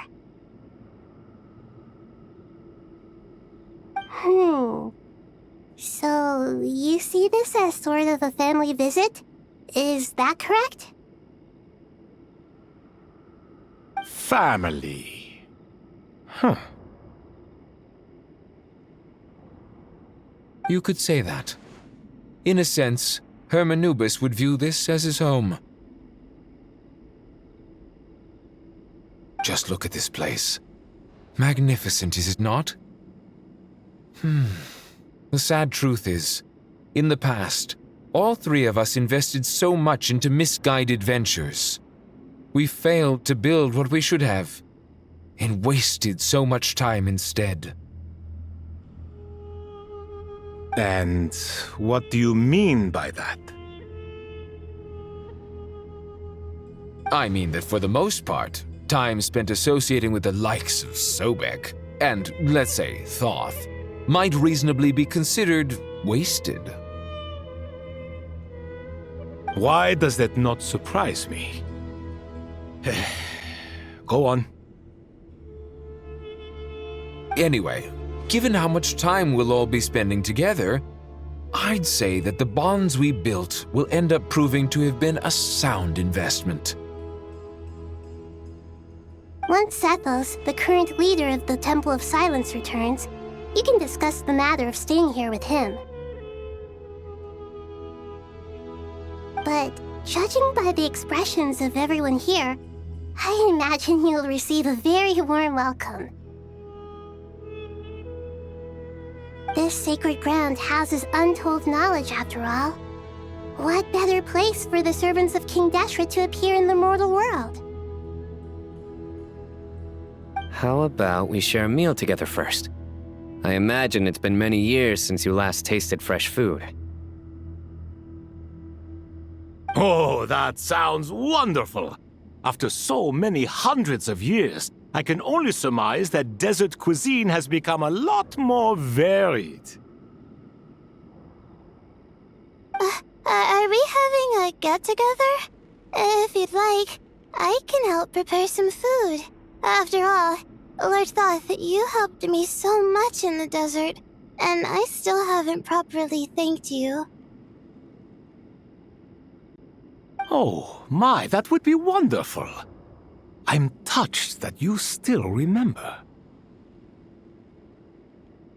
How the times have changed! To the people of today, it seems the Ibis King has become a kind and passionate god. And you, Mr. Herreshoff? What kind of god do you wish to be? To be honest, I haven't given it much thought. How about you, Dendro Archon? Do you have any hopes for your future? Me? I'm very happy with my current life. Forgive my bluntness, but you do not seem to derive your authority from majesty and might, like Lord Al-Ahmar. Clearly your approach has its advantages, but also its dangers, don't you think? I do, but projecting a majestic front doesn't really suit me. Besides, my relationship with others isn't simply one of a god and her people. Not putting on airs might earn you more adoration. Exactly. Besides, I really like parties where everyone brings their own food and we all come together to share. You should join us. I'm sure you'll find it fun. Last time when we got together for a picnic near the Avidia Forest, it was quite the occasion. Seeing as you're already here, how about we hold the next one in the desert? Can we do that? Wouldn't Tainari have to transport a ton of drinking water? Don't worry, I can help out. Layla, would you like to join us next time? Me? Sure. The more the merrier. That way we... Don't take this the wrong way. I just think you should know. When it comes to passing the time, chess is more our thing. In that case, Dendro Archon, what do you say? If I were to compete against you, I can't say with certainty I'd win, but I certainly wouldn't mind giving it a shot. Where's Sobek? I'm sure he'd be good for a few rounds. Cards, cards, cards! I'll always prefer chess. I wonder what variant of chess we're talking here. Mr. Thoth, is there some sort of astrological significance to this game? Oh, I'm glad you brought that up. As long as the leader of the Temple of Silence agrees, we can search Hermanubis' place for books to teach you how to play.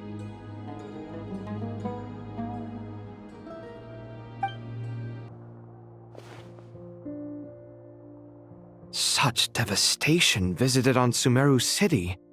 So many houses destroyed or damaged in the fighting. Who could have foreseen this? Look at all of this. It's going to take me forever to tidy up. I suppose living below the academia doesn't always work out to your advantage. I would have thought a little appreciation of my sincerity and effort in helping to clean up this mess might be in order. Helping? Effort? This is your house! Of course you should be putting in the effort! If anything, I'm the one who's helping! So you see yourself as just a helper in this situation. I must admit, I'm rather shocked. If you're trying to say that since I live here too, I have an obligation to tidy up, fine, I suppose I do. Wait a second, stop changing the subject! Nevertheless... In the wake of a great storm, a missing roof is a predictable inconvenience. Can you stop making it seem like I care more about this house than you do? Doesn't it upset you at all to see your home in this state? I won't pretend it's ideal, but that's no reason to be upset. This is the roof over your head, your shelter from the cold. The furniture is scattered, the paintings have fallen off the walls, the windows are shattered. Don't you feel even a little disheartened? The way I see it, these problems are easily solved. Ugh, this is precisely why I hate talking to you about sentimental things. It's like banging my head against a wall. You simply don't understand just how much work goes into making a proper home. It sounds like this is causing you a lot of anguish. You mean the house or the paintings? I mean your sentimentality. Oh, well, yes. But I'd rather not dwell on such things right now. Generally speaking, when anguish becomes the norm, people usually make an attempt to improve their situation.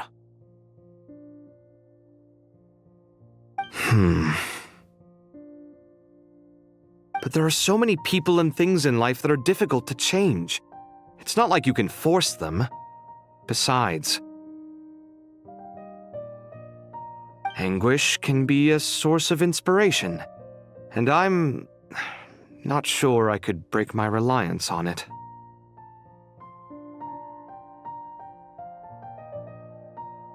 I'm glad you're able to make yourself think like that. What kind of a response is that? I was stating a profound truth about the very nature of art. Suffering is the cradle of all creation. Even you can't deny that. And I wasn't trying to. I'm just happy for you. Pure and simple. Can't you tell? Happy about what? Happy that you can always find an answer that backs up your views. You... More often than not, life is a process of running into problems and then searching for answers. Yours more than most. Not everyone's so good at justifying things to themselves. It's something that you've been steadily mastering. Huh. What about you, then? What skills have you been mastering lately? Pass me that box. Huh? Okay.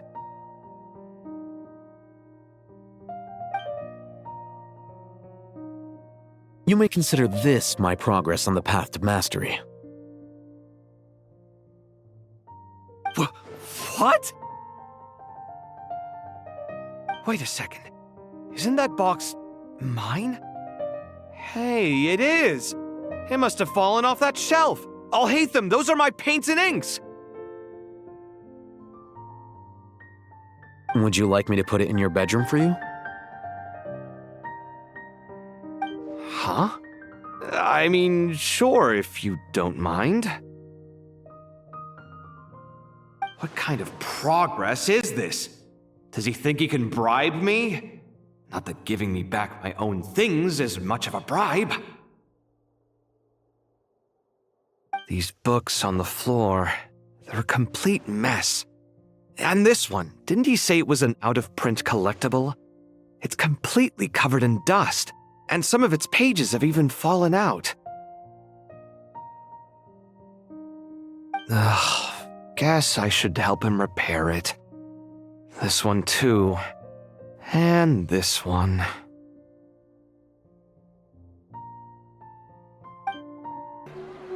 Local Sumter beasts, imported goods, such a bright future ahead. I can picture the Mora just rolling in.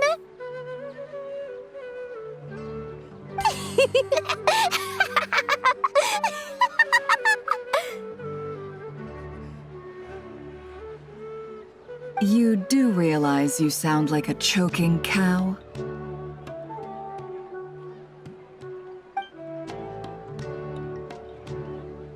It's called being imposing. Can't you feel it? Are you not intimidated? Oh, I'm positively shaking in my sandals. What commands do you have for me, oh mighty Lord Sangamabe? You've got a lot of nerve, Nefer. You went and told Candace and the others everything, didn't you? Seriously, do you have any idea how differently they see me now? Surely that's a good thing. I presume they're more disposed to actually like you now, maybe even view you as a friend. You traded my secret for sympathy! Thanks to you, I've lost every last shred of my mercantile majesty. How am I supposed to make anyone think I'm a big, scary investor now? The dark days of Lord Sangamabe are behind you. Why not take this chance to make a few honest friends? Speaking of friends, since when did the notorious Lady Nefer gain such an admiration for holier-than-thou types? A moon chanter here, an angel there? Who'd have thought it? A coming together of fates, nothing more. No need to throw around accusations of admiration. Forget it. You're right about one thing at least. Making friends is never a bad thing for a merchant. Still, I really took a loss this time.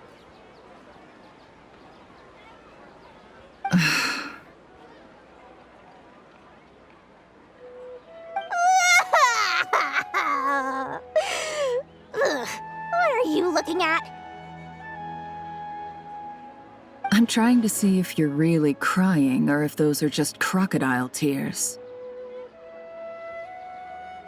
A little birdie told me that when Lord Sangamabe makes money, the tears flow from the center of her eyes. But when she loses it, they flow from the corners. Which is it this time?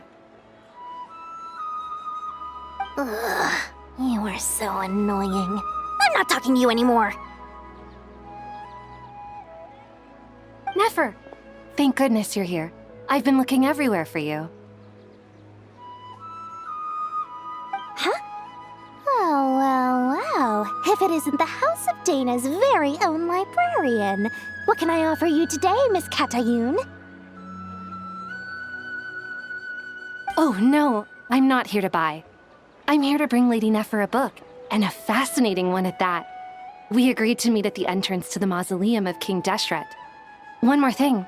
I bought this copy with my own money. It's not borrowed.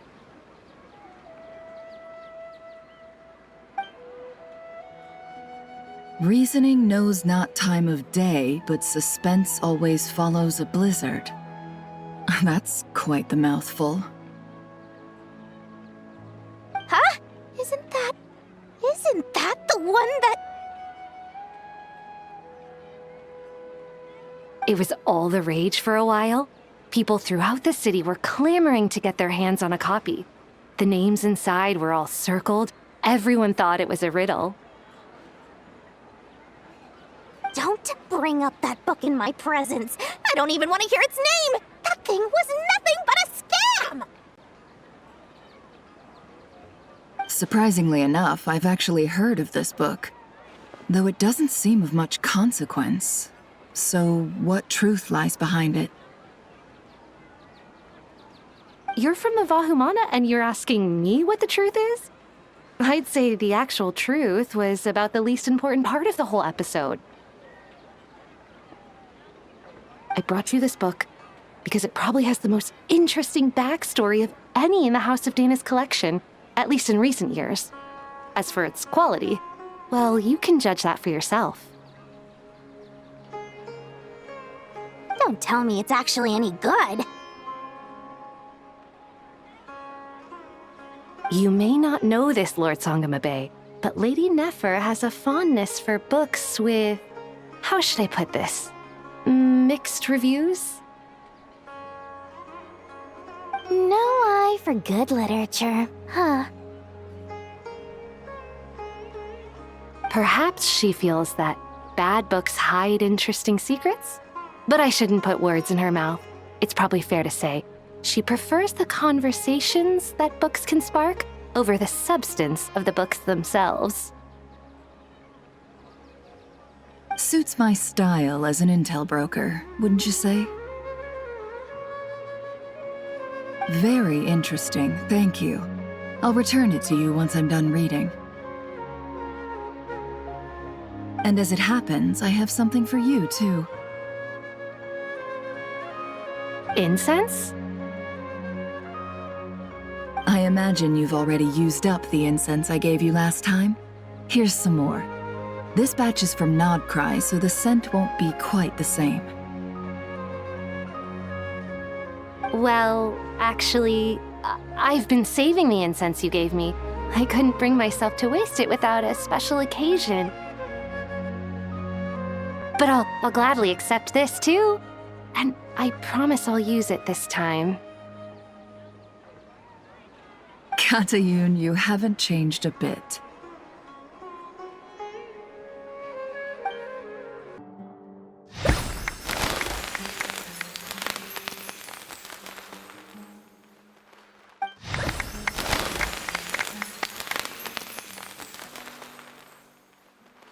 Congratulations, Kale. Well done, Kale. After studying for so long, you've finally become a full-fledged ranger. Sure hasn't been easy for you, huh? This really is fantastic news. All grown up. No longer a trainee, but an official forest ranger. Oh, the next step is to secure tenure in the academia. Thanks, everyone. It's true. I'm an official forest ranger now. Master Tainari, thank you for your guidance and support. I wish Mr. Sino were here so I could thank him too.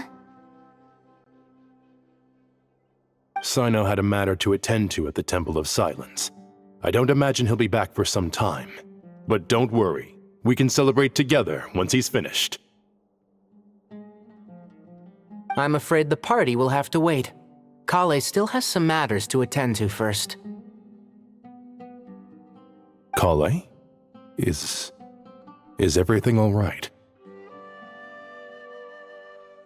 No, it's not what you think. There's nothing wrong with my health. I just have a few things I need to deal with. I've made plans with the Traveler and Paimon to visit Mondstadt. Master Tainari and Mr. Sino will be accompanying us too. Well, that's a relief. Let's get together when everyone's back. I'm sure you'll be doing even better by then. Of course. I have a feeling you're right.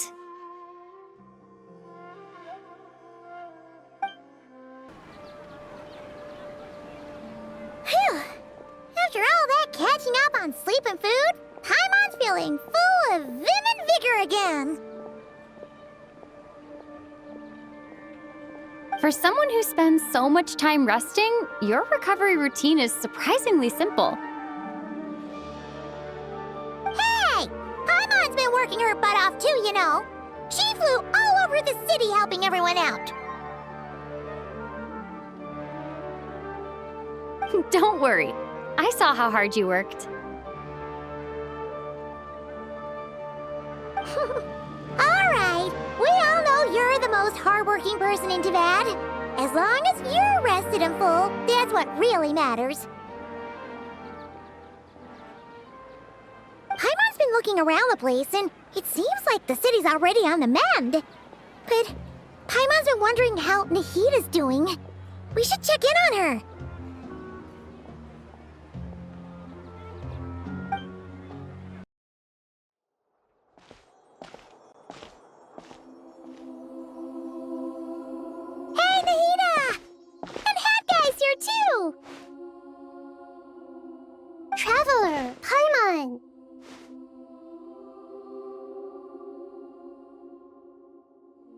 what's going on here?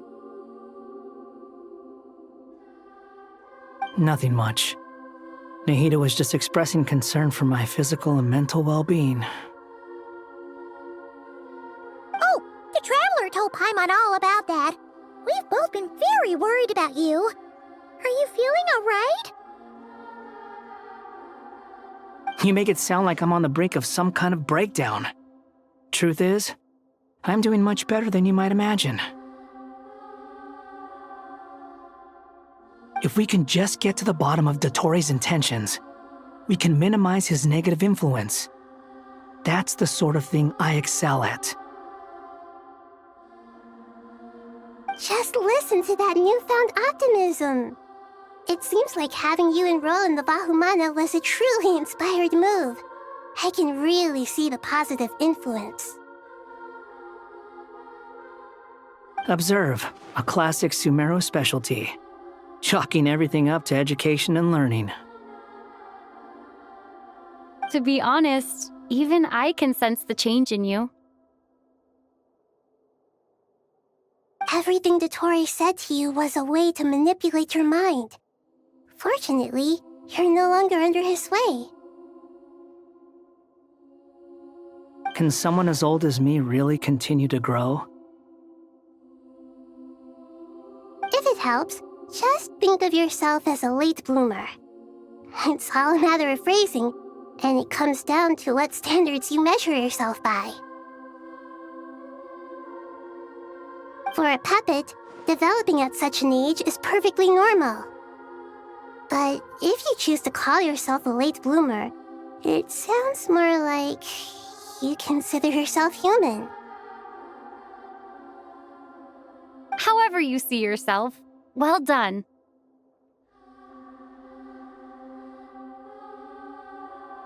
All right, I see what you mean. Anyway, what's your next step? What else can I do but complete my current courses? Everything else can wait.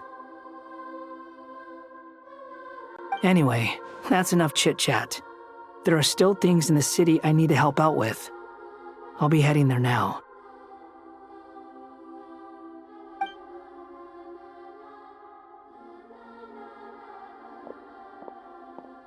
I'm so happy that Hat Guy is doing better than we thought.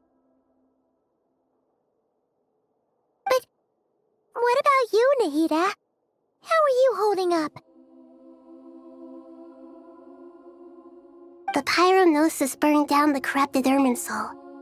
The flames blazed for 7 days and 7 nights before they finally subsided. All that was left were the parts underground. Now, Aru shoulders the responsibilities that once belonged to Irminsul. The situation was contained before it got out of hand, so Tevat's most vital information has largely been preserved. Irminsul has a strong influence over you, doesn't it? How will you cope now that it's gone? There is no need to worry.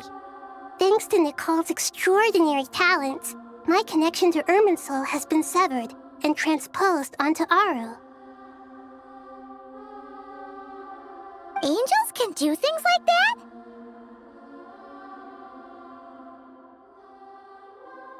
They can. Such abilities are precisely what makes them so powerful. The goddess of flowers, Nabu Malikata, once claimed that she too could perform feats beyond the reach of mere mortals. In my eyes, much of what she went on to achieve reached such transcendent levels.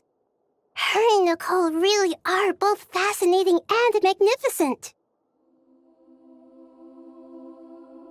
So, does that mean your situation is stable now?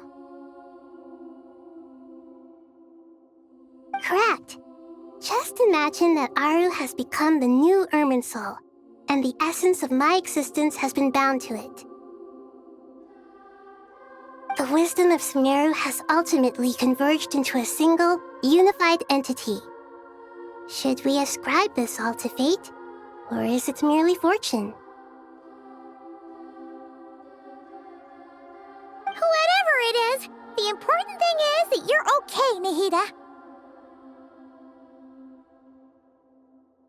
Dendro Archon, Lesser Lord Kusanali. Oh, thank goodness you're here. Greetings, Traveler and Paimon. Sir Nevis, do you have something urgent to say? Yes, there's something I need to report. We've received a message from Snezhnaya.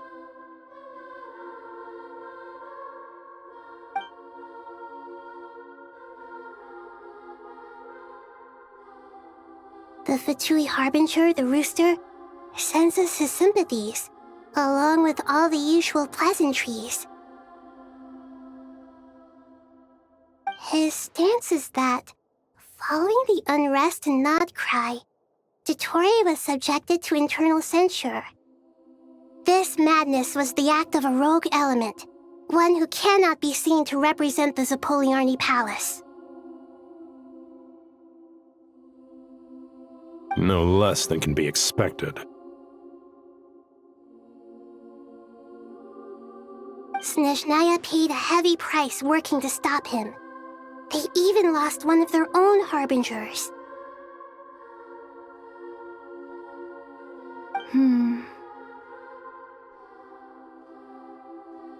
The letter goes on to say that even so, Snezhnaya cannot claim to be blameless.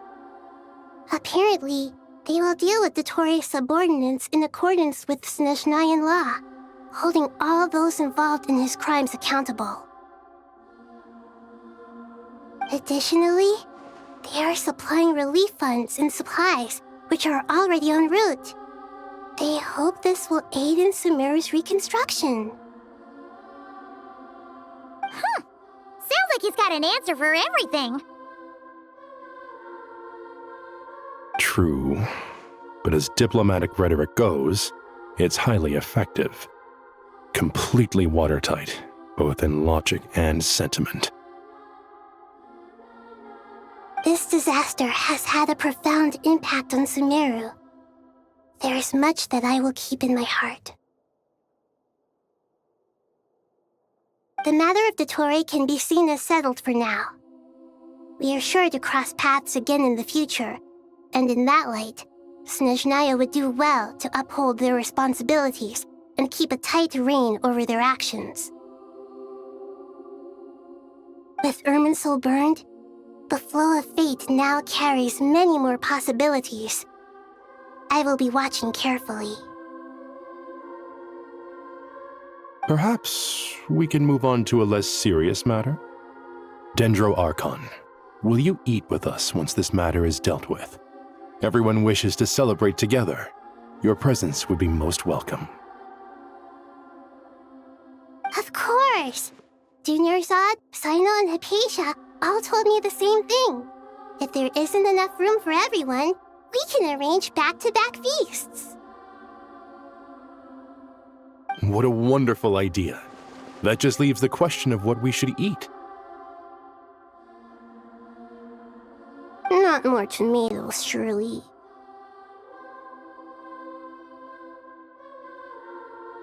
More?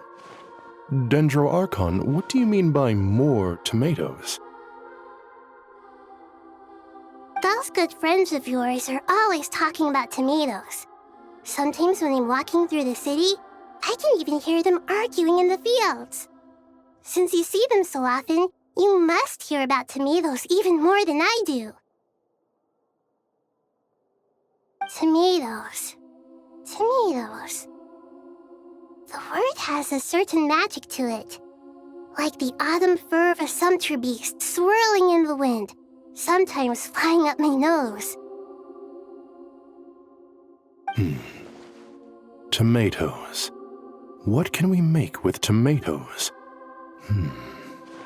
Wait, why tomatoes? Take your time, there's no need to rush. The Traveler, Paimon, and I still have somewhere we need to visit. You'll have plenty of time to think it over before I return. Does this mean you're going to Natlan? Meet them there in person. It will require a long journey. I know. But this is necessary. I must go myself.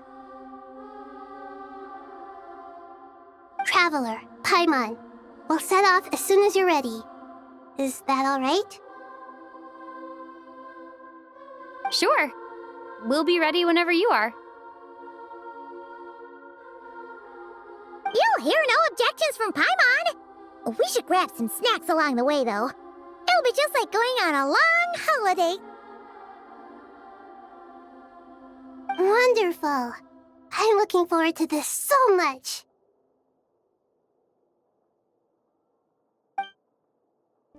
Natlan is such a lively place.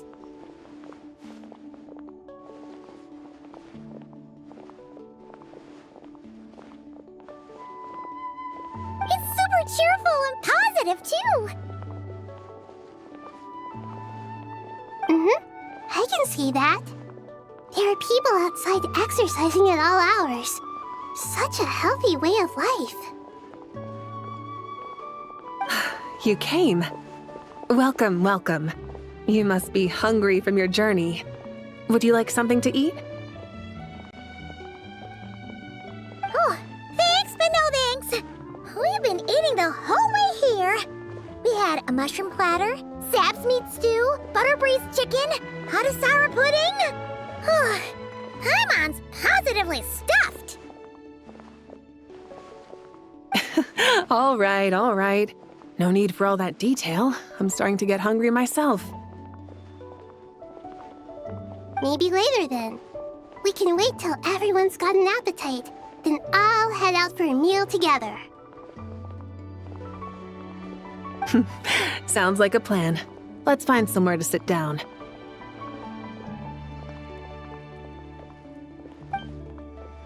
I should tell you, I already have some sense of why you've come.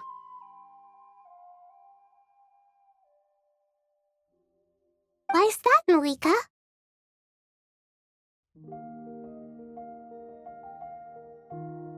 To say thank you. Your senses are spot on.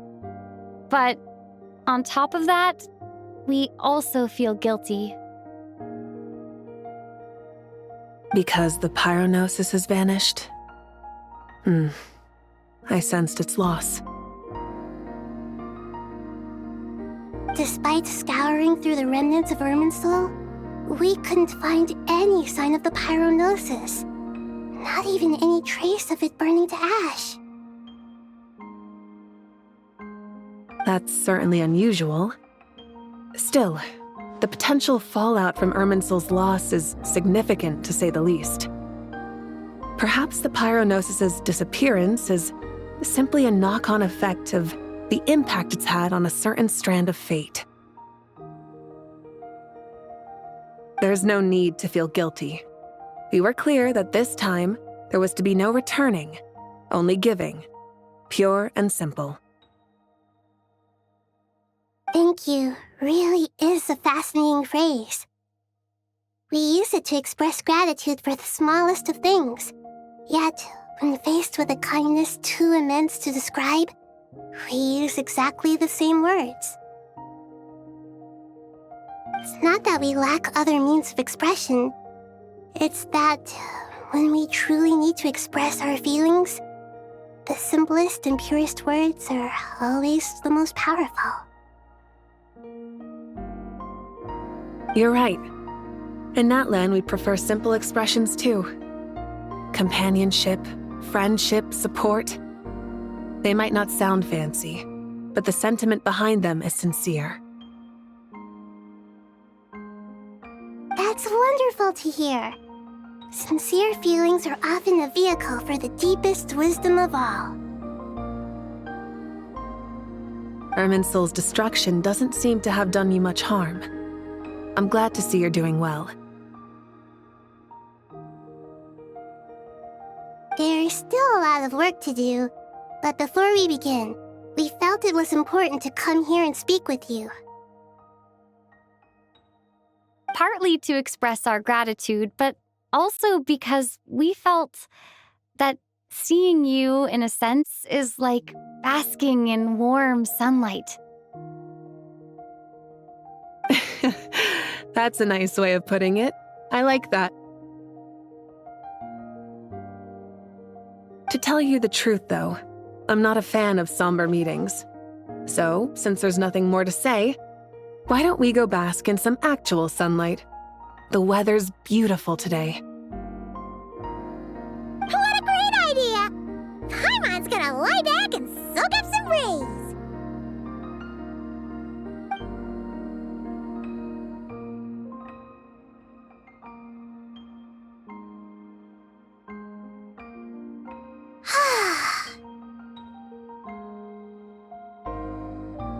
In that case, I think I'll lie down for a bit too before we head to our next stop. And where might that be? Mondstadt. Paimon and I are gonna head back there with Kale and the gang. Long ago, I sensed that the god remains inside Kale had come from the goddess of flowers, but I kept it a secret. Those remains weren't hurting Kale, not as she is now. They simply exist. Besides, I could sense a deep yearning within her. A yearning for an ordinary life. A yearning to hold on to the hard-won happiness she now enjoys. With someone like her, I have a responsibility to keep her secret. She should be ready to face the truth by now.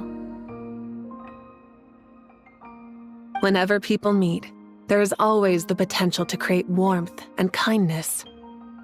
Every child grows up, but even as adults, they are still children in the eyes of certain people. Oh, just like how Paimon sometimes sees Nahida as a little kid. Is that so? Well, anyone who's friends with a kid is probably a kid themselves. Of course! And there's nothing wrong with that. When we get back, we'll actually be hanging out with another of our friends who happens to be a kid. Or more like looking after, in her case. Anyway, we'll always be there to watch out for our friends. Dear Sucrose, when you receive this letter, I'll probably be as busy as always. But busy with wonderful things. That's because I'm no longer a trainee. I'm now an official forest ranger. Impressive, right? Sino said that official rangers sound much tougher than trainees. Though he did say it was already pretty tough to start out with. You probably heard that something big happened in Sumeru recently. Don't worry, it's all been taken care of. We're heading to Mondstadt soon, so if you're free, maybe we could meet up? Plus, it's not just me. A few of us are going. Hey, do you still remember that time we all got together? You know, when we all went to the Windbloom Festival? It'll be just like that.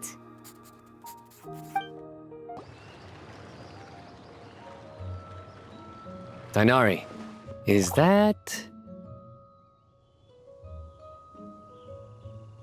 Don't you say it! Is that the great Vayuvyastra? Behold, the great Vayuvyastra, General Mahamatra. How times have changed. I wasn't expecting you to beat me to the punchline. You've changed. You've really upped the aggression in your battle against Sino's jokes. Kale, how did you know what I was going to say?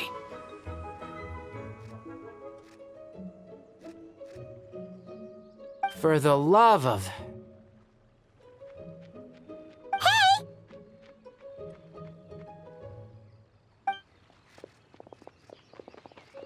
Traveler! Paimon! You're right on time! I hope we haven't kept you waiting. Kalei!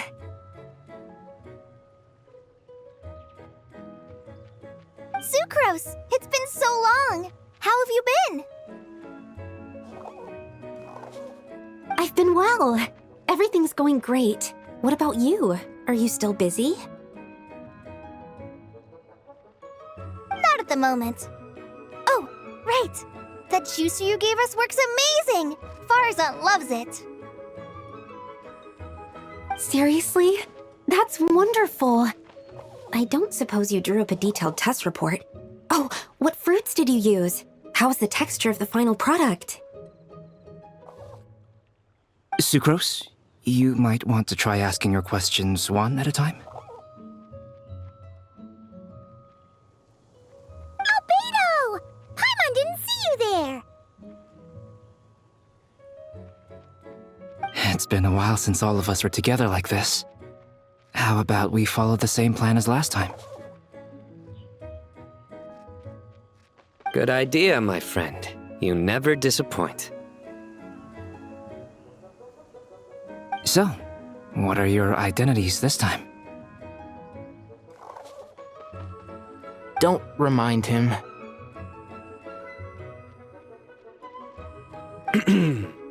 First things first. Allow me to introduce our very own official Forest Ranger Kale. The rest of us are simply her humble travel companions. This sounds like one of those mushy stories that gets people hooked on some corny, heartwarming premise. Oh, is our story not heartwarming? If I recall correctly, there was even a scene like this in King of Invocations.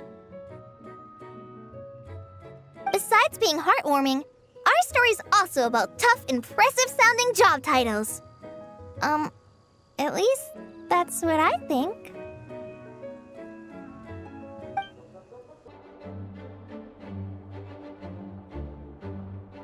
Oh, you're here already? I'm still giving Dodeko a little trim. I won't be a moment. A trim? Does Dodeko need haircuts too?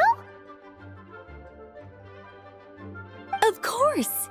It's important to know how to take loving care of the apples of your eye. All of these trivial matters get left to me. It's because I'm an angel, and angels are, in a way, the guardians of all Teyvat. Oh, right! Well, that's definitely an impressive-sounding job title. What are you writing?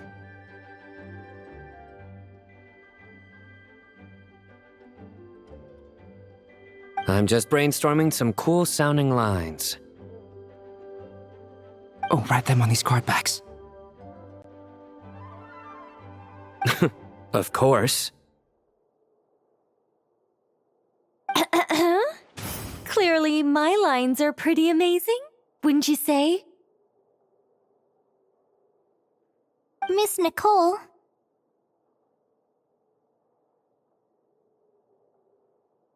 Kale? You seem a little nervous. I was just wondering, who was the person you mentioned who needed their wish fulfilled? Wish? What do you mean? Miss Nicole asked if we could meet up in Mondstadt once everything was over. She said a friend of hers had a wish that needed my help to come true. Well, you never mentioned that before. All we knew was that you'd arranged to meet in Mondstadt. But we thought it had something to do with the god remains. To be fair, everything I told you was true. Anyway, my friend is waiting. Come on, let's pay her a visit.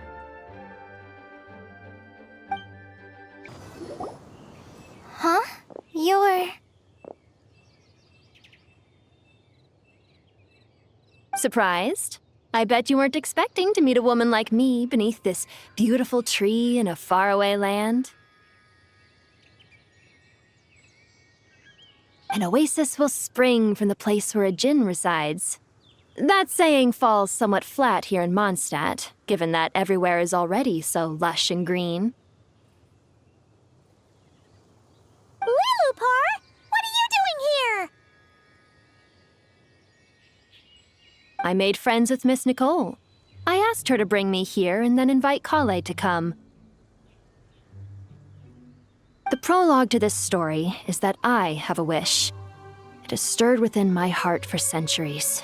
Millennia, even. Originally, it was merely Al-Ahmar's lie, but now it has become reality. Could this be... Related to the goddess of flowers? My dear young lady, my mistress left her final trace in this world upon you. I can't tell you how glad I am to see you here. And now I have seen you, and peered into your heart. You have experienced hardships and suffered setbacks. The torment an ordinary person might expect to face has befallen you threefold. This is the source of your resilience. But, beneath all this, I've witnessed the seeds of desire. You yearn to return to the simple life you once knew, do you not? I do. I want to throw away everything that isn't mine. But how do you decide what is yours? The scars that others carve into your flesh?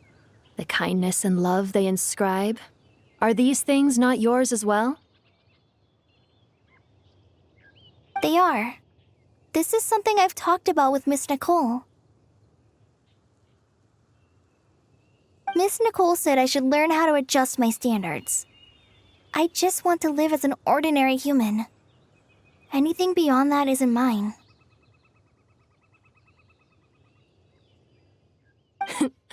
Don't you want anything from the remains of the goddess of flowers?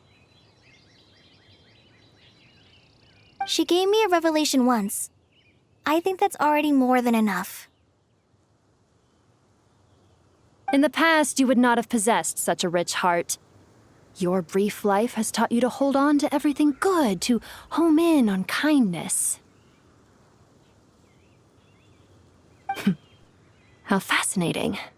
You're nothing like Nabu Malikata, and you're certainly not her. Of course not.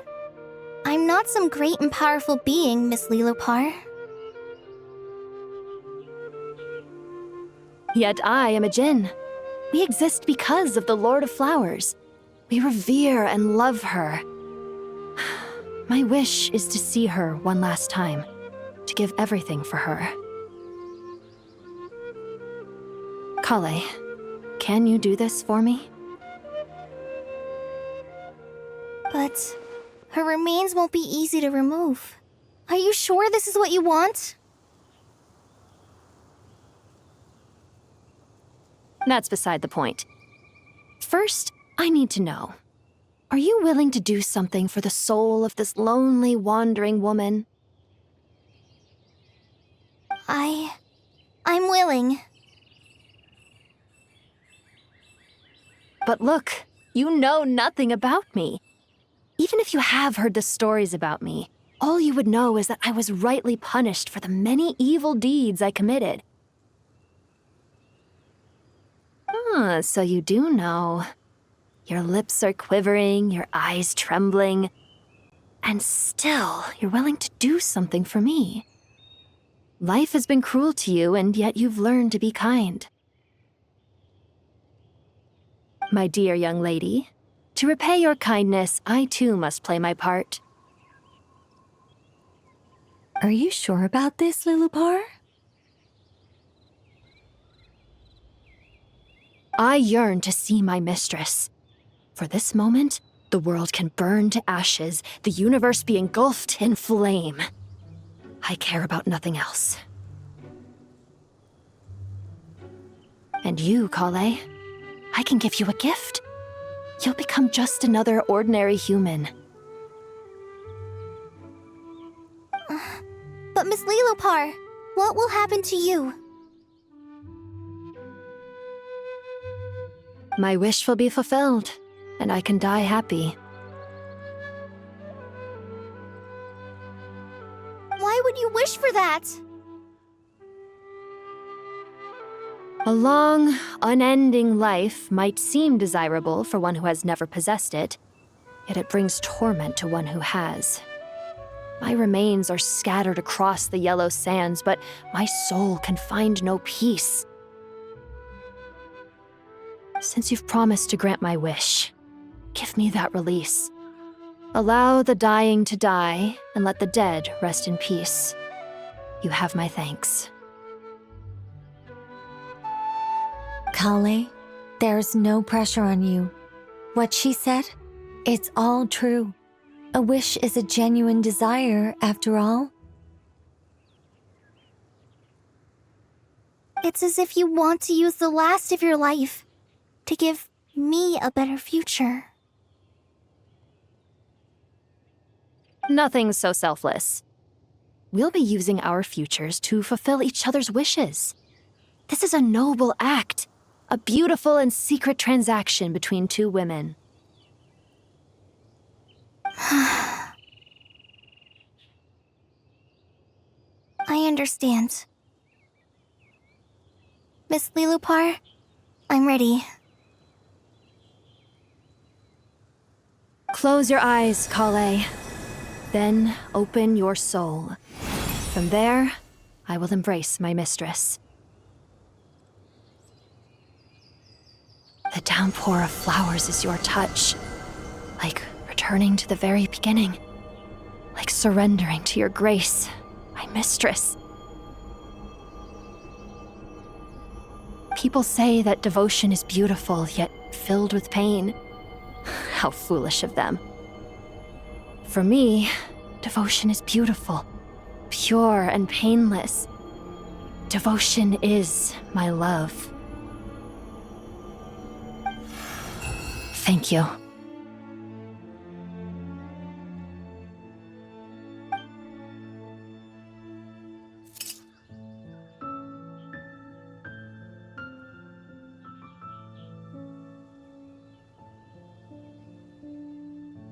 Lilopar!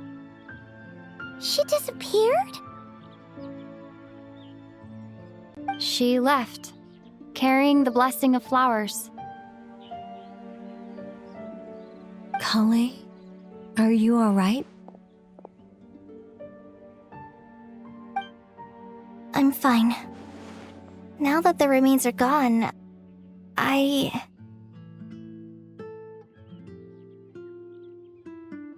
don't actually feel any different at all.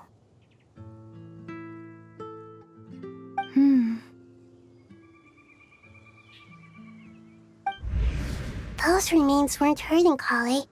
Not as she is now. They simply exist. Besides, I could sense a deep yearning within her. Kale must have already received what she was yearning for. I'm doing fine. I feel relaxed. There's really no need to worry. Then my wish has come true, too. To become ordinary?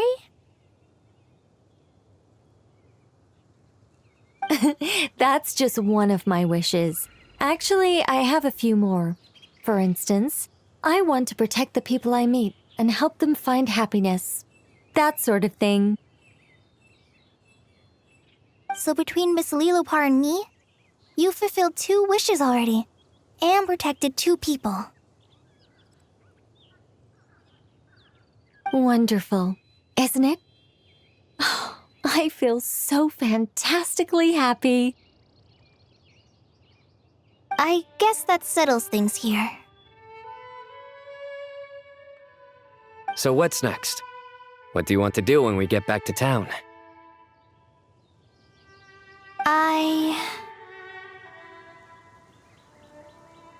Clay, look who I've brought to see you.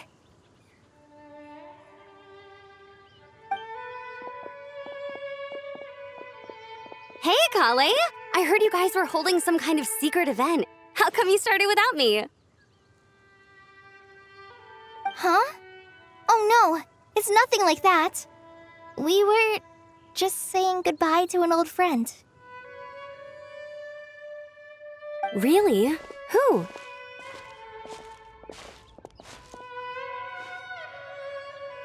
Me. The old me. So that's what this is all about.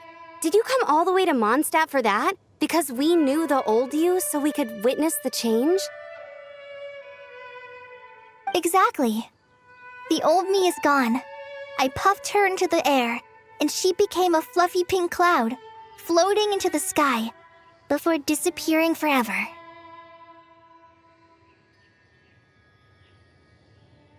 Do you think, maybe up in the sky, she has friends waiting for her with test tubes, flasks, and bows? Oh, when you put it like that, it doesn't sound so bad after all. What do you think, Miss Nicole? I think maybe that's right. At least, if it were up to me, I'd consider that a happy ending.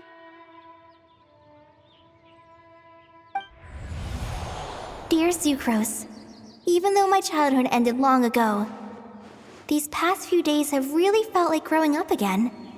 I've become stronger, and I feel like I can finally accomplish things by myself. Surely someone as mysterious as you will find a friend like this fascinating. Always growing, always thriving like a plant. I came to say goodbye to my old self. I know that after this, she'll be gone. Thinking about it makes me feel a little lonely. I know the weakness that kept me company will one day leave me too. But somewhere in my heart, I feel a great sense of joy. It feels like I've always wanted to take this step, to walk towards the new me.